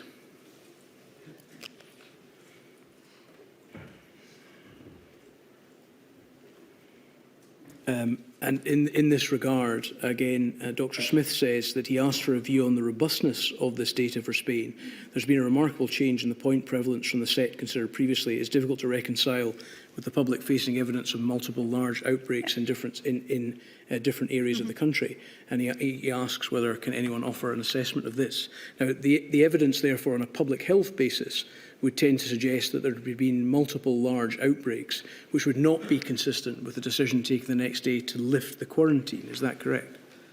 No, actually, with respect, I read that differently to that. What I think Dr. Smith is saying here, although he would have to tell you what he meant, is that while we were seeing evidence of multiple large outbreaks in different areas of Spain, and that was what had driven our concern about having restrictions on Spain lifted, the point prevalence data was actually showing something different. It was showing a change that was suggesting that cases were coming down at that point. And not just my reading of this, my recollection of the discussions at the time is that what that is saying is that, notwithstanding these very high-profile outbreaks, the overall data for Spain shows that the risk is reducing, which was what was driving our decision around the 20th of July to lift restrictions before that data, I think, started to go in the wrong direction in Spain again. So despite concerns about the robustness of the data in the face of evidence of multiple large outbreaks, you did open up the travel corridor to Spain, albeit only for a short period? With respect, I do think the interpretation of this that's been put to me is not what this is saying.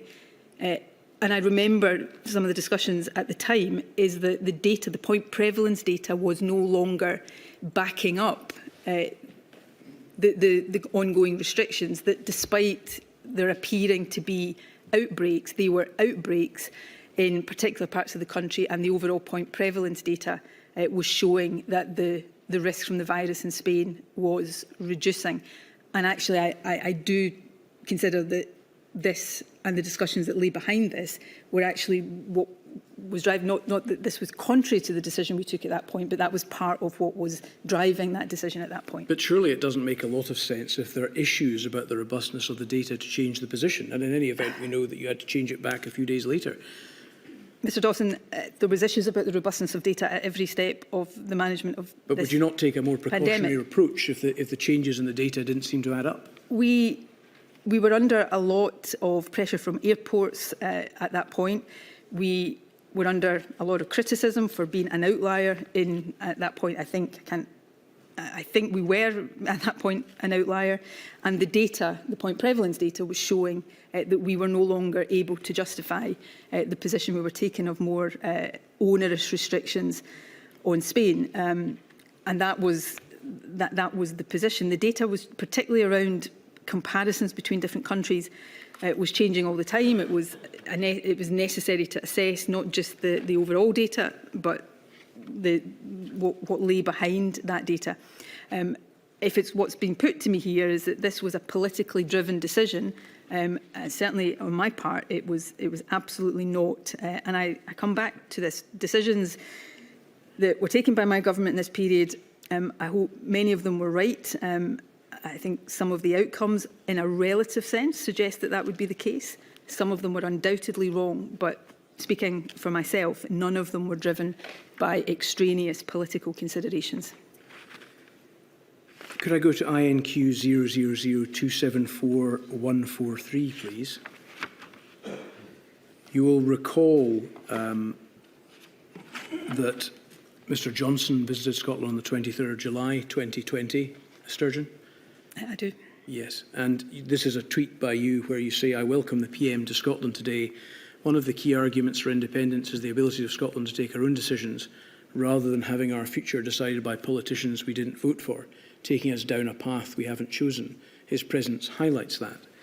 This is a political tweet relating to your support for the cause of independence in July 2020, isn't it? It is, but it's also a response to the Prime Minister at the time coming to Scotland and very overtly describing that visit as a mission to save the Union. I think he had first-person pieces in at least one newspaper ahead of that. Now, in reflection, should I have risen to the debate and posted that tweet? Probably not. But I would never even have been in that space at all, but for the pretext of the Prime Minister's visit. I was also, because he was coming to Scotland, because of the narrative that the UK government had put around his visit, I was inevitably being asked about it in my briefings and interviews. But yeah, perhaps I should have been the bigger person and not reacted in that way with that tweet. I had intended, of course, to put to you also the context, which is that on his visit, and I think in the newspapers before, Mr Johnson has spoken about the might and merit of the Union, and therefore your interpretation of that is that he was seeking to politicise the situation. Is that right? I think I say in my written statement, to be fair, I don't think generally the UK government tried to politicise the pandemic. I think this was a rare exception to that. If they did... So you think this was? I think Boris Johnson, not coming to Scotland per se, but coming to Scotland with the narrative that they put around that, was an exception to what I've said. That I think generally they didn't try to politicise the pandemic. And other than this occasion, the occasions where I thought they did, it was more around, Brexit and the vaccine rollout being possible because of Brexit. So it's not a general accusation I would have levelled at them. I think this was an exception. I listened to parts of Michael Gove's evidence earlier in the week, and now realise that there may have been discussions at UK government level that led to this that I wasn't aware of at the time. Yeah. So this was a response. Was it as mature a response as with reflection I might have wished for? Perhaps not. But it wasn't.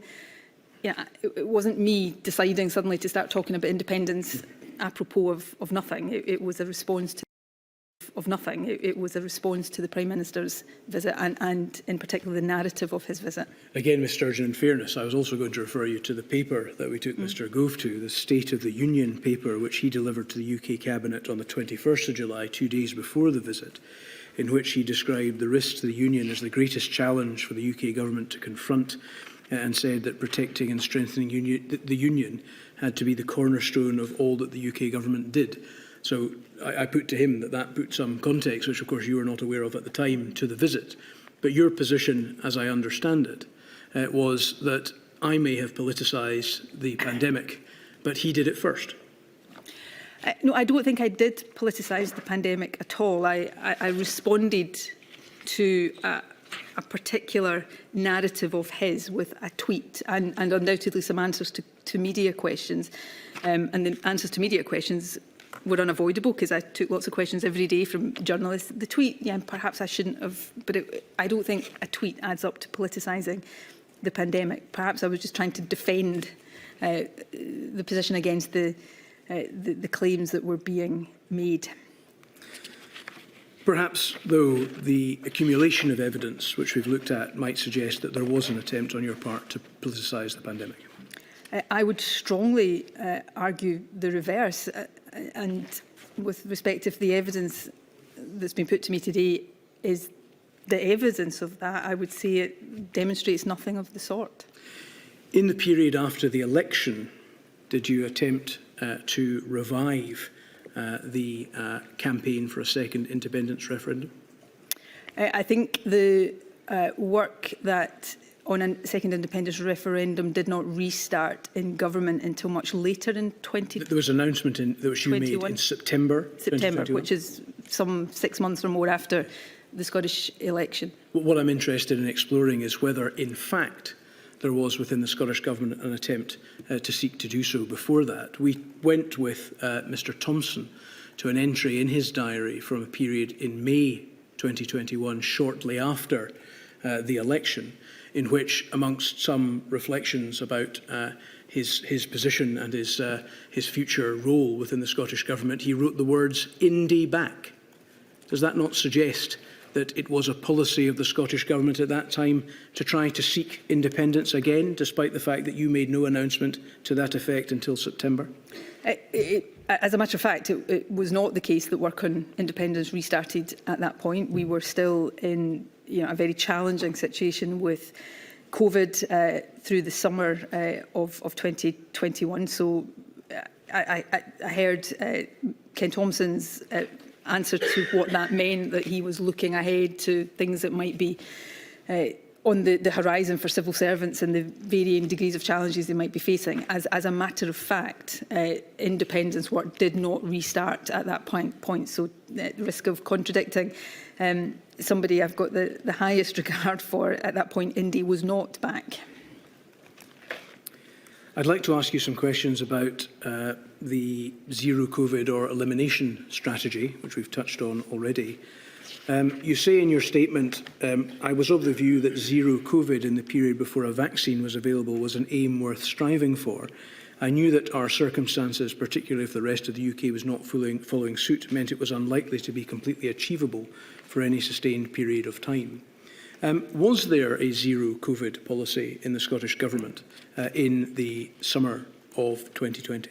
There was a maximum suppression strategy. I think the phraseology that was used, and it was in, if not our first strategic framework, then later iterations of that, was suppressed to the lowest possible level and keep it there. It is undoubtedly the case that we would have colloquially used terms like zero COVID and elimination, although emphatically not eradication, which was a very different concept, to describe that strategy in shorthand. Basically, what we and I was articulating, I on many occasions explained this at briefings and in response to questions. At no point was my belief that we would get COVID to a level where it was eliminated and went away. That would take a vaccine. But in the days before a vaccine and before effective treatments, when COVID, the direct harm of COVID was so severe, we needed to suppress it as far as possible, both to protect life, but also to create the conditions where we could start to safely open up the economy and society, and that the best way of achieving maximum suppression was to try to drive it as low or as close to zero as possible. And that was the position of the Scottish Government, certainly throughout the summer of 2020. That strategic objective changed later, I think around about the spring, early summer of 2021, when we got to the position where growing and significant numbers of the population were vaccinated. On the 14th of April 2020, the Scottish COVID Advisory Group provided a formal advice entitled Lockdown Review, in which the government was advised that it was the group's advice that in the context of there being no vaccine or specific drug treatments available to prevent or treat COVID-19, and to quote, "We do not believe that it will be possible for the foreseeable future to eradicate the SARS-CoV-2 virus, henceforth virus. We need to find ways of living with the virus as best as possible, which includes protecting the NHS and social care capacity to care for citizens."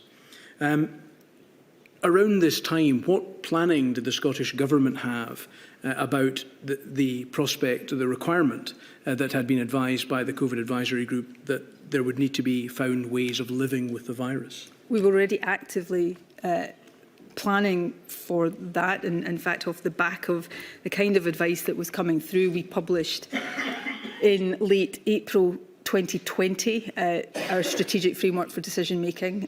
There were other publications with more detail in that through May, and then of course at I think on the 28th or later in May, round about that time, we published the route map for exiting lockdown, which set out different phases of lifting the restrictions and therefore opening up and starting to live with the virus while keeping it, to use an expression for shorthand, as under control as we could. The word eradication appears in that advice. I just want to stress it was never, eradication and elimination mean very different things. In preparation for today, I came across the way I articulated the elimination strategy in a briefing, I think in June 2020, where I say explicitly, elimination is not eradication. It is about getting the virus to the lowest levels you can, which doesn't mean it has gone away and doesn't mean it won't rise again, but it gives us more confidence that we can keep it under control with surveillance, testing and contact tracing, and with targeted measures as opposed to blanket lockdowns. That's what was meant by it. It was a way of, all through this, we got it, including from the COVID Advisory Group and certainly from SAGE. As we came out of lockdown, we had to come out of it in a way that avoided the R number going above 1 again. And people will recall references across all the governments at the time to how much headroom we had, and therefore we had to open up in a phased way. And that's what we were trying to do. Open up, learn to live with the virus, but keep it under control so that it didn't take off again and start overwhelming us in the way that it had in previous in the early stages. That was a very difficult balance to strike. It involved lots of judgments about what could open, what had to stay closed, what the phasing of that was, but that's what we were trying to achieve. Can I just check that we've got the note correct, because that is what I understood you to say. Did you say elimination and eradication are different things? Yes. Aren't they the same thing? No. In this sort of epidemiological, I think you will find comments from Gregor Smith and comments he's made. I came across one in a committee in the Scottish Parliament that we both appeared at. Eradication effectively means you get to a point where a disease has gone away and it's not a risk anymore.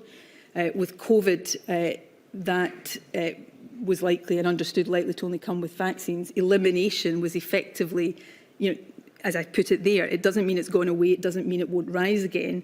You're taking measures to try to keep it at a level as close to no cases as possible, but it doesn't mean that if you lift those measures, it won't start to transmit again. So in epidemiological terms, I'm not an expert on this. No, Other people can explain it much better than me. But it sounds as if people are playing fast and loose with the language. But well, I was trying, obviously not as successfully as I hoped to.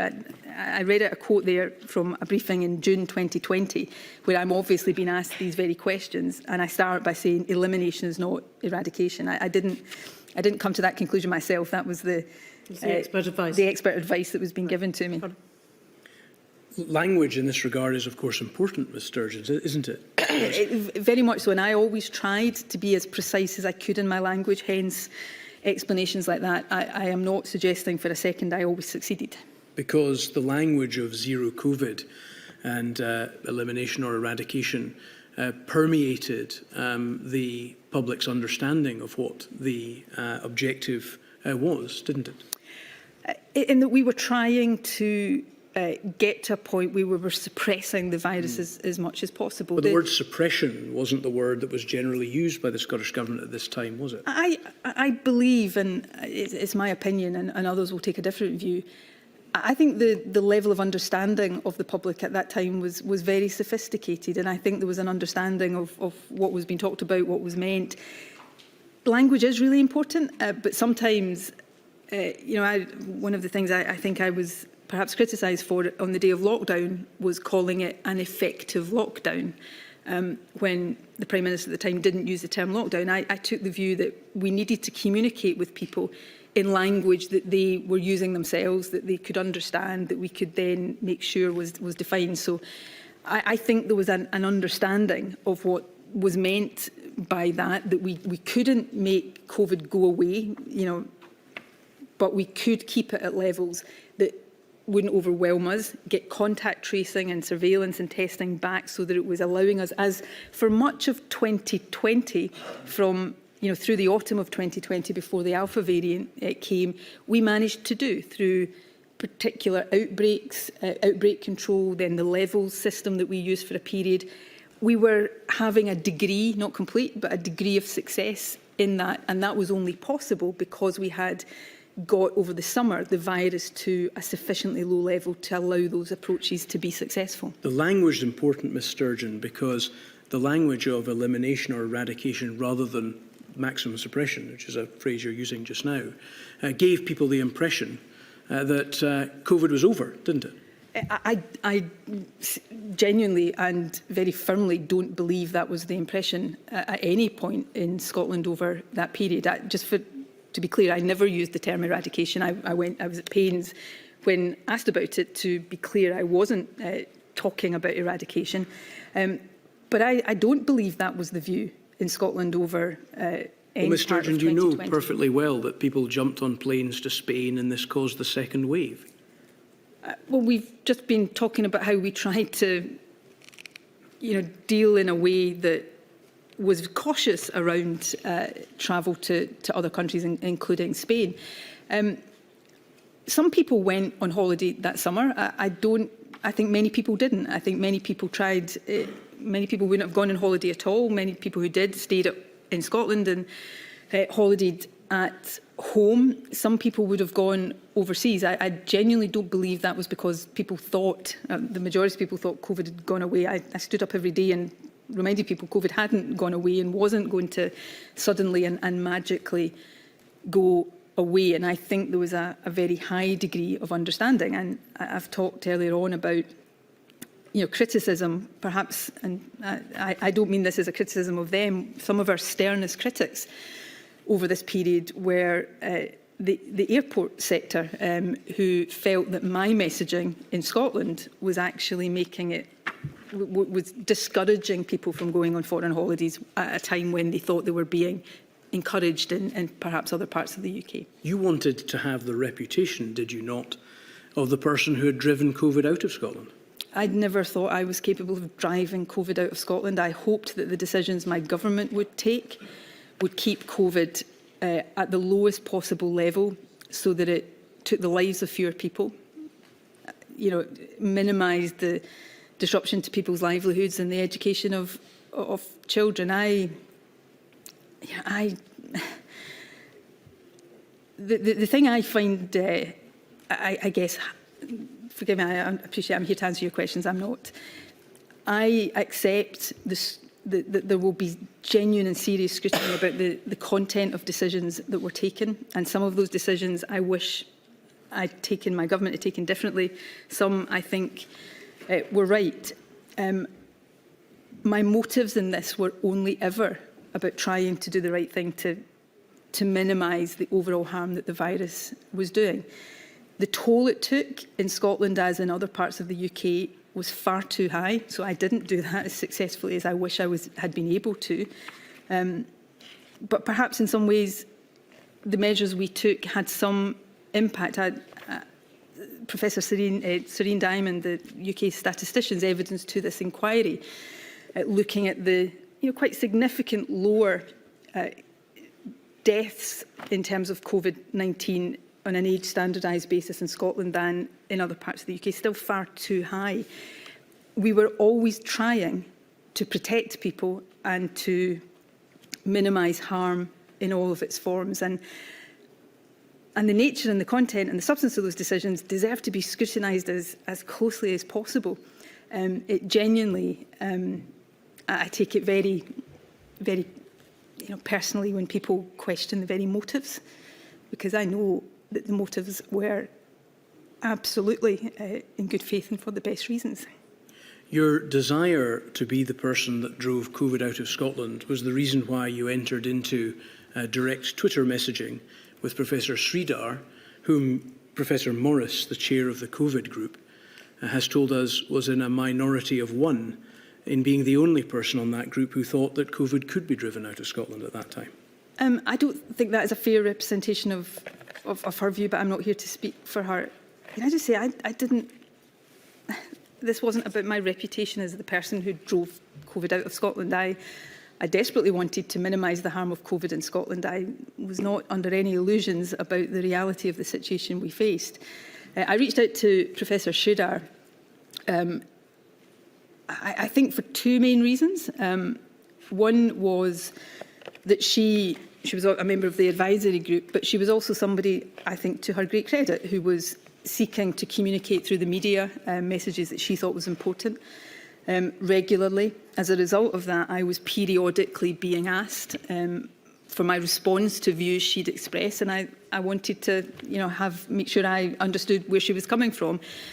She was also, I knew, very plugged into the responses in different countries. I think she had connections into the WHO, the government of New York at the time, and other countries. And I was at that stage, I just wanted to understand as much as I could about the pandemic, about other countries' approaches. It was part of a process of me just trying to make sure I wasn't missing anything, I wasn't overlooking anything, and that while I wasn't trying to elevate one voice over others, I was wanting to make sure that if she was a minority voice, that I wasn't losing a different perspective, that I was able to hear, that it wasn't being lost in the consensus, that I was able to hear the diversity of views. And again, the motives were only, whatever mistakes and misjudgments I might have made, the motives were only about trying to equip myself as well as I could to do the job that I was in the position of having to do. Your messages with her demonstrate a coordination of the two of yours media strategy. What you were trying to equip yourself with was the view of a scientist who would support your view that elimination was possible, even although she was in a minority of one on your COVID advisory group. I don't believe that the messages, whatever the impression the messages might give, I know there was no coordination of media strategy. My media strategy was fairly obvious and well established. She was speaking in the media. Generally, there was an alignment. I wanted the Scottish Government to be suppressing COVID as much as possible, and whether she believed that could go further than others believed it could, and that I believed it could, generally, the thrust of those messages was in vein with what the advice to me was and to the messages we were communicating to the public. She frequently runs what she intends to say in the press and in press interviews by you in order to ensure that your positions are aligned. The volume of Professor Sridar's media output would suggest that if she ever did that, it was on a very small number of occasions. But also in terms of, I would very, very frequently in the question and answers that followed my daily briefings, be asked about her views. So some of what you're reading in messages about and putting to me as coordination was simply, flagging up things she'd said in order that I knew what it was when I was asked about it. I come back to a point I keep making. My decisions and judgments can and should be scrutinised. My motives were never anything other than just trying to do the best I could in a situation that at times, I'm sure for every decision maker, felt as close to impossible as I've ever experienced. The focus on the elimination strategy took the Scottish Government's eye off the need to prepare for a second wave, which experts would have told you was inevitable, did it not? We knew a second wave was almost inevitable, as close to inevitable as anything was. No, it didn't. Preparation was done for it. That I don't accept that is the case. We, through the autumn of 2020, we went from lockdown to an opening up of the country through the route map rather that we'd set out at the end of May. We got to a point where we couldn't go to the final phase of that because of the epidemiology at the time. We then had a period where instead of reimposing measures, we were able to deal with outbreaks. We had some very localised outbreaks. We dealt with them through specific measures, and then the level system was applied. And actually, contrary to we didn't do anything to prepare for a second wave, we had continued to build up the testing and contact tracing capacity there that was a necessary part of trying to mitigate and minimise a second wave and deal with that as it happened. As it happened, the second, we didn't go into a second lockdown in November 2020 in Scotland. The second lockdown in Scotland came when the Alpha variant came along. So I don't accept that our eye was off the ball. I think we were taking difficult decisions, reaching difficult balances in the best way we possibly could. And I think the evidence overall is that while our response was far from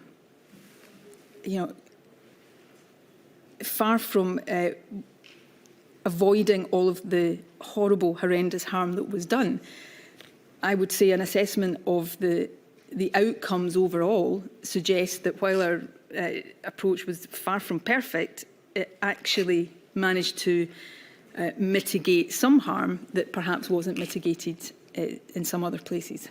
In his statement to this module, Professor Mark Woolhouse states at paragraph 345 that the start of the vaccine rollout, vaccine campaign, which you'll remember, Ms Sturgeon, started towards the end of 2020 and into 2021, created a false impression that the pandemic would soon be over and described it as over-optimistic.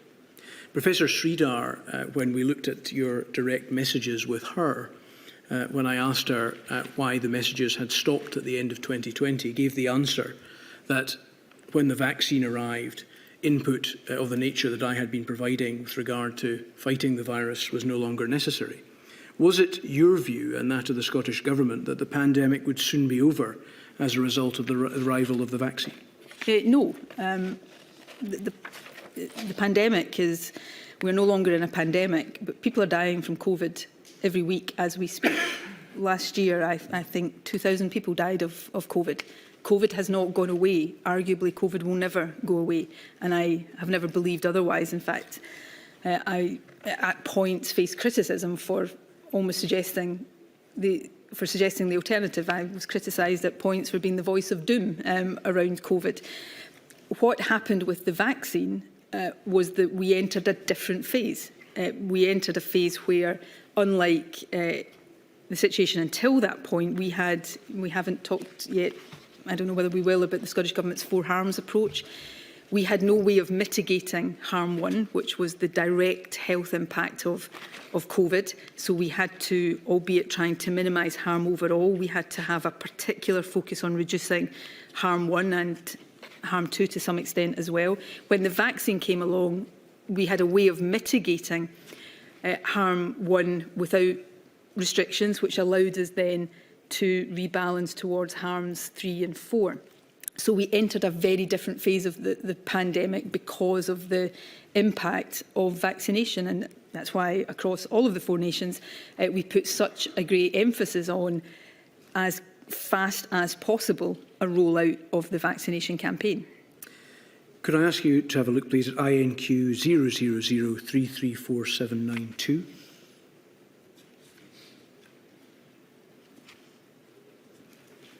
Returning to exchange between Mr Youssef and Professor Leach, this time on the 10th of June 2021, pages 12 to 13. Forgive me, I'm not seeing it. Sorry, yes, we'll just get it up. My apologies.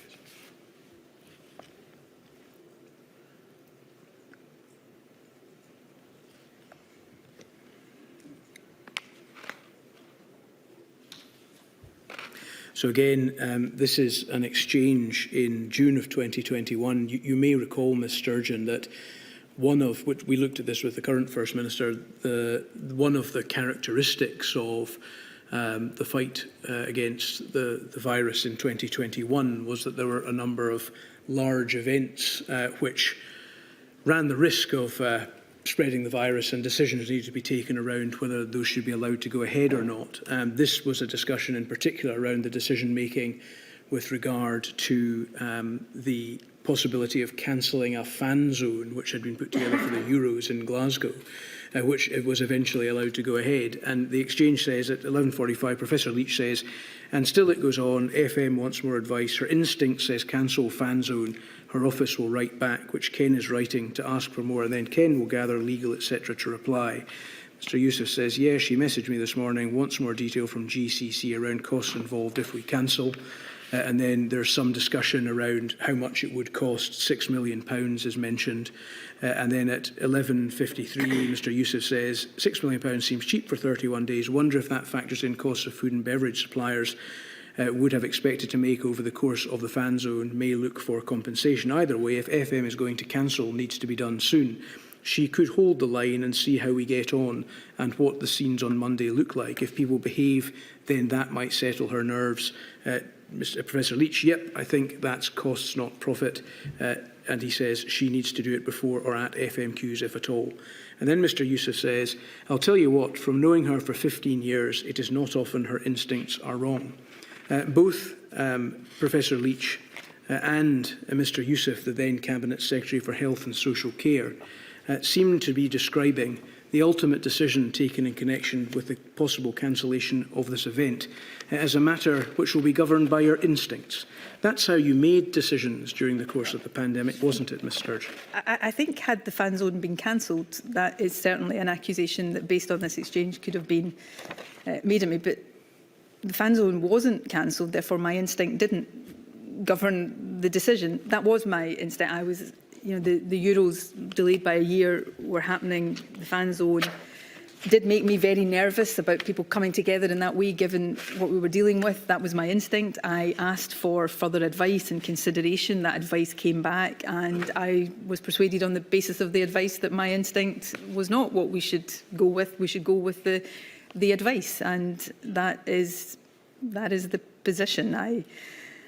You have in managing a situation like this, you have instincts about what's sensible and what's not sensible in a whole host of things. If I had made decisions purely on the basis of that, then that would have been deeply misguided. But I didn't. I had an instinct. I probed the question. I asked for advice through proper channels.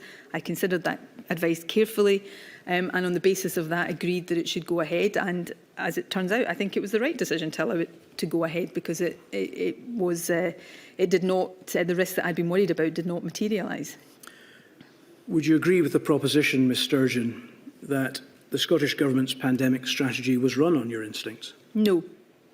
Decisions were ultimately made not by Cabinet, but by you and a small band of trusted advisers. As I've said earlier on, I think the evidence before the inquiry of the Cabinet papers and the Cabinet minutes show that that is not the case. I was the First Minister. I had a responsibility to lead, to try to see the whole picture when Cabinet Secretaries, rightly and properly, are focused on their own portfolio interests. In any leadership position, you have instincts. You learn to trust, or also to know when not to trust your instincts. But as this exchange, again, I would say, if this exchange had ended with her instinct is to cancel the fan zone, and at 12 o'clock at First Minister's questions I had stood up and announced the cancellation of the fan zone, that would prove, I think, the proposition you're putting to me. But it didn't. I had an instinct. I tested it with the experts. I asked for advice. I considered that advice. And on the basis of that advice, decided the opposite of what my instinct had started out telling me. Part of your instinct is based on a desire to seek to advance this cause of Scottish independence, isn't it? Not in the management of the pandemic. I don't think it's any. I don't think I'm breaking any news today to say that I have spent a lifetime campaigning for independence. I will no doubt continue to campaign for independence. I know I will. But when in a position of leadership and decision making, you are confronted with a global pandemic. And as I remember sitting one night in probably February 2020 in Bute House with a set of reasonable worst case scenario figures in front of me and a figure for the potential number of deaths that might unfold, which thankfully didn't unfold at that level, my instincts became something completely different. In that moment, my only instinct, and the instinct I brought to the management of the pandemic, was how do I lead a government that makes the best possible decisions in horrific circumstances to try to minimise the harm that this virus is going to do. And people will make their own judgments about me, about my government, about my decisions, but for as long as I live, I will carry the impact of these decisions. I will carry regret at the decisions and judgments I got wrong. But I will always know in my heart and in my soul that my instincts and my motivation was nothing other than trying to do the best in the face of this pandemic. It was your instinct to seek to create a difference between your approach and that of the UK government, despite the obvious need in the face of the virus for a collaborative strategy, wasn't it? No, it wasn't. It was my instinct to do everything I thought was necessary and appropriate to minimise harm to the people of Scotland. That was my instinct. And where that necessitated being different to the UK government, it was more important to me that we did what we thought in Scotland was right than it was in aligning with decisions we thought were wrong and would potentially increase harm rather than minimise harm. I feel to my core that the number of lives lost to this pandemic were far too high. We were never going to be able to get through a pandemic with no loss of life. I think it was far too high. I think the other impacts were far too high, and every death is a tragedy that I regret, and that people in this room and outside across the country are living with the grief and trauma of. So we didn't do as well as I wish we were able to. I think I quoted the evidence to the inquiry from Serene Diamond on the age standardised mortality measure, the one that he says is legitimate. The deaths in Scotland were significantly lower than in other parts of the UK, far, far too high. But that says to me that even if it was only at the margins, our decision-making managed to minimise the harm to some extent. And that was my duty. It was your instinct to seek to move away from existing structures which had been designed to try to manage procedures in this type of situation, like COBRA and SAGE, and to form your own? I would have, if I can address SAGE and COBRA, it wasn't my decision when COBRA met, how often it met. I wish COBRA had continued to meet. The Prime Minister at the time decided not to have COBRA meetings. I wasn't able to convene COBRA meetings at my own hand, and so I am not responsible for the frequency of COBRA meetings. SAGE, I thought SAGE did a very good job during the pandemic. At the outset of the pandemic, I thought the quality of advice coming from SAGE was very high. I had two concerns about it, or about having that as the sole source of advice. One was, understandably, and this is not a criticism, its advice was not necessarily tailored to the demographics, the health profile, the epidemiology in Scotland. And secondly, I had no ability, I didn't even know at the start of the pandemic who was on SAGE.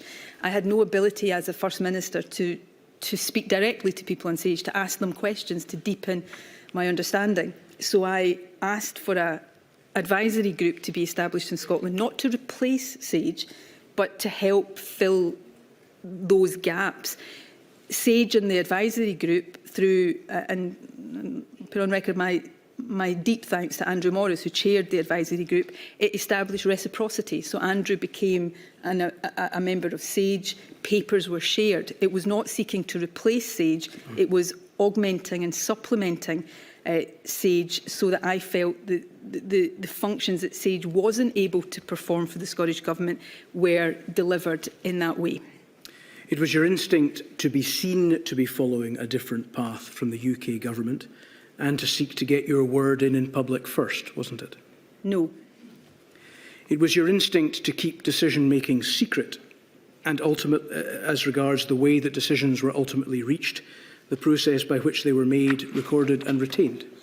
No. I think delivered more than 250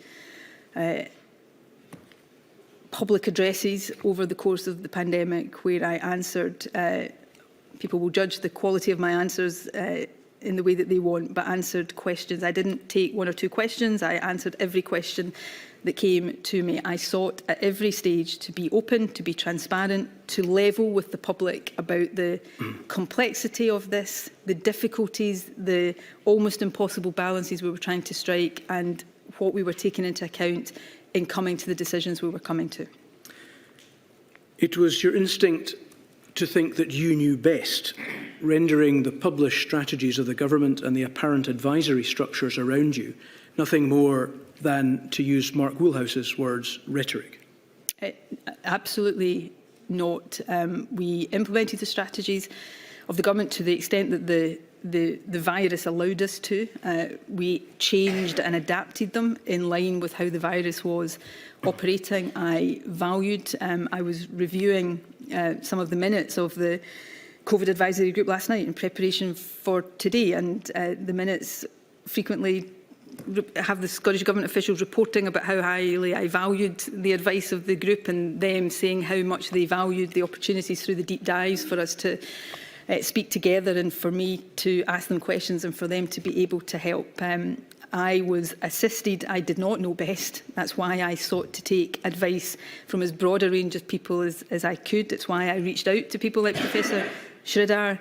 It's why I read everything I could get my hands on. I did not know best. And I was assisted at every step by first-class clinical and medical and scientific advisors, by senior civil servants, principally in the Scottish Government, but let me put on record that was the case on the part of many people in the UK Government, people like Chris Whitty and Patrick Vallance, Jonathan Van Tam, people who were hugely helpful to me and to the Scottish Government and advisors, and I would not have been able to get through the task I had without their advice and expertise that I benefited from on a daily basis. It was your instinct to seek to portray yourself as open and honest with the public, but at the same time to keep from them important elements of the management, such as the Nike conference, care home deaths, and the advice around the rugby, which allowed COVID into Scotland in the first place. I am not sure that that last statement would be established by facts, but I stand to be corrected. The Public Health Scotland genomic survey study that was done later in 2020 that looked at the different ways in which COVID came into Scotland. I don't think it would be reasonable to draw from that the statement that the rugby brought the virus into Scotland, but I stand to be corrected on that if I am wrong. I've tried to be as I've tried to explain as fully as I can the decision making around Nike, the reasons for that, the legitimate reasons for that, but how I think it is reasonable that people think that was the wrong judgment. I keep saying there are thousands upon thousands upon thousands of pages of Cabinet papers and Cabinet minutes that set out, if that was all that was available on the record, sets out a comprehensive, full and detailed explanation of the decisions we reached, the choices we faced and the reasons that drove our decision making. The people of Scotland deserve better than a pandemic strategy run on your instincts, did they not, Ms Sturgeon? They did indeed, which is why they didn't get a pandemic run on my instincts. We started these evidential hearings a couple of weeks ago with oral evidence from Mrs Jane Morrison, a representative of the Scottish COVID bereaved group whose wife died of COVID acquired in a hospital in October 2020. Mrs Morrison and her group had sought answers about matters of significant concern to them and about the pandemic in a meeting with you in March 2021. They did not get them. In the statement of the Scottish COVID bereaved to the inquiry, the remaining representatives of many who died, these words appear: hubris does not stop a pandemic. The story of COVID in Scotland is the story of the hubris of Nicola Sturgeon, is it not? No, I do not believe that to be the case. I am in the fortunate position of not having personally lost anyone to COVID.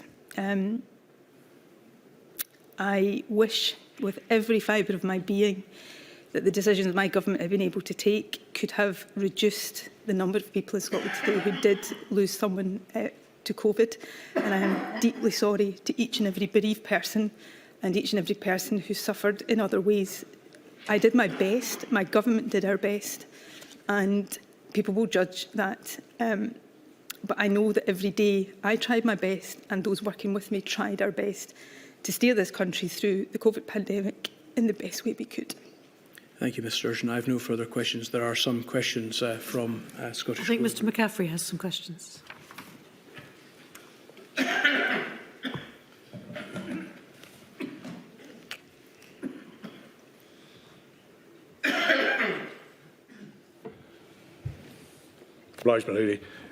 Ms Sturgeon, I'm instructed by Amar Anwar and Company on behalf of Scottish COVID bereaved.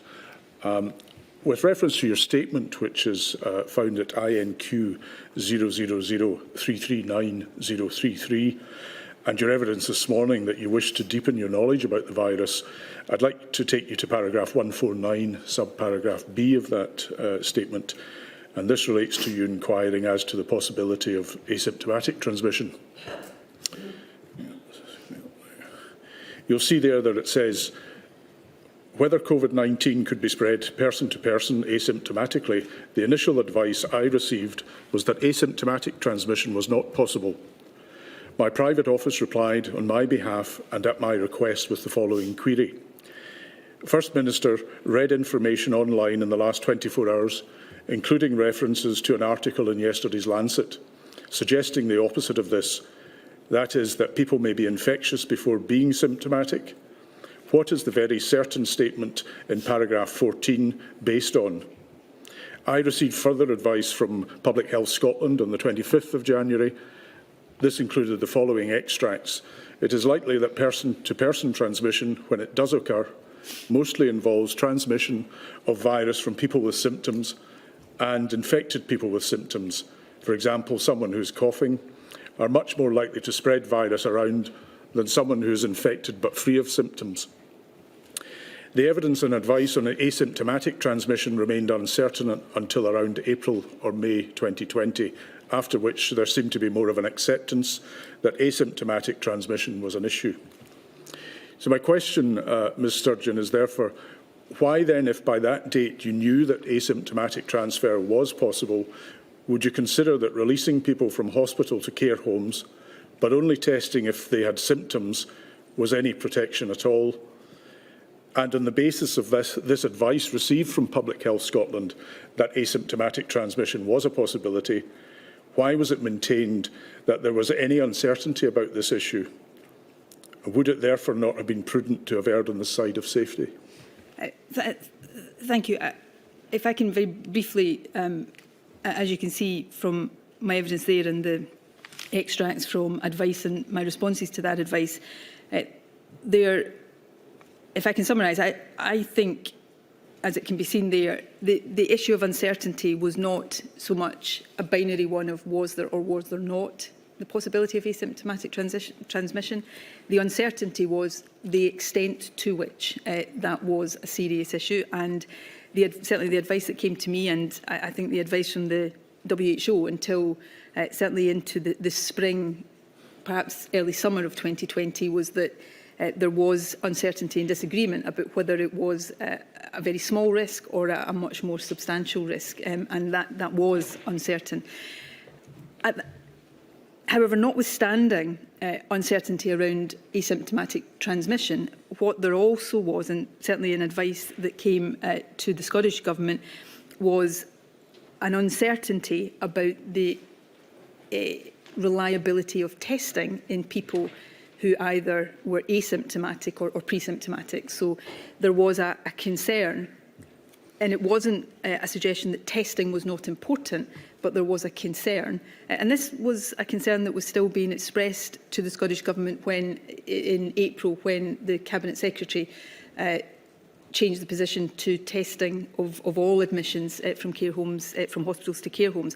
There was a concern that testing on its own could give rise to false assurance. Somebody who tested negative may still have the virus if they were asymptomatic. That is why the early advice around care homes focused very much on isolation and keeping people separate. And notwithstanding the limited availability of the testing at the time, there was a concern that testing on its own would not be sufficient to guard against those risks. On care homes in particular, I think there are very serious issues for all of us to reflect on here. Testing is undoubtedly a significant part of that. Discharges from hospitals in particular are a very serious part of that.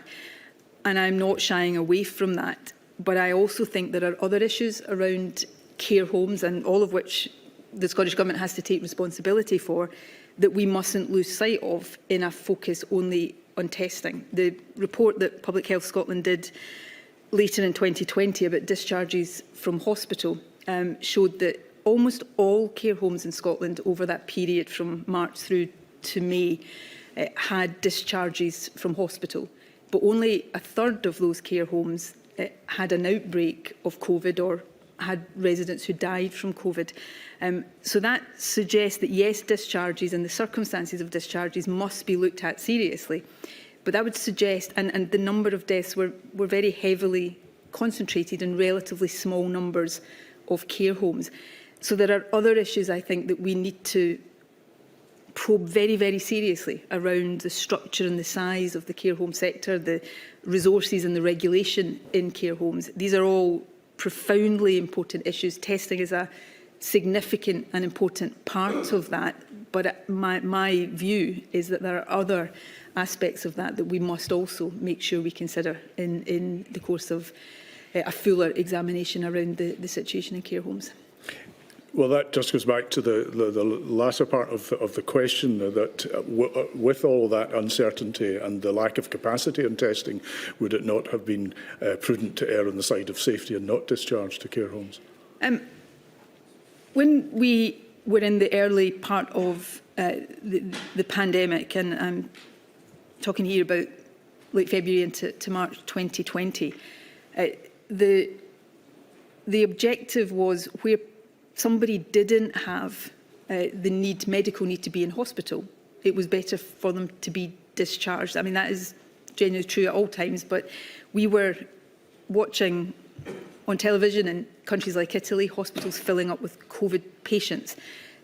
So yes, we wanted to make sure we had available capacity in our hospitals to deal with people who needed hospital treatment, but there was also a concern that hospitals would not have been safe in terms of the virus for vulnerable people who didn't need to be in hospital. I do not think we got everything right around care homes, and I deeply regret that. But I also know that it wasn't the case that we didn't think about the best way to try to protect people in care homes. The guidance, there were undoubtedly flaws and deficiencies in that guidance, but the advice at that time was that isolation, keeping people as separate as possible, was the best way to protect people in care homes. Now, clearly, that didn't have the effect that we wanted it to. I am, of all of the important issues around this pandemic, the situation in care homes is one of the most important to properly scrutinise and understand. I am, I suppose, simply saying that I think testing is an important part of that, but I think for me, it raises a lot of other issues about care homes, the care home sector, how the ways in which we sought to protect people and the effectiveness of that. And I think it is in the interest, and it's a duty to those who are bereaved, who have lost people in care homes, that we do understand that in the fullest possible way. Thank you. Could I maybe ask you just to try and keep your responses as short as possible? Obviously, we're limited in time, and we want to get through as many questions as we can. Moving on to document reference INQ 000370312, and that should come up on screen at page 4 of that document. Didn't your inquiries at the end of January, when Public Health Scotland explained that asymptomatic transfer could occur in response to your question about it, mean that you did indeed know about asymptomatic transfer at the relevant time? So the phrase quoted there that we see on screen, "and we didn't know what we know now about asymptomatic transmission," was in fact incorrect? No, perhaps it's not as fully expressed there as I've had the opportunity to to you today. If you go back to the statement you showed me a moment ago, it was actually me who first queried a briefing saying I don't think it is right to say that asymptomatic transmission cannot happen. So it wasn't that we didn't know asymptomatic transmission couldn't happen, but we didn't know at the outset what we came to know, that it was potentially a significant driver. The response that came back to me from Health Protection Scotland, as it was then, still was saying they thought it was overwhelmingly likely that it was people with symptoms who would transmit. So we didn't know everything we came to know about asymptomatic transmission when I made that statement, but that's not the same thing as saying we didn't know anything about it. Were you aware of any recommendations made by Scottish Care in March 2020 in relation to the need for robust clinical assessment and testing of residents entering care homes, both from the community and acute NHS settings? And if so, how did this affect your decision making? I was aware of comments and recommendations that Scottish Care and other organisations and bodies were making. I don't know whether I was aware of the specific ones you're quoting to me there. We sought to factor all of that into our decision making. We extended testing to care homes and to a range of other settings as we built up testing capacity. When, however, we didn't think that it was ever safe to rely only on testing for the reasons that even if we accept asymptomatic transmission happens, there is and was doubt about the reliability of tests to detect the virus in people who were asymptomatic or pre-symptomatic. When I was preparing for today's session, on the day, I think the 21st of April, when Jean Freeman made the statement in Parliament extending testing to all admissions from hospital to care homes, the advice that was still coming to us at that point was sceptical about testing and a concern that it would take away a focus on isolation and other infection prevention and control means. And so we factored all of this into our decision making, and on this, as on other things, tried to make the best decisions that we could in the circumstances we were in at the time. Were you aware of recommendations made in April 2020 to the Scottish Government in relation to the restriction on visiting care homes being increasingly disproportionate and failing to meet the pastoral needs and care of individuals, care needs of individuals, and the traumatic effect this was having on families? And if so, how did this affect your decision-making process? In my experience and recollection, the issue of care home visiting was one of the most difficult because I was aware of the increasing distress and trauma, both to care home residents and to their loved ones, of restrictions on visiting.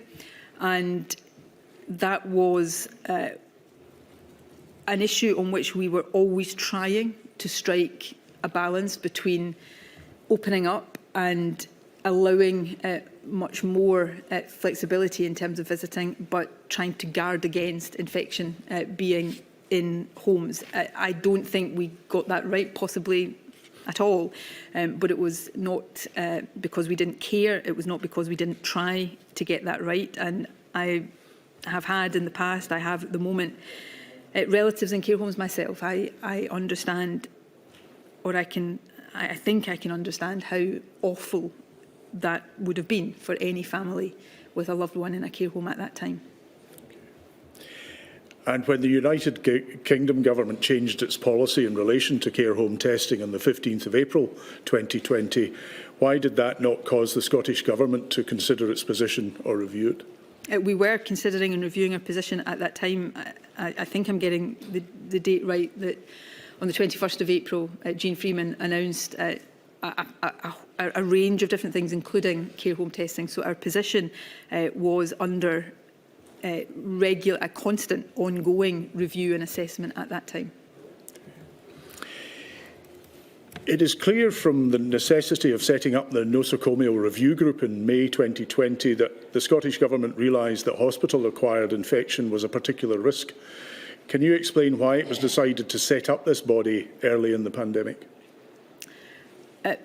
Because we understood, both from the emerging experience in COVID, but also from wider experience around hospital infection, the particular risks of nosocomial infection in hospitals, and we were seeking to make sure that on an ongoing basis there was expert advice and consideration given to how those risks could be reduced in hospitals. Just going back to your statement, which I didn't take you to again, we looked at the beginning of questioning. In paragraph 455, you refer to the advice at that time was that the limitations of PCR testing for asymptomatic and pre-symptomatic cases may result in false assurance, and therefore the focus should be on infection prevention and control measures. Further, that the fact that there was limited availability of testing capacity in March 2020 and the World Health Organization guidance at the time was clear that testing all hospital discharges was not the best use of available capacity while it was still being expanded. And yet very frail people with complex needs were being moved in circumstances where you were aware of the problems of asymptomatic transfer, pre-symptomatic transfer, and the problems of false assurance. Why, therefore, was it considered in all these circumstances safer to move them at all? And would you have taken the same decision again, knowing what you know now? And if not, what would you have done differently and why? I would desperately try to find ways of managing the situation of elderly people in hospital who didn't have a medical need to be in hospital differently, that would have, if not prevented, because in the face of what we were dealing with, I'm not sure prevention absolutely would ever have been possible, but to mitigate and minimise beyond what happened in reality. I would do everything in my power, and I wish I could turn the clock back and do different things that would have reduced the loss of life in care homes. But it wouldn't have changed a situation where leaving people in hospitals would not have been an option that was without risk. There was nosocomial infection in hospital. There were COVID patients in hospital. We didn't, thankfully, face the overwhelming of hospitals in the way that had been seen in other countries at the start of the pandemic. But hospitals would not have been a risk-free environment for vulnerable people either, and that's the context in which these decisions had to be made. And I desperately wish we could have had the ability to do things in a way that didn't result in the outcome that did materialise. And wouldn't the retention of those patients in hospital have been the best place to meet their medical needs rather than discharging them to care homes where they were putting other vulnerable people in harm's way? Anybody who had a medical need to be in hospital should have been in hospital. We were talking about discharge of people who didn't have a medical need to be in hospital, and discharge to their own home or to a care home was considered to be was considered to be better than keeping them in a hospital environment that in itself would not have been without risk of COVID transmission. That was the advice at the time. These were the judgments that were made at the time. And yes, I think it would have been, I wish we had been able to introduce testing earlier, more comprehensively. But I don't think that in and of itself would have removed the risks of care home admission. And that's why I'm saying I think there are a variety of other issues that also need to be properly considered in terms of the circumstances of discharge to care homes. But I don't think I can sit here and say that keeping people in hospital would have been without risks, or certainly that at that time would not have seemed to me to be the situation. One final question, Ms Sturgeon. Were there any discussions about what would happen if the criminal trial of the former First Minister Alex Salmond was still ongoing at the time of lockdown? And did the fact that it was have any effect of the timing of the lockdown being put in place in Scotland? No. Thank you, my lady. Those are my questions. Thank you, Mr McCaffrey. That completes the evidence for today. Yes, thank you, my lady. Thank you very much, Sturgeon. I don't know if I can guarantee that we won't be calling upon you again, but I know we've already called upon you twice, but it's probably unlikely, but thank you anyway for your help today. I notice some members of the public gallery are distressed. Please don't forget there is support available if you need it. Very well, 10 o'clock tomorrow, please. Thank you, my lady.